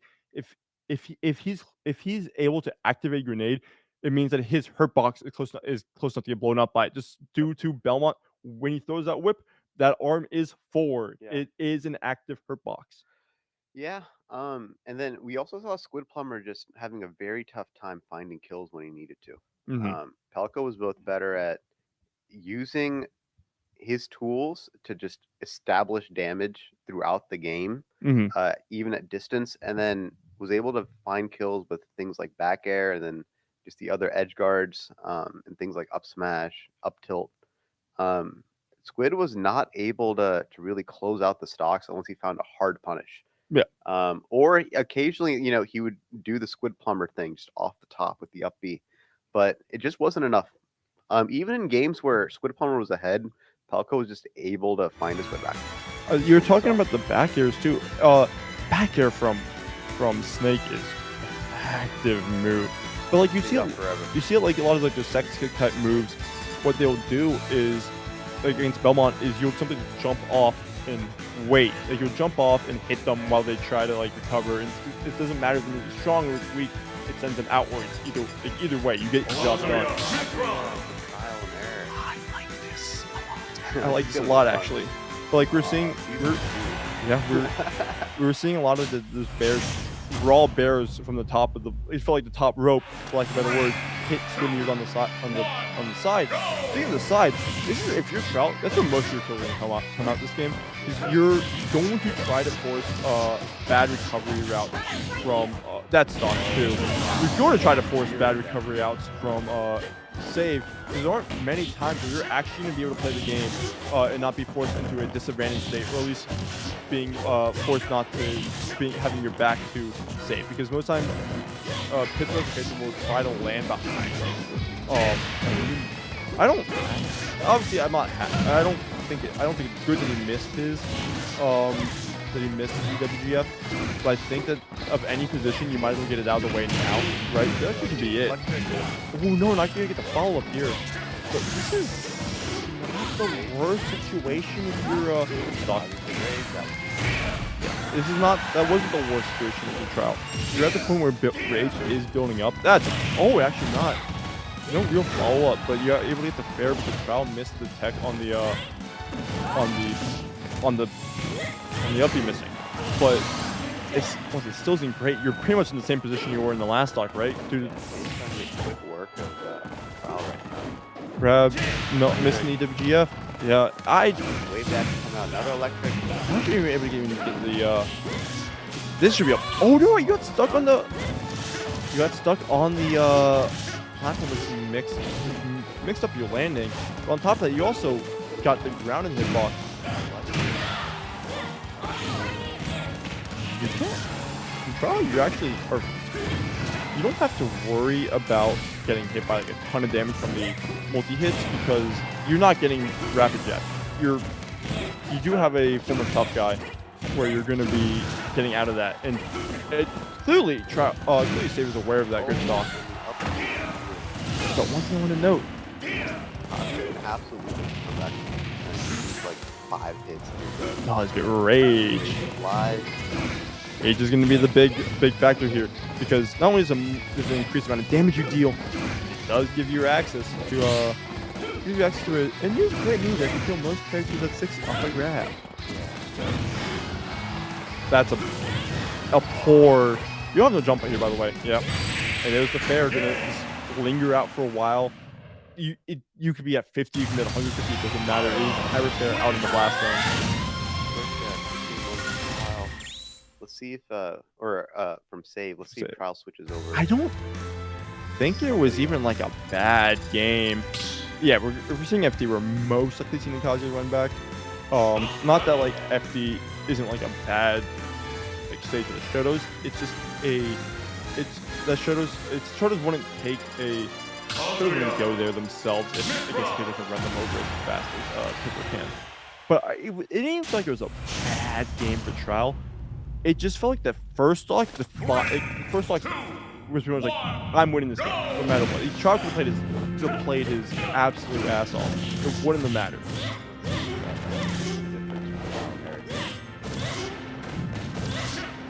He's really good at using Mitra to horizontal pressure trial off stage. Tries to find the kill. Good parry on the down air. And here's the electric into the up smash. Not enough to kill. But one more thing like that will absolutely be enough. Kazuya's in rage right now. Oh, great. That was a bold grab from Save It. You get armor. That was a bold grab. Paying off there for a little bit, but Trial still gonna get hit by that fair. Back on a fresh stock. Can you make the most of this situation and get the spike there? and I'm not fully sure if that's like a trial thing, or if Trial is not being fully warmed up to this character, or if it's simply just good DI on save to avoid it. Because there are certain percents where if you get hit by that, you can DI it in a certain way to avoid a true follow-up. And if you can avoid a true follow-up, that's going to be huge. Jab is going to be coming out for coming out from save to get him out of that situation. We have huge punish. No, actually, it's gonna go for jab 1-2. Get what you can first. Down here to fair. Going for the up air takes the second stock. Once again, got Trial on his last stock for this game. Trial needs to figure something out here in order to make a comeback. This was Trial's stage counter pick as well. Kazi is like really good on the stage.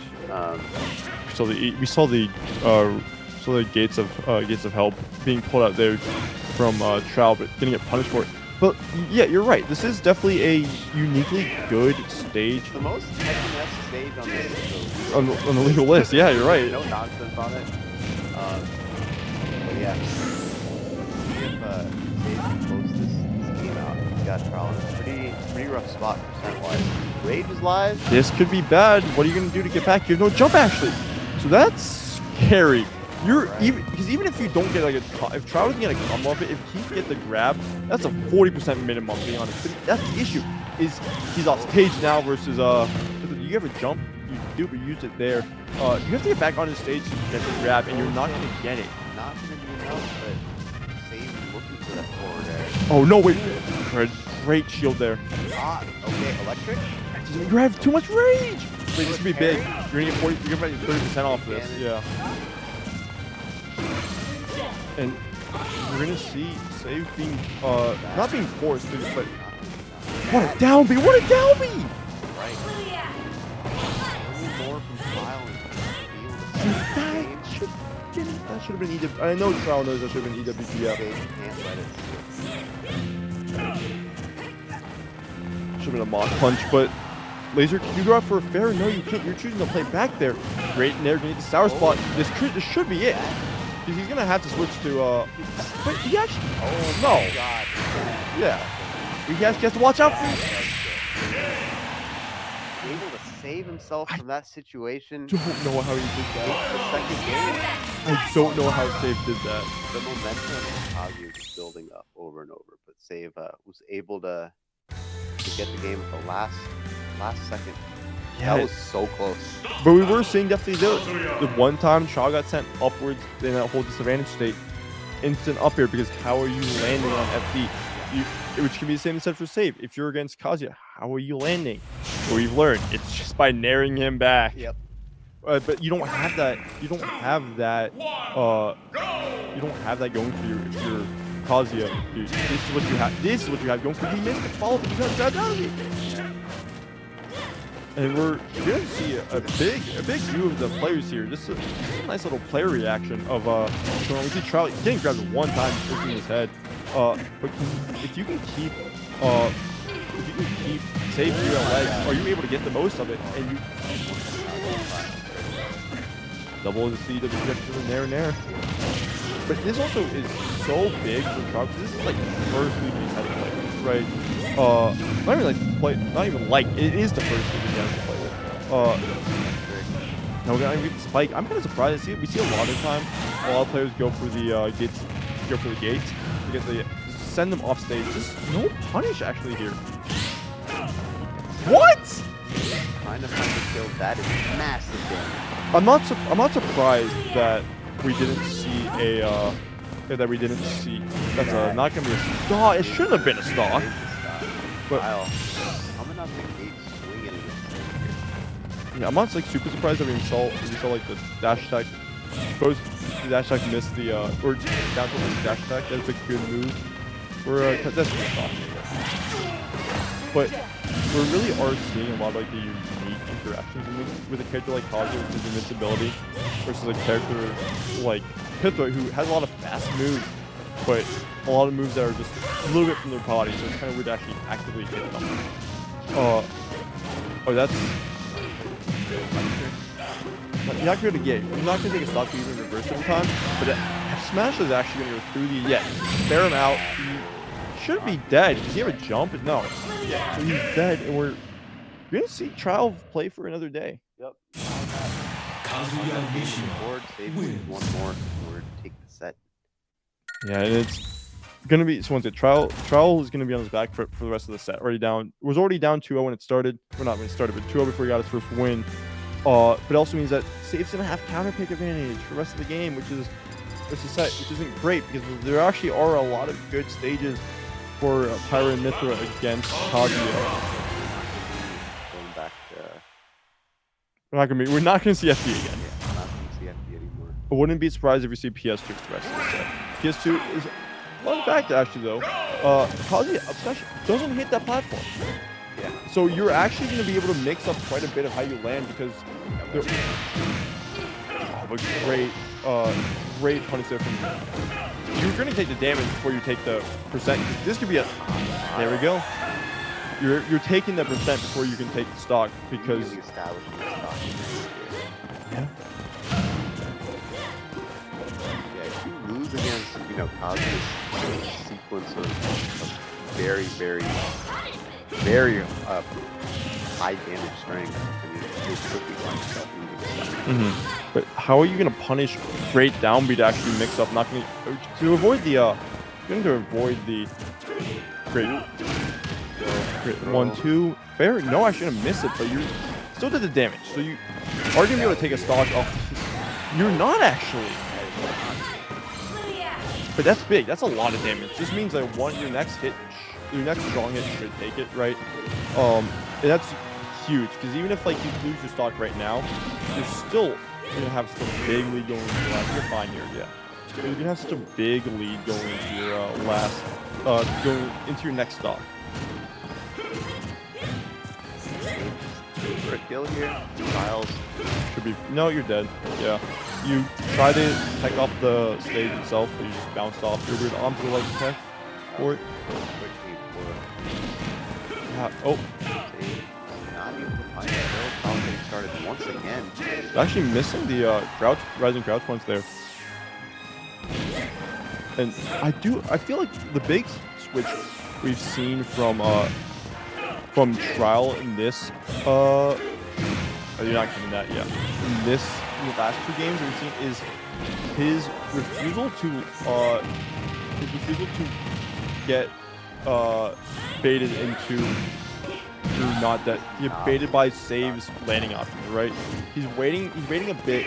If Save is trying to hit him with stuff, he's backing out most of the time, really supporting it. Finally off the first shot. Kill to close out the game. Save's getting his pressure started, but it just doesn't. Wow. Okay.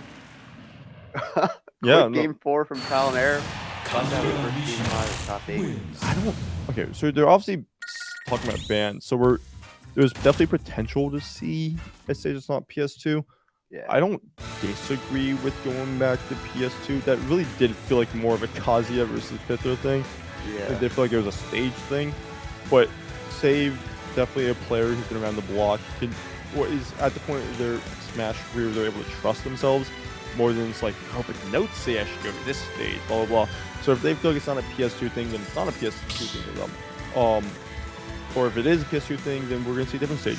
Also, Save feels like they're going to get a better advantage on Hollow, which is kind of interesting versus Kazuya, just due to the stage size, the height of the platform, as well as the ceiling height being rather low. Yeah, both players doing a very careful neutral right now, spacing each other out. Well, getting started with the electric into the down air. That is. You used to jump too, and that's stuck in the first 15 seconds. Very quick 0 to death. Yeah, Trial's trying to send Save home early. Yeah. Congratulations, you made this run. Unfortunately, another Fighter Pass 2 character has hit the bracket. Yeah. It's a different ball game. It's not the same game, and the whole argument of it not being the same game has not been necessarily a valid argument against certain characters, because we've seen characters from Brawl and Smash 4 base roster that have not played the same game of normal Smash as every other character. But you're right. It's not. It's. Oh my god! And that may not take it. Yeah, definitely a low percent. You have a jump and you used it there. You should have an uppy here. Well, this should be a stock. Not a stock. You didn't touch the ground, but it's definitely a punish. You use your jump there. But that's gonna be dangerous. But you're right. It's definitely ball game. So if every fighter has two characters that just breaks the rules in their own way. Yeah. It's like every single one, even the ones that aren't like amazing, like Sephiroth or whatever, like they're still annoying to play. They have a uniqueness to they're them. just different. Everything is a little different in fighter pass. You like armor on your smash attacks? Yeah. Oh boy. Built in Zero to Death, like Rage for Kazuya, Foresight for Kitra, like Having big moves, the ability to switch to having invincibility, acting like second. What the? oh Up air? Well, I guess you're at 200. Okay, it makes a bit more sense. But this is a nice lead for Trout if you're able to live this battle. You have to have this corner situation. You are with giving 40% off too. So it does need to figure something out. But if you're not able to touch the ground again, it's going to be hard to do that. And Ray can be able to get the down tilt into fair. That's going to be big. But we're not seeing the edge guard that we were seeing in game 1, we were seeing in game 2. And like, because we're seeing Trout go a bit low. And Sage just isn't willing to go off stage and hit him with it. He's not willing to go super low. Oh my god, what a chase. We're just not seeing it. We're not simple. Live. It's gonna be very fast for save. Oh, that's it. Oh, game paw. Oh, yeah, you already saw save. The second that side beat came out, it hit. Already facing Trial. That's a reverse 3-0. I feel like it really. That was an excellent set. Trial really figured it out. He knew what to do. I felt like a very convincing game 1 and game 2. It was like, okay, it was like maybe Trial might be able to get his way back in. Because even like game 3, yeah, felt at times kind of, despite Trial like winning it pretty convincingly in the end, kind of was a weird position with like, is he going to be able to actually take a game here? Yeah. But but here's the thing: Trial multiple times over was able to just rob save of a stock. Oh yeah, no, down there. that's like the so one like thing you have just some here. Kazuya stuff, and then I mean it is a sight to behold to see Kazuya just lay on damage. Like when he pops off, it's just relentless. It's insane. He's definitely such an impressive character. He's one of the characters, of course, in this game that has the 0 to death option. In their a fighting game Luigi, as I've seen some people call it, and it's definitely funny. true. Yeah, that's definitely true. That works. But he does still have the barrier of actually, like, it's not a simple down air type move. It's I have to hit a motion input to get it going. And we were seeing at the beginning of the set, Trial wasn't missing those. He wasn't hitting his EWGFs. He was just hitting the normal Wind God Fist. And those weren't converting to everything. And it was allowing save to live, not even like live. It was allowing save to not be at 90% to start their stock. And it was when Trial started getting that going, not only was he like hitting them, but he was also getting bolder. We were seeing him really go into fairs, like getting like into active moves and just invincible through them. Like uses invincibility through it. He got armor. And so good for it too. Yeah, and it allowed him to just hit through a lot of these disjoint type moves. Normally, for a lot of players is tough. A lot of characters is tough to get through pyro moves, these disjoints, but it doesn't matter when you have the invincibility, the stun. He's got Toa and Smug, Togo and Power. Yes, this is actually okay. So historically, this isn't the worst matchup for Ridley, but historically, it is a really good matchup for Palu. Do you know Toa played a bit of Palu before? Oh wow. Why? Because like this is so character to my knowledge. It looks like a control issue going on. Yeah, you can see it right there. We have seen Toa in the past pulled out versus Small, but I haven't seen these two play of late. So I can't say if it's been something he's been consistently working on. But I don't think it's the worst scenario because Ridley's the common running joke about Ridley is that he is a big character, right? Unfortunately, against Palu, he is really big. And that does mean you get access to a lot of these distance moves. And Palu isn't not super unsafe ones, so they're actually rather safe. But you have to be able to be willing to contest this. You can't be scared of this. Otherwise, you get to situations like this where we're gonna see that should be a punish. No, but Spot Dodging says shield is huge. That's a punish, yeah. Another big thing we actually haven't seen yet, or like I can see, is the ability to edge guard. Is what? Sheesh. That's unfortunate. Yeah, it was either. I don't think that was that low. I didn't feel like it was that low of recovery. It was like hitting like a weird pillar or like a weird curve on the stage. Yeah. And not gonna make it back. Yeah, But Smub capitalizing off of this, trying to lay on as much extra credit as possible.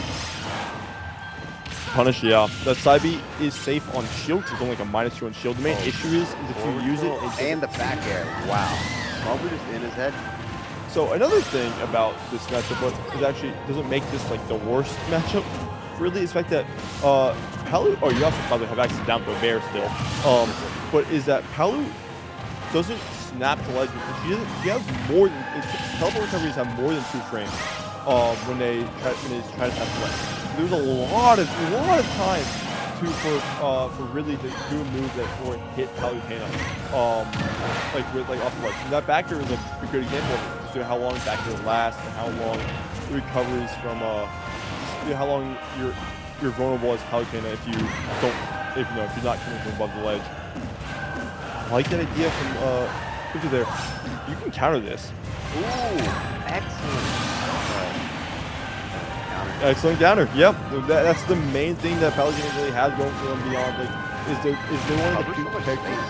Yeah, is one of the few characters in this game that actually has the ability to prevent Smub from just getting a free recovery. You have lost your jump, by the way, so this could be poor if Smub can find something and he can't. But going for a dash attack instead of going for a potential, like you said, have great cancel, but you actually have to touch Smub. It doesn't matter if you ever get. Yep. You did not snap ledge backer. And Then you spawn in. You're vulnerable for quite a few frames. that back air is a huge hitbox. Like it Spawns on him. Wait for Palutena to appear and just have it ready. Yeah. Toa's not phased though. I don't. Taking That wasn't a straight to hollow bastion. front and back. Yeah, that wasn't a bad game. It didn't feel like it was like a. Oh, It was a lot closer than Smub games usually go. Yeah, it was in one of those matchup games like put that secondary away. It's not doing anything. It felt very much like Toa lost his first stock really early. Started figuring out the rest of the game. Unfortunately, got his jump. He didn't snap. He didn't grab ledge, and he got hit for it. Trying to both go for a grab there, yeah. Backer, yep.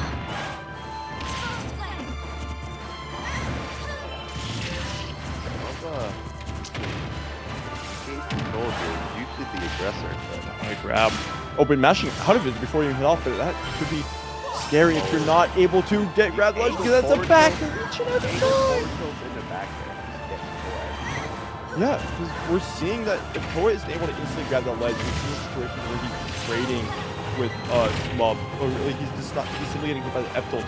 And then if Smub has the ability to back there, if Smub has the ability to back there him, he's going. Oh, that's it. When you get back here, you can.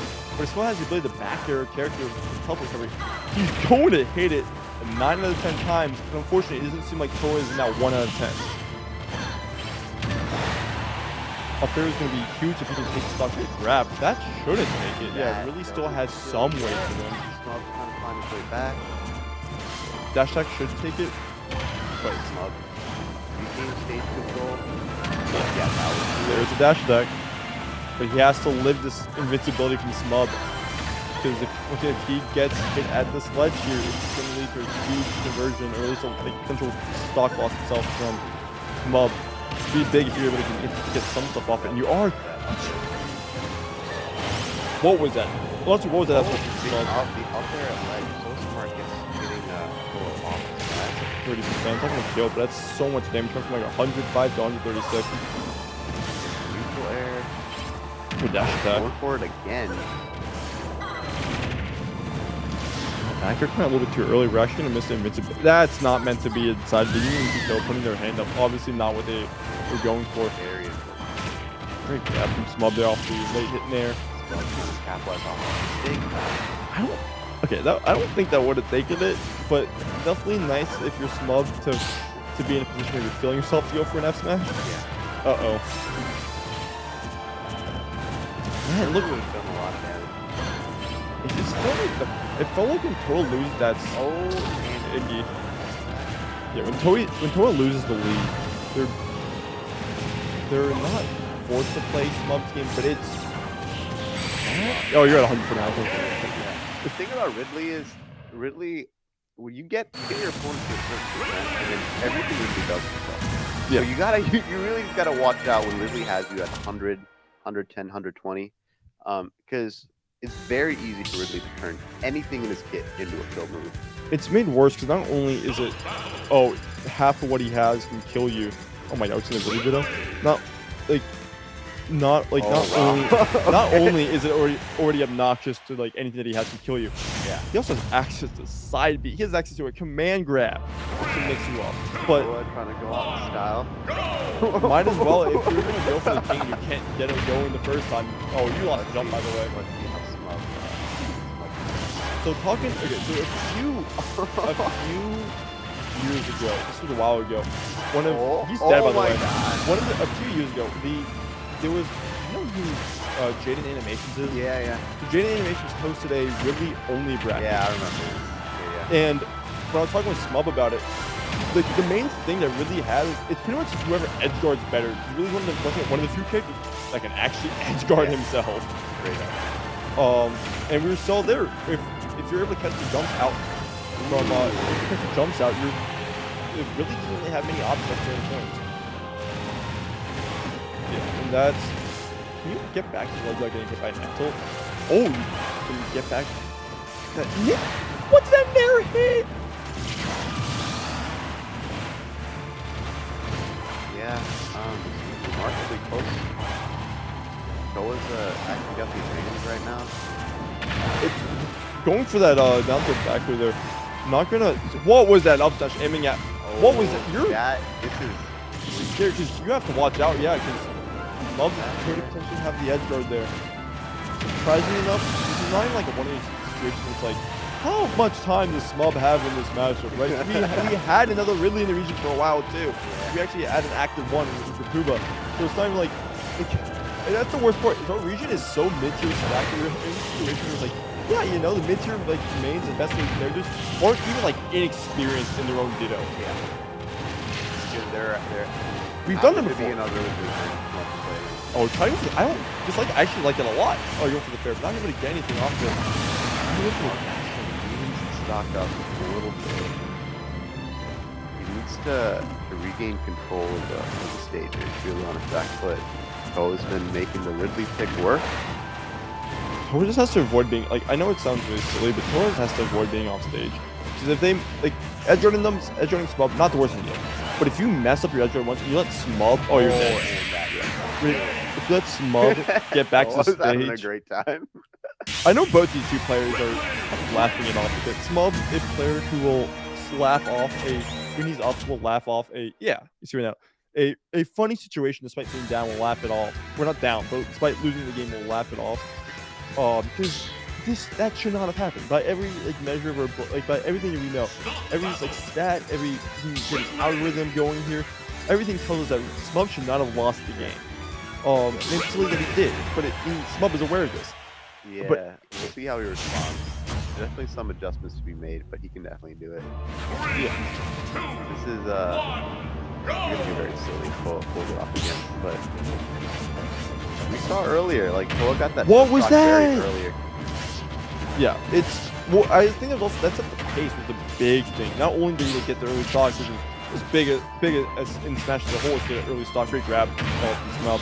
Not only is it big to get the stock, right, but it's big to get an early stock on Smub. Because Smub is we talked about it in his first set, he's a heavily momentum-based player. He relies heavily on momentum. If you're able to prevent him from getting momentum, what? If you're able to prevent him from getting momentum, it's going at that. Takes the first stock.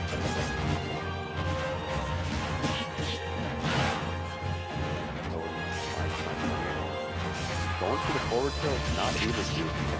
Regain stage control. Crit up smash. What? Then I killed. It's the ending part of the up smash. Yeah. It lingers like quite a bit towards the front. It doesn't actually have like a low hitbox. It lingers towards the front side. Very interesting move. It starts behind him, goes above him, and ends up in front. It kind of stays out. It's not only does it do that, but it hits wide. That's dead. You held in? I don't even know if that was a situation where Ridley could have lived no matter the DI there. Well, Ridley was definitely no matter the DI because of the back here. But I don't know if he could have avoided the situation of getting, like, you know, if he held out on the down throw, if he was avoiding that fair. You cannot air dodge there. We've talked about this. That's dead. Bonk. Yep. Well, I told you in the beginning. It's all about the edge guard. Yep. And the second that late snare came out, Bob was able to correctly position himself to get the late hitbox of it and send. Like, he didn't even need to send Toa far. He just needed to send Toa in a position where they couldn't up B straight. Yeah.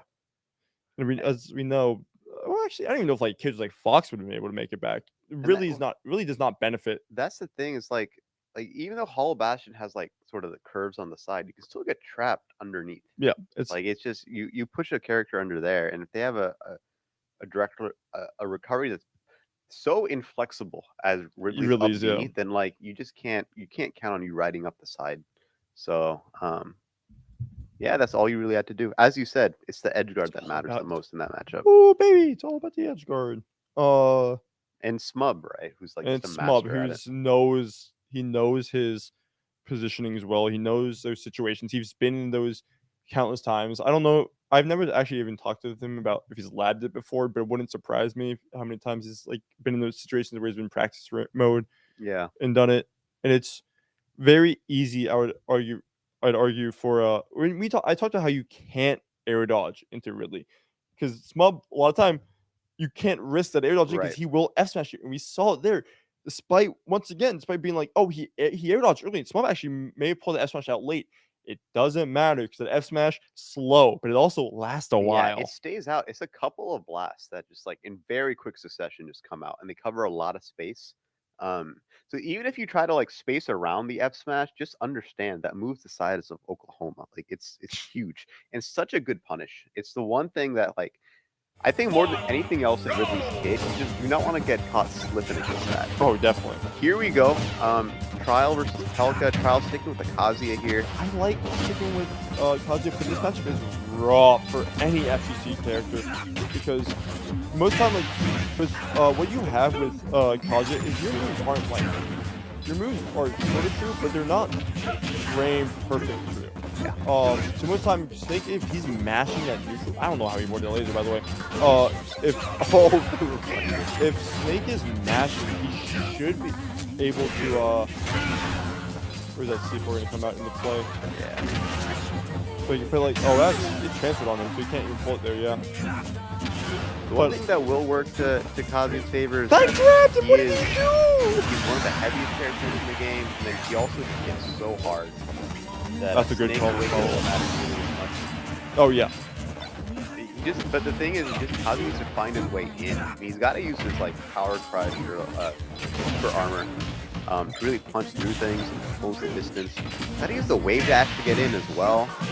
Yeah, but that's the thing. Even with the wave dash, you're still once you're like a frame perfect wave dash, you're still vulnerable for a little bit. Yeah. It can be hard to actively. This would be a punish, double jump with down there. It can just be hard as a character with the speed of Kazuya to avoid, like, to get in there and actually punish him for that. All that. What? Oh, his legs are invincible. But he has to watch out for.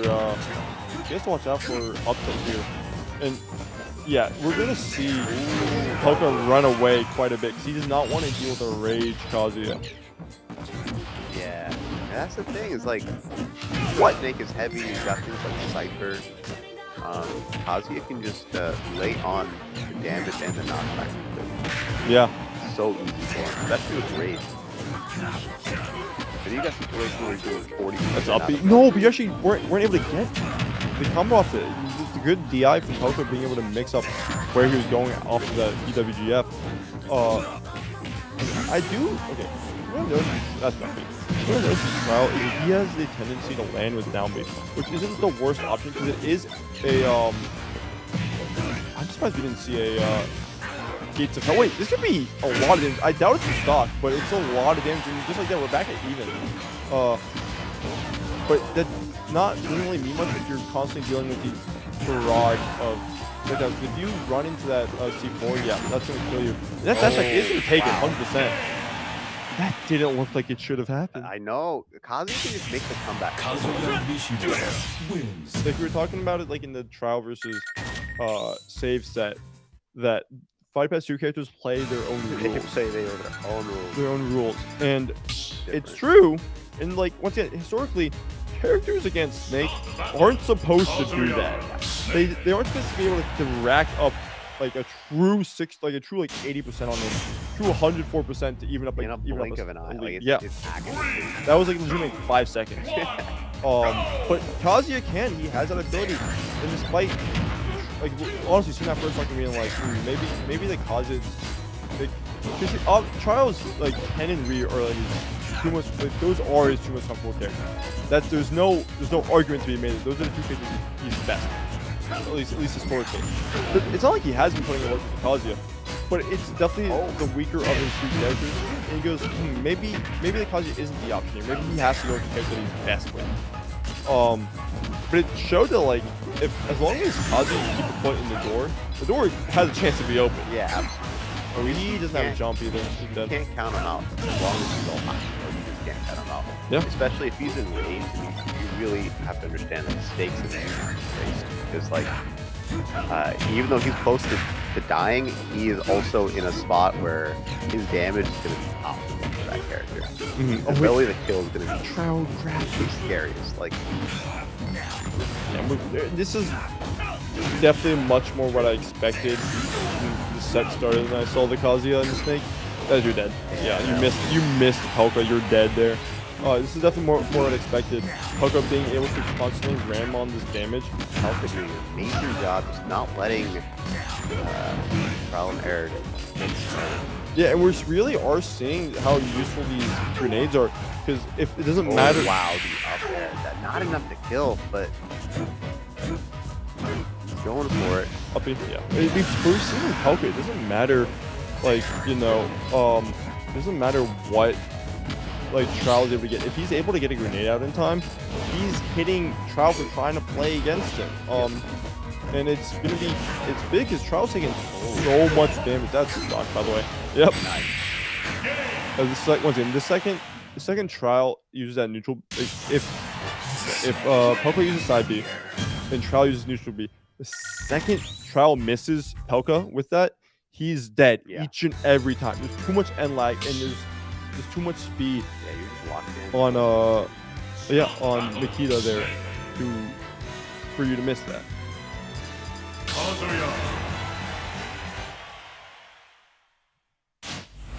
Falcon did a really good job just not letting Trial get started at all. Set up. I don't much bigger stage. Bigger stage, but one of the benefits of it is the fact that the stage does go flat, and that's going to be huge if you're. It's going to be huge if you're Trial here, because you definitely want that. But the main issue, you have to get through the first 45 seconds of these platforms of Pelka being able to do this. So if you get too antsy about it, you have a grenade in your hand, by the way. Yep. If you get too antsy about it, then this is what's going to happen to you. You're going to constantly take this damage of like this game, and look at this. Now you're behind. You got saved by the grenade blowing up, but you don't have access to. Not only did you lose access to wait. That could have been a down smash. The down smash does combo out of grab at 0%. Nice. Sure, man. Nice with the demon paw. But yeah, so it doesn't matter if you aren't able to actually get a hand on them. If you lose rage, then you just take. Congratulations, you just took 140 plus damage without any benefit. Like at least there's like a silver lining. Use a grenade in your hand, by the way. You don't actually lie. But at least there's a silver lining if you get if you take the damage as Kazuya, and that's such a good side B on Pelka's part, by the way. Being able to angle it back, knowing that he was about to take a punish. He was about to take a punish for that, and he was able to. What? Oh, wow. And he lived! Poke lived! That is wild. Yeah, rough situation for Trial here. He needs to quickly close this stock out and then figure out a strategy to approach these things. Palka's just, I mean, not only did he have that luck on his side, but he's able to capitalize on it in every situation. Now we're back to this. This platform lamp for another like 30 seconds, I believe. Grenade, yep, but okay, you got some damage on the board at least. If you're able to hit Poka on like the right side of the stage, the WGF will combo into a death, 100%. But what a scary, but it's Very great. you have to get out there. Can you chase him after this? No, you can't. You dropped too early. Dude, Poka's placements of these C4s have been good, but the main benefit that feels like they've had that could have been a punish on the both players is kind of landing, trying to find a match there. Yeah. Oh. That's punish. You're gonna die here, but the grenade. Yep, there's a C4 on the right side. I'm pretty sure. Trial really needs to pull this off. God, It's not gonna matter. You have to play. You have to play the close game against Poka, and Poka has access to like 50 billion frame 6 or faster moves. Yeah, and if you just end up like landing on a shield or something, that up tilt's gonna come out. Even with how safe a lot of Kazuya's moves, I'm surprised you honestly didn't see Hollow come out earlier from Trial. Like I understand the talent pick. We talked about how good Kazuya is on FD, and getting access to an FD like stage is gonna be big. It's just, I don't say for the first 45 seconds of the game, it doesn't actually exist. Yeah, it's a very different game for 45 seconds for a matchup. And it benefits the playstyle that we've seen from. That's unfortunately you're not gonna deal with 430, but you definitely killed some damage. This is a much better position compared to what you were previously dealing with. Yeah. Because you're still forcing Poka to, or it's not. Let me phrase that. Poka, you're not forcing Poka to do anything, but now you're not forcing him to do anything. But you have the stock, you have the consent lead.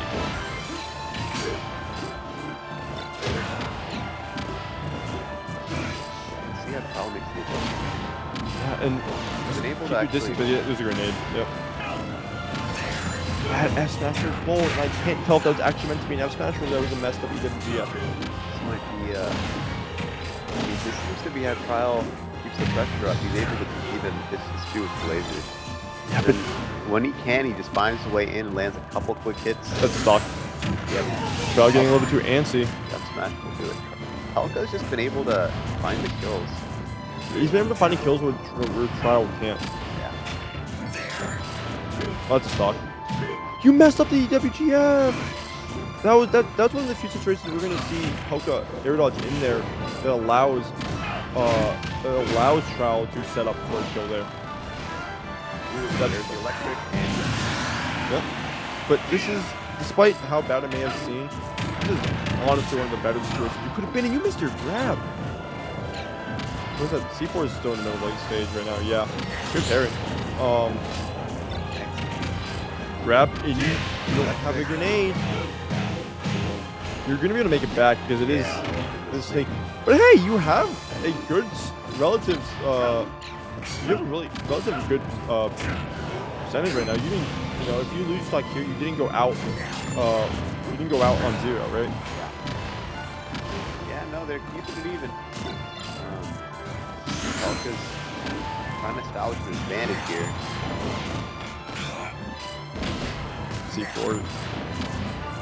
Yeah, middle stage Trial right now. doesn't find his way in. You can't land on that platform either. Yeah, you have to space. You have to play back here. That should be a bigger punish. Up. No. Not get the back air. I do like that. It's going for the mock punch, not trying to go for anything a bit more there. Great on. That's a punish. Kill from here and the up. Yeah. Electric into up B. It's a classic. Kind of like that. That's all it takes. You don't even need rage for it. I do like that from that move lasts a while. I do like that from Trial going for F throw there after a little delay. It is, to my knowledge, one of the longer lasting throws from Kazuya. I think maybe that throw might last longer. Yeah. But if maybe timed a little bit better, it would make sure that Poka wasn't actually got hit by the C4, not C4, the grenade, and not Trial due to the invincibility that you have on throws. that laser is actually laser isn't like it's not a crucial part of it's not a crucial part we're seeing from where's like grenade? Okay, it's on the ground. It's not a crucial part, obviously, to Trial's gameplay right now. But it's doing work in these situations here. This could actually be if you can get it at the ledge here. Yeah, but you can't take another hit of it. If you take one more hit of it, then you're gonna get you're gonna lose it. Trial opportunity needs to get through this these grenades. But we're seeing what we're seeing versus Squid, right? In that game, the game 4, where you got stuck on the platform. Really went for the up B. And Poca started converting into this campier play around that middle platform ledge. Place out. Oh my god. I don't think that was meant to be an F smash, and I think both players, you can even see Trial putting his head back. Not happy about it. Poca going like, I gotcha, but it sucks. And that was honestly a poor dash attack. Yeah. From Poca. I don't think there's any real way for him to actually die there because you can't. To my knowledge at least, you can't do a rage drive out of shield. You actually have to be. You have to already be out of shield to get it going. But even like getting a grab that would have done a lot of damage, and it would have done. I think he was only even with how close it felt. He was only really at like close. 60. Yeah. He wasn't really at like a high percent. With rage. It may have been I mean, it was close. definitely doable. I just think that Trial made an error. He made an error. Trial made an error.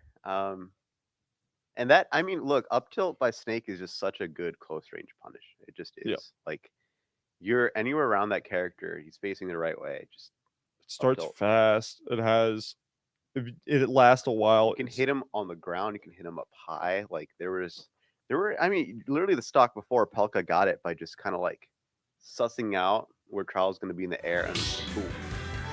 It's also a weird move because in general, like you want it against a move like that, you want like DI out, right? Yeah. But the correct DI is in. And most of the time, a lot of players that get like hit by it are also trying to run outwards. Yeah. And so you get forced into a bad DI situation. Yeah, because sometimes you like land on them, and you cross up, and you try to like run away from the situation, but it doesn't matter. You still get caught. And then you get your DI is messed up. So like, yeah, there are a lot of weird idiosyncrasies with that movie. We are gonna see the corn come out from so we did see the Wii Fit come out in the last set, but it wasn't. You had so much time to react, and you still rolled in. Bold choice from Toe there. But we saw the Wii Fit come out last set, but it only lasted about 2 games, and Toe was able to take game 1 and game 4 off of it, which with Corn, which showed that like they're not super like unconfident. It may have just been like a research type pick from Toa, but you still have to actually like do it again. Yeah. We've seen Pelka felt like a different player in this losers run, which is mostly just felt like he's not willing to give the advantage playstyle. Like we've seen in both game 4s we've seen of him in losers so far. He's just been playing back. He's been more reserved. He's actually not interacting. He's abusing the fact that a lot of characters in this game don't have the best red stock. Don't have the best way to deal with him if he's just deciding to run around a platform with a grenade. That's a 21? That's a grenade damage. You have him at 45, which is the worst right now. You're actually on a grab. That's excellent. Yeah, but great stall from our Toa there. But that sucks. The back those higher platforms. Enough to own those higher platforms. Oh, you were not living that one even like 30% earlier. You were dead when you were up there. Really high base knock. Rage also starts. That's stock. Great getting the sour spot. Not sour spot, getting the sweet spot. Precision aerial pin from Toa. Excellent work. Yeah. We were seeing it's these corner situations that Pelka as a whole and has been making most of his money. It doesn't matter if you hit him, he has the armor. We've been seeing where Pelka's been making most. That's not a stock actually. How are you landing here? You called him out for dropping shield too early. Down here there is crazy. If you're Pucko, you found most of your money make situations. I don't like that DI. But you found most your situations where you're dealing the most percent to your opponent when you're forcing them to ledge. Is that really gonna take it? It is. Yeah. It felt like when you give up your ledge positioning to go for a little bit some of the cover more options, you kind of lose the flow that you had. Like, I get it. You cover C4. You use C4 to cover the side plat. It makes it impossible to double jump from ledge. But we've seen in situations where you lose the ledge, it doesn't really matter because you still have the mid stage. Yeah. And if you allow Toa to get back, then you're honestly just allowing Toa to reposition himself, which is huge in a matchup where you don't have a projectile back.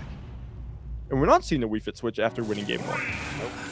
Yeah, he feels much more confident in the corner in this matchup now. We might see it again later. Something switches up here. Yeah, but if it's as it's going right now, I don't blame him. You know, you didn't start with the lead you wanted, but you were able to bounce back, and that is huge. Like, and it felt like the 3 times that you messed up. Wait, grenade. Yeah. The way you've been interacting with grenade is not in his favor. Nikita. Tech. Surprised that wasn't unpeckable. At least not that I saw. Okay. Questionable Nope. up B. Real punish up tilt. No, actually. A little different this time around. Not quite able to capture the success from the last time. Yeah, but I mean, this is pretty much how last game started too. Getting closer. With Pucko getting a lot of damage and then Toa's slowly crawling back to what felt like a really good present for him, but he has to do it again. And if Pucko is playing around his more defensive playstyle like he is now, he has in the last 2 games, and he's not as then it's going to be way tougher for Toa to do that. Also, Toa try to pick the grenade up as it's well. That's going to be the stock off the top. Yeah. I gotta say, I'm not sure how Pucko's I think it was Denamato how he DI'd that, but it feels very weird for the way Pucko's DI'ing these. Like, there hasn't really felt like to be fair, to his credit, there hasn't really felt like a pin that he's died to that was due to bad DI. It just feels like, I don't know if that was the correct DI even better, yeah. But yeah, I mean, it just looks off. It looks off. But I mean, Toa's credit is finding a lot of situations where he shouldn't be planning these type of risky pins, and he still is, and he's able to at least take a stock off. And once again, you're honestly missing them more than you're hitting them, but you're going from you're gambling a lot with it, which is big because you're getting a lot of reward off of it, even with how much you're getting punished. And looking to establish himself in this game. Pucko's just been overwhelmed. Grenade, yeah. With grenades. This and is the C4, like all of it has been very rough for Toa. I mean, that's just what, game. and we're seeing. Oh, great down smash, but can you finish the stock? Yeah. You got hit by the Looking rough. sniper. That's not gonna take it. Yeah, no. But you got great air dodge. Wouldn't be surprised if we see it's a grab up tilt potential, but no, without that rage, your up tilt's not coming for another like 20%, 10%. It's possible for Toa to finish. What? But it's They're scrambling. Yeah. They are both nervous. Each other, yeah. Neither of these two know what's going on. Gotta fight the ghosts around you. Casper is scared. Oh, great grenade pull there, just to force scare Toad into pressing a button, and sure enough, Toad pressed the button, exploded him. Bop! There's the up air. Palka doing a much better job this game. 1 game apiece. Yeah, and it really did feel like after that game 1, after Palka gave it up, he's gonna give up the advantage with the grenades. Right. He's just gonna get it back. But this time, why bother giving the chance of losing the advantage? You can just keep doing it on repeat, and we were just seeing there wasn't many chances where Pucko was giving Toa the opportunity to get back into the game, and just playing this more safe Snake style that we know that Snake can benefit heavily from. Right. Small battlefield for game 3. Toa stage 6. I like this. I think we're seeing now just the stage, the width of it. In fact, there's 2 platforms. This is gonna be big for Toa, because no chance of great pin actually. It's gonna destroy the Cypher. Yeah. You don't see that often. Like a lot of people think, oh, just hit the Cypher, break it. There's very few moves that are actually gonna be able to actively that you're gonna have the time to actively hit it with, and it actually like lose, and break to it, and not hit Snake on top of it. Yeah, the pin from above can work. Yeah, and clearly. And now you're playing with a lot. Oh my, what? Oh, excellent. Yeah, I think that the dash attacks you have an extra height in your dash attack. You kind of you go like full horizontal at some point, but you don't go full horizontal with the ground. You're kind of ooh yeah, you got aggressive with that smash there, and I think Toad knows it too. But it's just like you're able to avoid that up tilt, and you whip the grab head, but it's like 50. Yeah. The lead meant nothing. The lead meant nothing.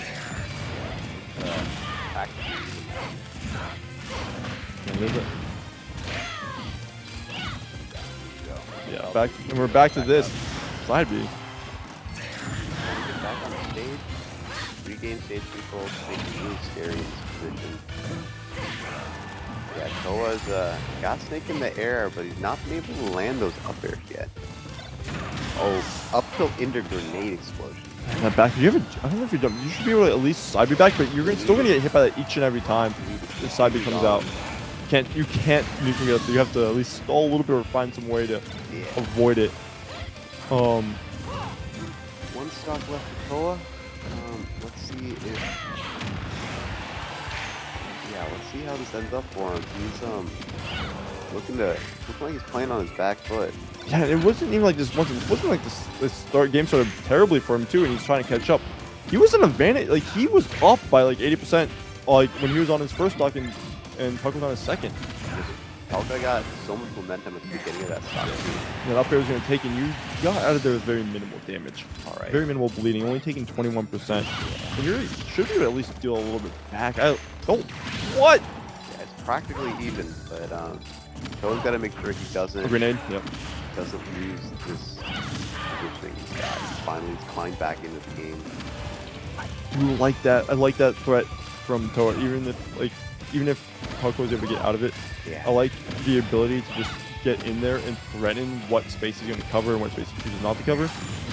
But this is going to be scary because if you have that grenade still on you, straight down here, now you're back off stage, and up tilt shouldn't take it raw. It does. My bad. Oh, wow. Yeah. All right. Game 3 goes to Palka. That up tilt has been the MVP move for him. I feel, to be fair, I feel like you can say that about any Snake player. That's true. But that's the thing, is that if you have access to the move, why not use it? I always see it a lot more than I think I would. It just says how good. And the worst part is it's like, you're right. Like, you see it a lot more than it is. But the fact that he has so many options that we can think that there was another move besides up tilt is ridiculous. What if he F tilt? What if he down tilt? That time's only like frame 8. That move is fast. Yeah. Like, what if he just straight up like grabs instead of doing any of that? It's like and that's what's scary about Snake is especially like in these against higher level Snake, is you don't know if he's going to go for these options to mess you up, to throw you off. And by the time you're thinking too much about it, congratulations, you already chose his option 3 minutes ago. Yep. Which is the positioning that up tilt hits with is just such a good punisher in so many scenarios. So Yeah. you're just gonna see it so much. And this is another lead that we're seeing from Toa, but this is definitely more solid than the last one. The main issue is we've seen how fast Snake is able to get these advantage states back, or at least prevent leads from being built. Yeah, and it's the momentum too. Like once he's established himself and he starts going, then you've got to catch up against that, And it's that just becomes really, really hard. Even if you're throwing these grenades away, you're still taking so much damage. Rolling. Yep. Joe's got a lead, and he's really capitalizing on it. Full stock ahead right now. Side B, and the pin. Okay, this is looking like a very different game for Joe. Up tilt, gonna take it. Still, up 2 stocks to 1. Joe is definitely in a good spot here. He needs to make sure that he doesn't lose momentum against the Snake. It's slowing down a bit. Ooh, C4 into up air. But yeah, this time it seems like Toa's able to get his hits in. Oh, wow, grabbed right out of the pin. Jack attack. C4. Setting the field up. Falco's playing at a distance now. Oh, and using up tilt to knock him right out of the pin. That will take the stock. One stock apiece. Toa's pretty close to getting Snake to kill percent.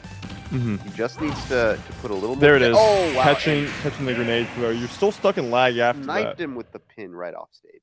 Very quick game for Toa. We're going to game 5. Yeah, It all comes down to this. Pelka's stage choice. I definitely don't think that we're like Pelka isn't necessarily playing this terribly. Like obviously we talked about how he can play a bit, like how we've seen him just flip a switch when he starts playing Campy. Yeah. I think it's also a very stage specific thing, and Corrin doesn't allow you to do that on small battlefield. Yeah. Small battlefield is congested enough where Corrin can close the catch race. Yeah. And especially Snake often likes going into the air, and he doesn't mind playing from above, but Corrin is really scary from below. So like, you know, you got that up air to worry about, you got the neutral air. Toa also did a really good job taking advantage of spin and everything it could do in that last game. I think that really made a big difference. Yeah, I definitely agree. But now look at this: you have control of the center platform, and it's hard to consistently follow up, or at least predict or call out even how Pelka's going to land. Yeah. Because then you have to worry about a grenade that's falling, or is it going to land on the platform? Is it going to land on you? Is that C4 that he dropped from heaven is he gonna activate it, or where is he gonna land on the platform? Is he gonna land on the ground? There's so many things. Like, and you can at least like be like, oh, but you can do the same on small battlefield. That's true, but there isn't the same space you have on Hollow to do that. And those platforms are small and they're off to the side. It just feels It doesn't cover the middle of the stage. You got the center of the stage has so much more to it here in Hollow Battle. You're gonna live that actually too. You actually somehow did not get by the neutral B if you're Pelka. Yeah, you can't hold right in there. Yeah, Toa was able to find his way back. But this is once again that one center, C4 on the side and those constant grenade throws. Center BI, centers everything on you're this. Oh, great tech actually. Yeah, he learned from the last time that happened. Yeah, but Get that tech now we're back in the same situation that we were before. Of you're in the corner versus Snake. Ooh, good back air. The C4 is still there, by the way. This is a very scary situation if you're even The forward tilt.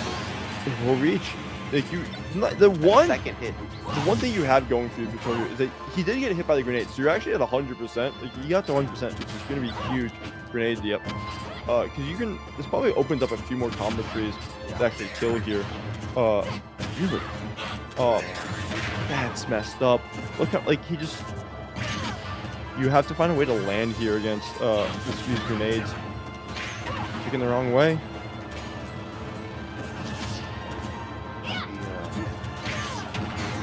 The pin has been doing wonders for Toa. Unfortunately, it's just not enough to kill right now. The up air absolutely will do it. Oh, even the stock count back up, but he's got quite a ways to go. I will say, Toa has been finding these situations where Pelka legitimately has no option, right? And we're seeing it a lot. He is seeing a lot of up air kills. Because even if he's not able to get these kills consistently early, right? He's finding situations where Pelka is without a recovery option, where Pelka has to go high, and guess what?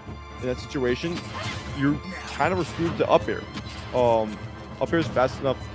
Man, there's so much pressure. Yeah, no, that's the You're thing. dead. Yeah. The back air will do it. Yeah, Pelka's been taking full advantage of space pressure, maintaining his momentum. Toa's got quite a way to go if he wants to reclaim this set. Another thing, though, is it feels like every time Toa hits Pelka, not only is he activating Grenade, which sucks on its own, and you're getting hit for it, but he's also activating it after he hits Snake, meaning Snake isn't getting hit by his own grenades here. You're not trading, which is the big thing that you have to do against Snake if you're down. That's a plus on shield, yeah. I do like that from Toa, knowing to back away, because you know what I'm saying. If it's plus and shield, you're not punishing it. Up air, it's not enough to C4. do it. King will. All right. 125. Toa's in a precarious spot. Are you gonna get up tilted? He has to execute perfectly here, and Pelka's going to be more than fine staying back, Up tilt. Yep. and the up tilt. That will do it. Yeah. Yeah. And Toa is just just not able to make it work in the second set and against Pelka. we really were seeing the benefits of that stage, being able to keep Toa kind of restricted in where they choose to go, how they choose to actually combo, because Yeah. and once again I mentioned that it felt like a lot of the times Toa was hitting Pelka, but Pelka wasn't getting hit by his own grenade, so Right. he was just like, it was, yeah, they're trading, but even when winning, Toa's still losing every trade Yeah, technically, because he's no, he's the only one taking grenade damage. And that's how when Pelka's down, that's like how he catches back up. It is. Grenades are Is such a those crucial grenades part to just his do game so plan. much. You can't just like keep hitting through the grenade. You have to actually avoid the explosion.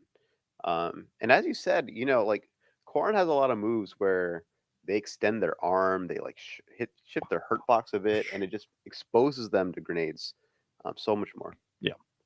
It's just rough. It's You rough. know, we didn't see the Wii Fit this time around. We- Like, did it went just for Corrin all 5 games? Don't think that Wii Fit would have even been a move, like would have been any form of, I think this could work. I think if you went Wii Fit at any point in that set, it was the wrong decision each and every time. I think because this wasn't a winner set, right? It's you lose if you're done. At least in winners, like if you lose, like he did when he was up 1-0. So it's like if you lose that set, cool, you can still run into losers. But here it's like you're going with your safe option here. You're going with what historically has always worked for you. So why, and I think going Wii Fit, especially after what we saw in that game 3 in their first set, would have been a terrible call. Would have been a disaster of a decision from Toa if he decided to go through with that. And I mean, it wasn't even like an awfully bad set. Like I don't think any of Toa's losses were close. Like I think Pelka had a clear advantage in each and every game he won.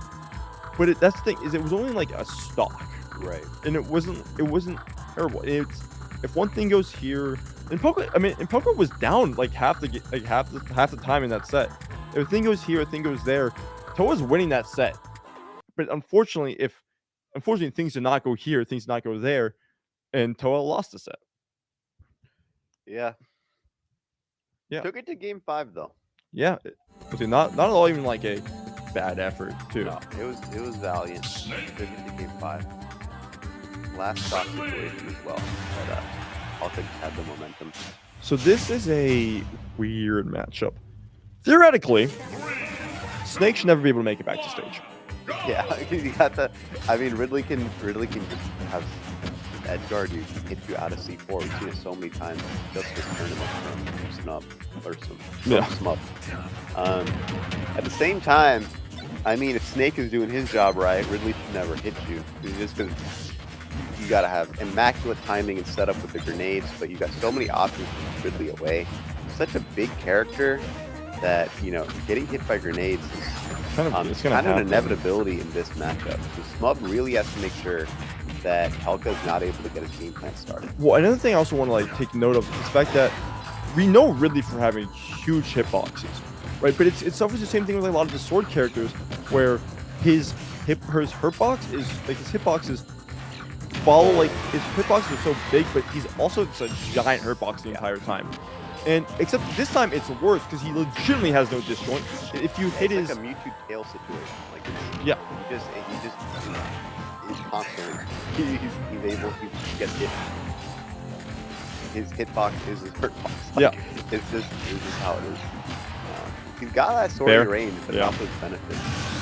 But that's that was actually really smart by Smub. Just like doing a little high, just knocking the Cypher out. The Snake.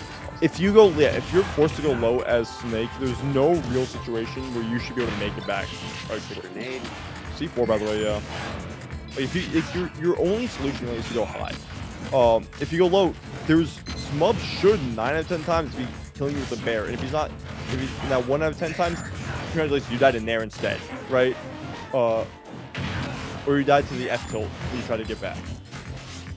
So, but either way, you should be dying the entire time. And but the issue is getting Snake to go low. That's a lot of characters, right? It's like, oh, if they go low, I would get back. I kill them for free. Yeah. But good luck doing that and forcing Snake with his recovery to do that. Oh, what an F! And there was the F tilt. Right. Yeah, getting Snake to go low consistently is going to be tough. And the up tilt once again coming out from Pelko to take the second stock and Smub and keep it even. It's very close right now. Both players looking to establish their advantage here. These mix-ups too from Poker are so good at when he's gonna land, where he's gonna land. Even grenade he does. What a got him to grab. Get started right now. And that he nared there. And he got hit by the dash attack because of how big his hitbox extends. Or this should be a punish. Even if you take damage off it, it's still punish. This should be the game. It should be the game. He missed actually. He's actually dead. He's actually Smub loses. Smub loses. That is wild. He doesn't have the recovery angle. I was right. That was the game. He went all in on it. And I don't even disagree with Smub doing that. That was the correct option. He couldn't see Pelka. But that's the thing. If you're Smub, you have like those situations you're looking for. The main issue is if you miss them, you lose. Yeah. You lose each and every time you miss it because you don't have the benefit. You don't have the benefit of recovery. And with Pelka, as long as you honestly held up, you're making it back each and every time. Because Snake's recovery is incredible. Also, C4 doesn't send to the side. So you're not dying off the side really. Another thing also to note about how big really these moves are, it means that he's also his grenade grabbing hitbox is huge. There's a lot of situations where Smub is kind of just contesting space, and he's still managing to grab grenades, just messing up his landings. Am I tripping? Did he go for? I don't think so. But look at this damage! Great drag down there. Oh, he has a jump, but he's gonna make it back. Yeah, and Poker going for a down B there instead of trying to go for a potential actual real punish. Backer, yeah, that's gonna be a stop. Loses it right there. And then once we're back to this even state where it's gonna be if Smub can find a way to deal with this damage without activating a different grenade hitbox. Grenade in his hand. And I do think a big thing though that Smub is doing is he's instantly throwing these away, which is throwing these grenades after you catch them away, which is huge. Because I mean that most of oh my god, that is so much damage. But you should be taking this to your Smub, yeah. Back on it too. Oh, you're dead here. You actually got back and you killed him here. Yeah. What a reverse. How is it? Turns that situation completely around. I was expecting a down throw, honestly. Because I feel like if you can cover every option, if he rolls in place and rolls out, he gets hit by the C4, right? If he rolls in, he gets up smashed.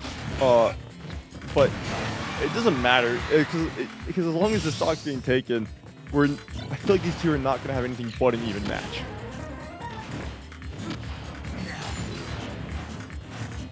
I mean, even the game right back up. Both of them is keeping it very close this game. And we're seeing the same thing where I was talking about Toe, where it's like Smub is activating these grenades each time, and Pelka just isn't there to actually actively get hit by them. So the only person taking the grenade damage is, really in this game.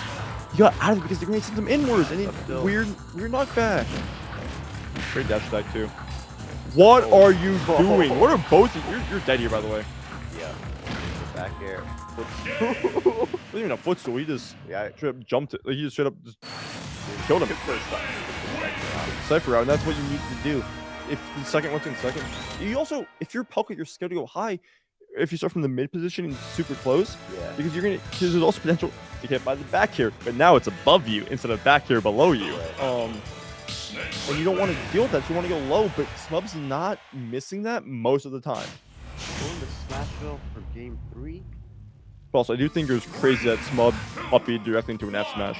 Yeah. I think it's crazy that both of them did that option as a whole. Yeah, that's the other thing. Smub plays fearlessly. Neither of these players really care about their life, right? Like, you know what? Like, there's a saying, you They're like, willing to in certain games you play for your life. Like you're playing for your life. Which basically you're playing not to like lose it. Yeah. And that's why like there's the whole saying of he's not playing to win, he's playing not to lose comes from, right? Where's the whole idea of you're playing so campy, you're just trying not to lose the game. We see Smub take risks. I mean, We see saw- Smub take risks with Coco. This is also Snake plays the whole. Is they'll randomly go from I'm not playing the same game you are, I'm gonna play obnoxiously campy, into just I will pull out an F smash, and if you get hit by it, that's your fault. Yeah. Also, will this be like the one time where you're actually gonna see a stock being taken without instantly like biting, without instantly dealing any percent back? Smub Only needs time we'll to see. Actually establish a lead here. Dangerous. He dealt percent. He dealt percent. Huge. Here we go. I don't know if you have a jump it. No, I'm surprised you didn't see a nair there. Smub gets so much damage off of just the play around the edge. Yeah. I mean, even if Snake can recover, and they can still do it again and again and again. Smub got 60 just off of that. Yeah, but we're seeing Pelka being able to. Second Pelka made it back. Guess what? Up tilt city, baby. Yep. And I do think that we really are seeing just how like important Smub's game plan of playing his distances. Because it is going to be actively hard for Snake here to like contest him. Yeah. Like if Ridley's Oh, being back forced to here. play his. Oh, this is big. You're gonna have a jump action. You're dead. Yeah. Oh yeah, that's it. Even I don't think. Yeah, because you can't side B there, because you're not going to put an angle to up you back. With the dash attack, eating the game right up. But because once again, neither of these players can have a lead for too long. One stock game now. Yeah, no, they've been keeping it really even this entire set. Yeah. Smub needs to get started here, or else these grenades are going to do Pelka's work for him. Oh, that's a big. Yeah, you're gonna be able to get off this grenade damage. That nair's big. You actually missed getting hit by that. Yeah. You didn't activate the grenade there. That's huge. Look how much damage you're dealing with. Too much shield pressure. This constant pressure. Oh, Pelka wanted him to come out and swing. Yeah. You're dead. Oh, and the back. There's the back here. All right. Smub takes game 3. One more, and he can win the entire tournament. Winner side. Winner sides can all go home here. It is 10 o'clock here, but both these players are Smash players, so I don't think either of them would mind, or if this were to go theoretically be a later time, I don't think either of these players are going to be nerfed by it. They're both Smash players at the end of the day. And they're used to it. I mean, it's been a long tournament. They've been locked in. Since 4 o'clock we started. Yeah. So you're definitely, why are you stopping now type situation. They're It's not also both seasoned competitors. Yeah, you have they to- do this every year. Yeah, it's somewhere. like you're not like a player on an underdog run here, right? Like you're not out of energy now because like I've never been this far in the bracket. It's like, dude, this is just another week of the cave, like pretty much. Where it's like Poka's been like of game underground. I don't know what they got going on. I mean, in literally mass. after this tournament, they're probably both gonna go home and do a training mode now on Discord. Yeah, they're like. I don't know. I don't know if Poka has a job. Smub is in school. Smub may have a 10 o'clock. Poka may have a 9 to 5. Yeah. But either way, either way, these two are not going to bed instantly as soon as they get home. No, the night is young for folks like that. Yeah. Oh, that's back there. Yeah, I'm Puff's surprised we didn't see like an up air, but Puff's doing a commanding job this game. Smub's kind of on his back foot to stock. that's an up air. Getting There's footing. one of the main things though that Smub has, which isn't like we're not seeing like come to play a lot though, but it is something that we've seen like Smub to avoid losing the stock early, is the fact that it's really hard to hit Ridley at ledge. Like Ridley's ledge hang is among the lowest in the games, and Snake doesn't really have any options that can consistently hit him without really being able to like react. I think maybe down tilt can hit, but you have to space it correctly. Really, even if how big that move is, you still have to be within like a certain range to hit him, because really just hangs on by his claw, and the claw is super skinny because that's the character. Despite being a giant monster and big and getting hit by everything, he still is relative to like the other huge characters. He's skinny. Oh, You should be dead off position. There's like one thing we've seen Smub not miss these, and he has access to the back air.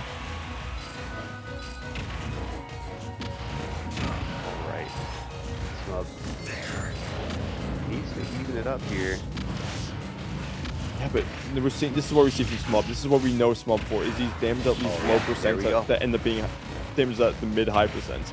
Up smash, no, you're still the up tilt lingering back air. Where's that C4? There it is. Forward tilt. And up air kill. Smub has reclaimed the lead. He just needs one more stock to win the tournament. Oh, well, there's the up tilt coming out from Pelka there. Not gonna get it, and the up B, you're actually gonna beat it out, but it jab coming out. I'm surprised you didn't see a up tilt, but it doesn't matter because you're dead here. What? Oh, wow. You're dead here. Yeah, all right. One stock apiece. Not a game 5 situation, so that nerve, if your Smub isn't there just yet, right? Yeah. If you're Pelka, you're definitely feeling it on you a little bit. Yeah. Especially with how fast you've seen Smub build up his damage. You've seen that back here. You're continuing the combo continuing the advantage either way. Yeah, Smug's really good at keeping the pressure up. The nerves are up too. Great. Great. You have to get back here. This is what I'm talking about. He wanted him low. He wanted... Oh. Wait, Smub lost though! What? He went downwards! He tried to style! It's Smub! Smub tried to style! He tried to Smub, but it didn't meet. That wasn't like That was wild. Smub that could not happy about that. Smub knows he messed up, but play smiling. That was it. That was the back here. Maybe an up and you live. Pelka had to go low there. And the main thing though is Pelka used to jump, then fared to try to catch Smub swinging and hopefully get a spike box that beats it out. Pelka given one more chance to survive here. And if wow, all Smub had to do was just anything but that, honestly. he goes outwards, he goes inwards, he goes upwards. He could have gone He any air direction. dodges, like he does anything, he lives that. He wins that. Pelka was out of resources. He was just Speaking of out of resources right now, should be able to make this back. yeah. Smub's Smub's like, all right. You react to each and everything he does there. He air dodges out. Cool. I will F tilt you. Playing like he's not happy. Yeah. This is gonna be a little different than what we saw before. Yeah, this is also probably the biggest lead we've seen this entire set. Just first 20 seconds, just took a stock. Which is not big. This is not a normal occurrence. Pelka 2 is probably playing a game you would not expect to play after within the final minute of that last game. Kind of just sets in that damn. This is over. Smub has so much momentum against me, and then suddenly the most surprising thing happens. So you're just What an F tilt from Smub. Where are you landing here? What are you doing here? Up smash. Wow. Not gonna kill you. You're rather heavy as Snake. F tilt. He starts on his body. Yeah. Pressure's up from Smub. That's Yeah, Pelka's trying to find his footing. Guessing up tilt's not gonna be enough to kill. that should be a stock, at least a punish at least. Yeah, you're going low here. Unable to get in time, and you're dead. Yeah. You have rage too. Yeah, he does a full stage side B with rage. Pelka feels it slipping away, but Taking it. gets the up tilt. It's not impossible. Snake can certainly make comebacks. Gotta keep the pressure up on Smub though. He has Now to let find a way to Smub get get started started. fast. He can't take this. He cannot take this. This grenade trade damage. Yeah. He has to be the constant. He has to constantly be ahead. He has to be playing ahead of Smub each and every time, and that's hard. That is hard to do. Because the way Smub will set pace, getting Smub to constantly getting Smub to play your game is hard. Yeah. Especially once Smub starts to his own pressure, it's just very hard for you to turn that situation around. Yeah. In the grenade, in the even that I feel like we've seen Pelka in a much more favorable state than we've seen Smub against him. Up tilt, Pelka's making the comeback, but you still have to do it again. That's the thing. You have to do it yeah, again. He needs to be able to do it twice. He might be able to. He's got the up tilt. Rage. Oh, but that's unfortunate. You could not afford that. Might be a reverse 3 stock, but Pelka really needs to bring all his cards out here. He is rolling. Yeah, Pelka is rolling a lot. Smub knows he lost the momentum, but trying to get it back. Great grab. Can you get this? Are you? Nobody. Because you low profiled it actually. Yeah, you're just gonna C4. Now you're gonna grenade. Now we're just gonna grenade camp. I feel like you find yourself in a situation where you gotta let the continue to grenade play do the this work for you. slower Snake. game. This Finding is- himself this is dangerously close to having an even game here. Oh, Wait, grenade! that- Grenade! Oh my god! And Reverse. just like that, we're getting here in Reverse. production. Reverse trio. Production's not happy with the stage a little longer. One more set. That was crazy. Because we just the one thing you couldn't do as Smub is take that loose damage. Yeah. And sure enough, Smub was taking that loose damage. That game 4 is looking more and more like a mistake for Smub. It's looking a quite big mistake bad. for Smub. All right, we're into the final set of the tournament. This is the grand final reset. We're going to small battlefield for game 1. Or wait, Well, no, it's Yeah, it's no, game it one. is game 1. Well, it's game 6 technically if you want to go there. Yeah. And it is okay. This was. I felt like this was like Smub's tournament to lose, right? Yeah. No, But then all of a sudden it became Smub's tournament to win. Because after going off that, you're like we've shown Pelka doesn't care about your momentum. He's been around long enough. He plays a character that can force you to play his game. So momentum is just he does not care about really momentum, especially when you can do stuff like this to keep really out. Yeah. Grenade back there? No, actually. But so if you're Smub, you're actually the one on the back foot here. And this is where Smub wanted to take him. Last time he just ran it back to Hollow Bastion. I think Smub's locking it in now. Yeah, I think I don't know. I doubt we see Smub taking the hollow, but that's a back air. That we don't see Smub miss that. That's rare to see Smub. That's no. Okay, I feel like these two are like okay. You are crazy for going for that down air there. Yeah. That's natural. Yeah. 2 stocks apiece. Alka's really gotta take advantage of this second life he's been given. You have to see a C4 reset soon, right? Yeah. So you got hit by the grenade damage. And C4 is out, the grenade on top. Well, where did that was that Smub who threw that, or was that just a lingering off of the shield or something? Alka is trying to put a stop to the fire. But he's in a position here with these grenades where he can't get underneath the platform to get underneath the platform. He's getting stuck in this bridge area where he's kind of consistently at mid stage for pretty much the entire set. And the few times that he's able to at least get past it or force Pelka into the mid stage area, it doesn't matter because Pelka's either getting to the other side of the stage safely, or he's killing Smub for this. Yeah. Up tilt into the up air. Up smash, and And there it the is. That's what Smub's always going to be looking for if you're landing on him. Right, he needs one more. He can't let it slip away. Just lost the stock. It's an even game. Elka quickly at 72%, 90%. Well, gets the edge of the neutral air. This is what you're looking for if you're Smub Smub. gets the forward tilt. He's just one more move off stage. Misses the back air. Great, you missed the tech too. That was weird. That didn't feel like it took the angle it should have. He kind of just like bounced off the corner and then exploded off the side. Either way, Smub finding his footing. It felt like that game 1 with how much damage he was taking in these early percents. The fact that he couldn't kill Pelka. Yep. Like 160. It felt like it was very Pelka knows he has Smub scared. Yeah. But then Smub was able to just play his advantage there. And we are going back to Hollow. I'm not surprised Smub left it unbanned.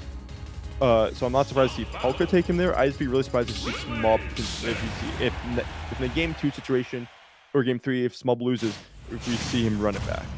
Especially after the last few Yeah, I games don't have think gone. he has any. I don't think he wants to prove anything on Hollow Bastion. Especially no, definitely After he not lost anymore. game 4 there, he ran it back. Lost game 5 to reverse the tweet stock. Can't feel good to be Smub on the stage, but you got to make it work right now. Yeah, this is like what we were seeing in the last one, except rather than playing around the corner, we're seeing more play around the platform, like the physical platform itself. Right. Just due to the length of it and the fact that it's now no longer split between 2. It's whoever controls center controls the center platform, controls the game. And we Gets the neutral air. Oh my barely God. misses the back air. wait, that's a Goes really side upbeat. video. That won't be enough, but Oh, he I'm missed. looking He for was it. on fast, like he didn't get the grab ledge. Child is not happy about that one. No. Oh, like considering the situations that we've seen Pelka, this is not the worst we've seen him in, the worst shape we've seen him. Not at all. Buzz really got to lay on the extra credit here. Not let Pelka, capitalize on the pressure that he's laying out. This is when, as you said, snakes kind of flip the switch. They're like, they hang back a little bit, and then suddenly they'll want to go in. Pelka's been looking for that up tilt. He's looking for something he can turn these grenades and these setups into. Smub struggling to really push it here, but he is hanging on to the stock. Yeah, there's an up tilt, up air, which feels like it shouldn't be that good, but that up air hitbox is huge. You're not expecting it to hit up as high as it does, and since it's sweet spot it has sweet spot and rage, it's gonna explode at you died at 95 after the hit as Snake. Yeah, and Snake sometimes, I'm quite often find myself willingly at the top of the screen, so that up air is really gonna. Oh, good sour spot there. Smub at 188. Pelka's just not able to find the kill. Smub's playing very different. He's really going for the vertical kills here. Gets the back air, good tech. But it doesn't matter because look at this percent you're at right now. Yeah. You're gonna have to do what you did in that game 5, except better and more perfectly. Smub really talented grenade better ability. Because here's what I'm talking about. You have to do that. You'd have to get back there, and you have to also take an additional 2 stocks off of Smub. All right, Smub is very much locked in now. One more game to finish this tournament off. Yeah, to win the hill. And we're gonna go to Battlefield. So this is a snake heavy. Snakes like this stage. It's just weird. A lot of snakes are fine with it, but I wouldn't say many snakes love this stage in terms of it's like their favorite stage. But I think it's been well agreed upon by most players in the game that snakes don't mind this stage, to say the least. Yeah. I think versus Smub, it's actually not the worst idea because you get the smaller top platforms, and honestly, Smub hasn't been dying off the top. And if he is dying off the top, it's not because because of the lower stage height. It's just been because he's been at a percent where you're gonna die to snake up tilt. A couple times, you caught Smub holding a grenade up. But yeah, again, it's not something with the top platform. Now up tilt on the top. Wait, I caught the nair. That was so good. Yeah, very different from Pelka right now. I do like that actually. That little control from. I thought that was on the top plat. I'll give that up, Smub. I get hit by that. But this is the control that you want if you're Pelka. Oh, this is not the control you want if you're Pelka. Back there. Yeah. Wait. Actually, since that may have killed you, actually have a weird angle. Wait, you have to C4 now. Oh, Guess not.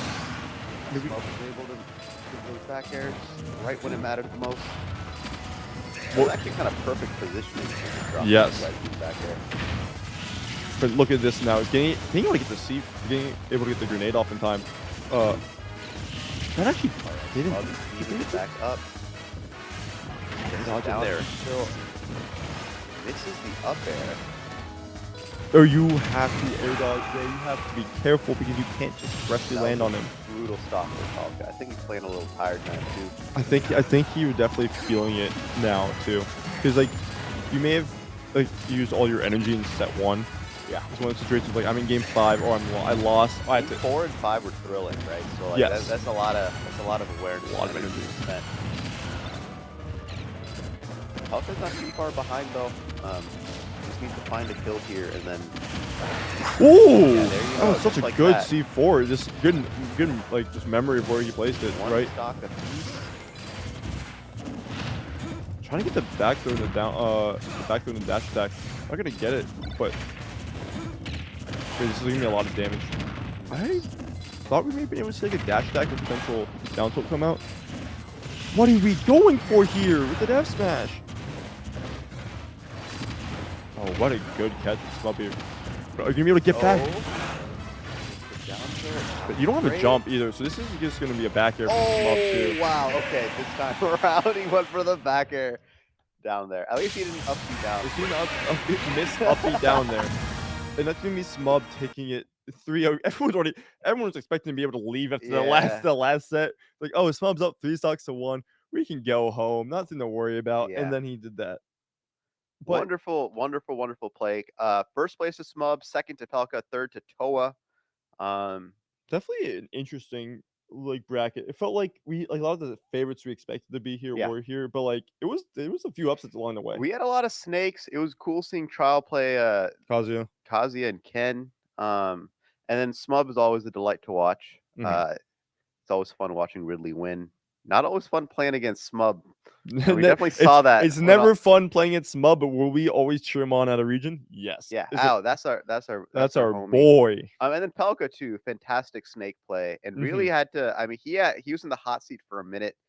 Brought it all the way to game 8 Game 8 in finals. But Excellent run by him. ran out of gas, unfortunately for him. That'll be it for the Hill here at District E. We'll be back next month with more Smash and Rivals of Aether. And then we've also got the Alley on April 23rd with a bunch of fighting games, including Tekken 8. I'll be back to commentate that one. But yeah. Oh yeah, Beltway Boost this Thursday the 10th. So lots of events happening in the region, lots of events happening here in the Hill. All free to Thank enter. you. Yeah, All free to enter, all with the prize pool as well. It's all awesome. free to enter, all with the prize pool. And then we've also got District Bites here. This venue is sponsored by Coca-Cola. Thank you so much for helping us put on events like this. And yes, District Bites, come check out the food here at the venue. Scan the QR code to learn a bit more about what we've got. And yeah, thank you to Coca-Cola and Ticketmaster for sponsoring the venue. And I think that's it. Yeah. I'm Vici. I'm Nick District. And thanks for joining us. We'll see you next time.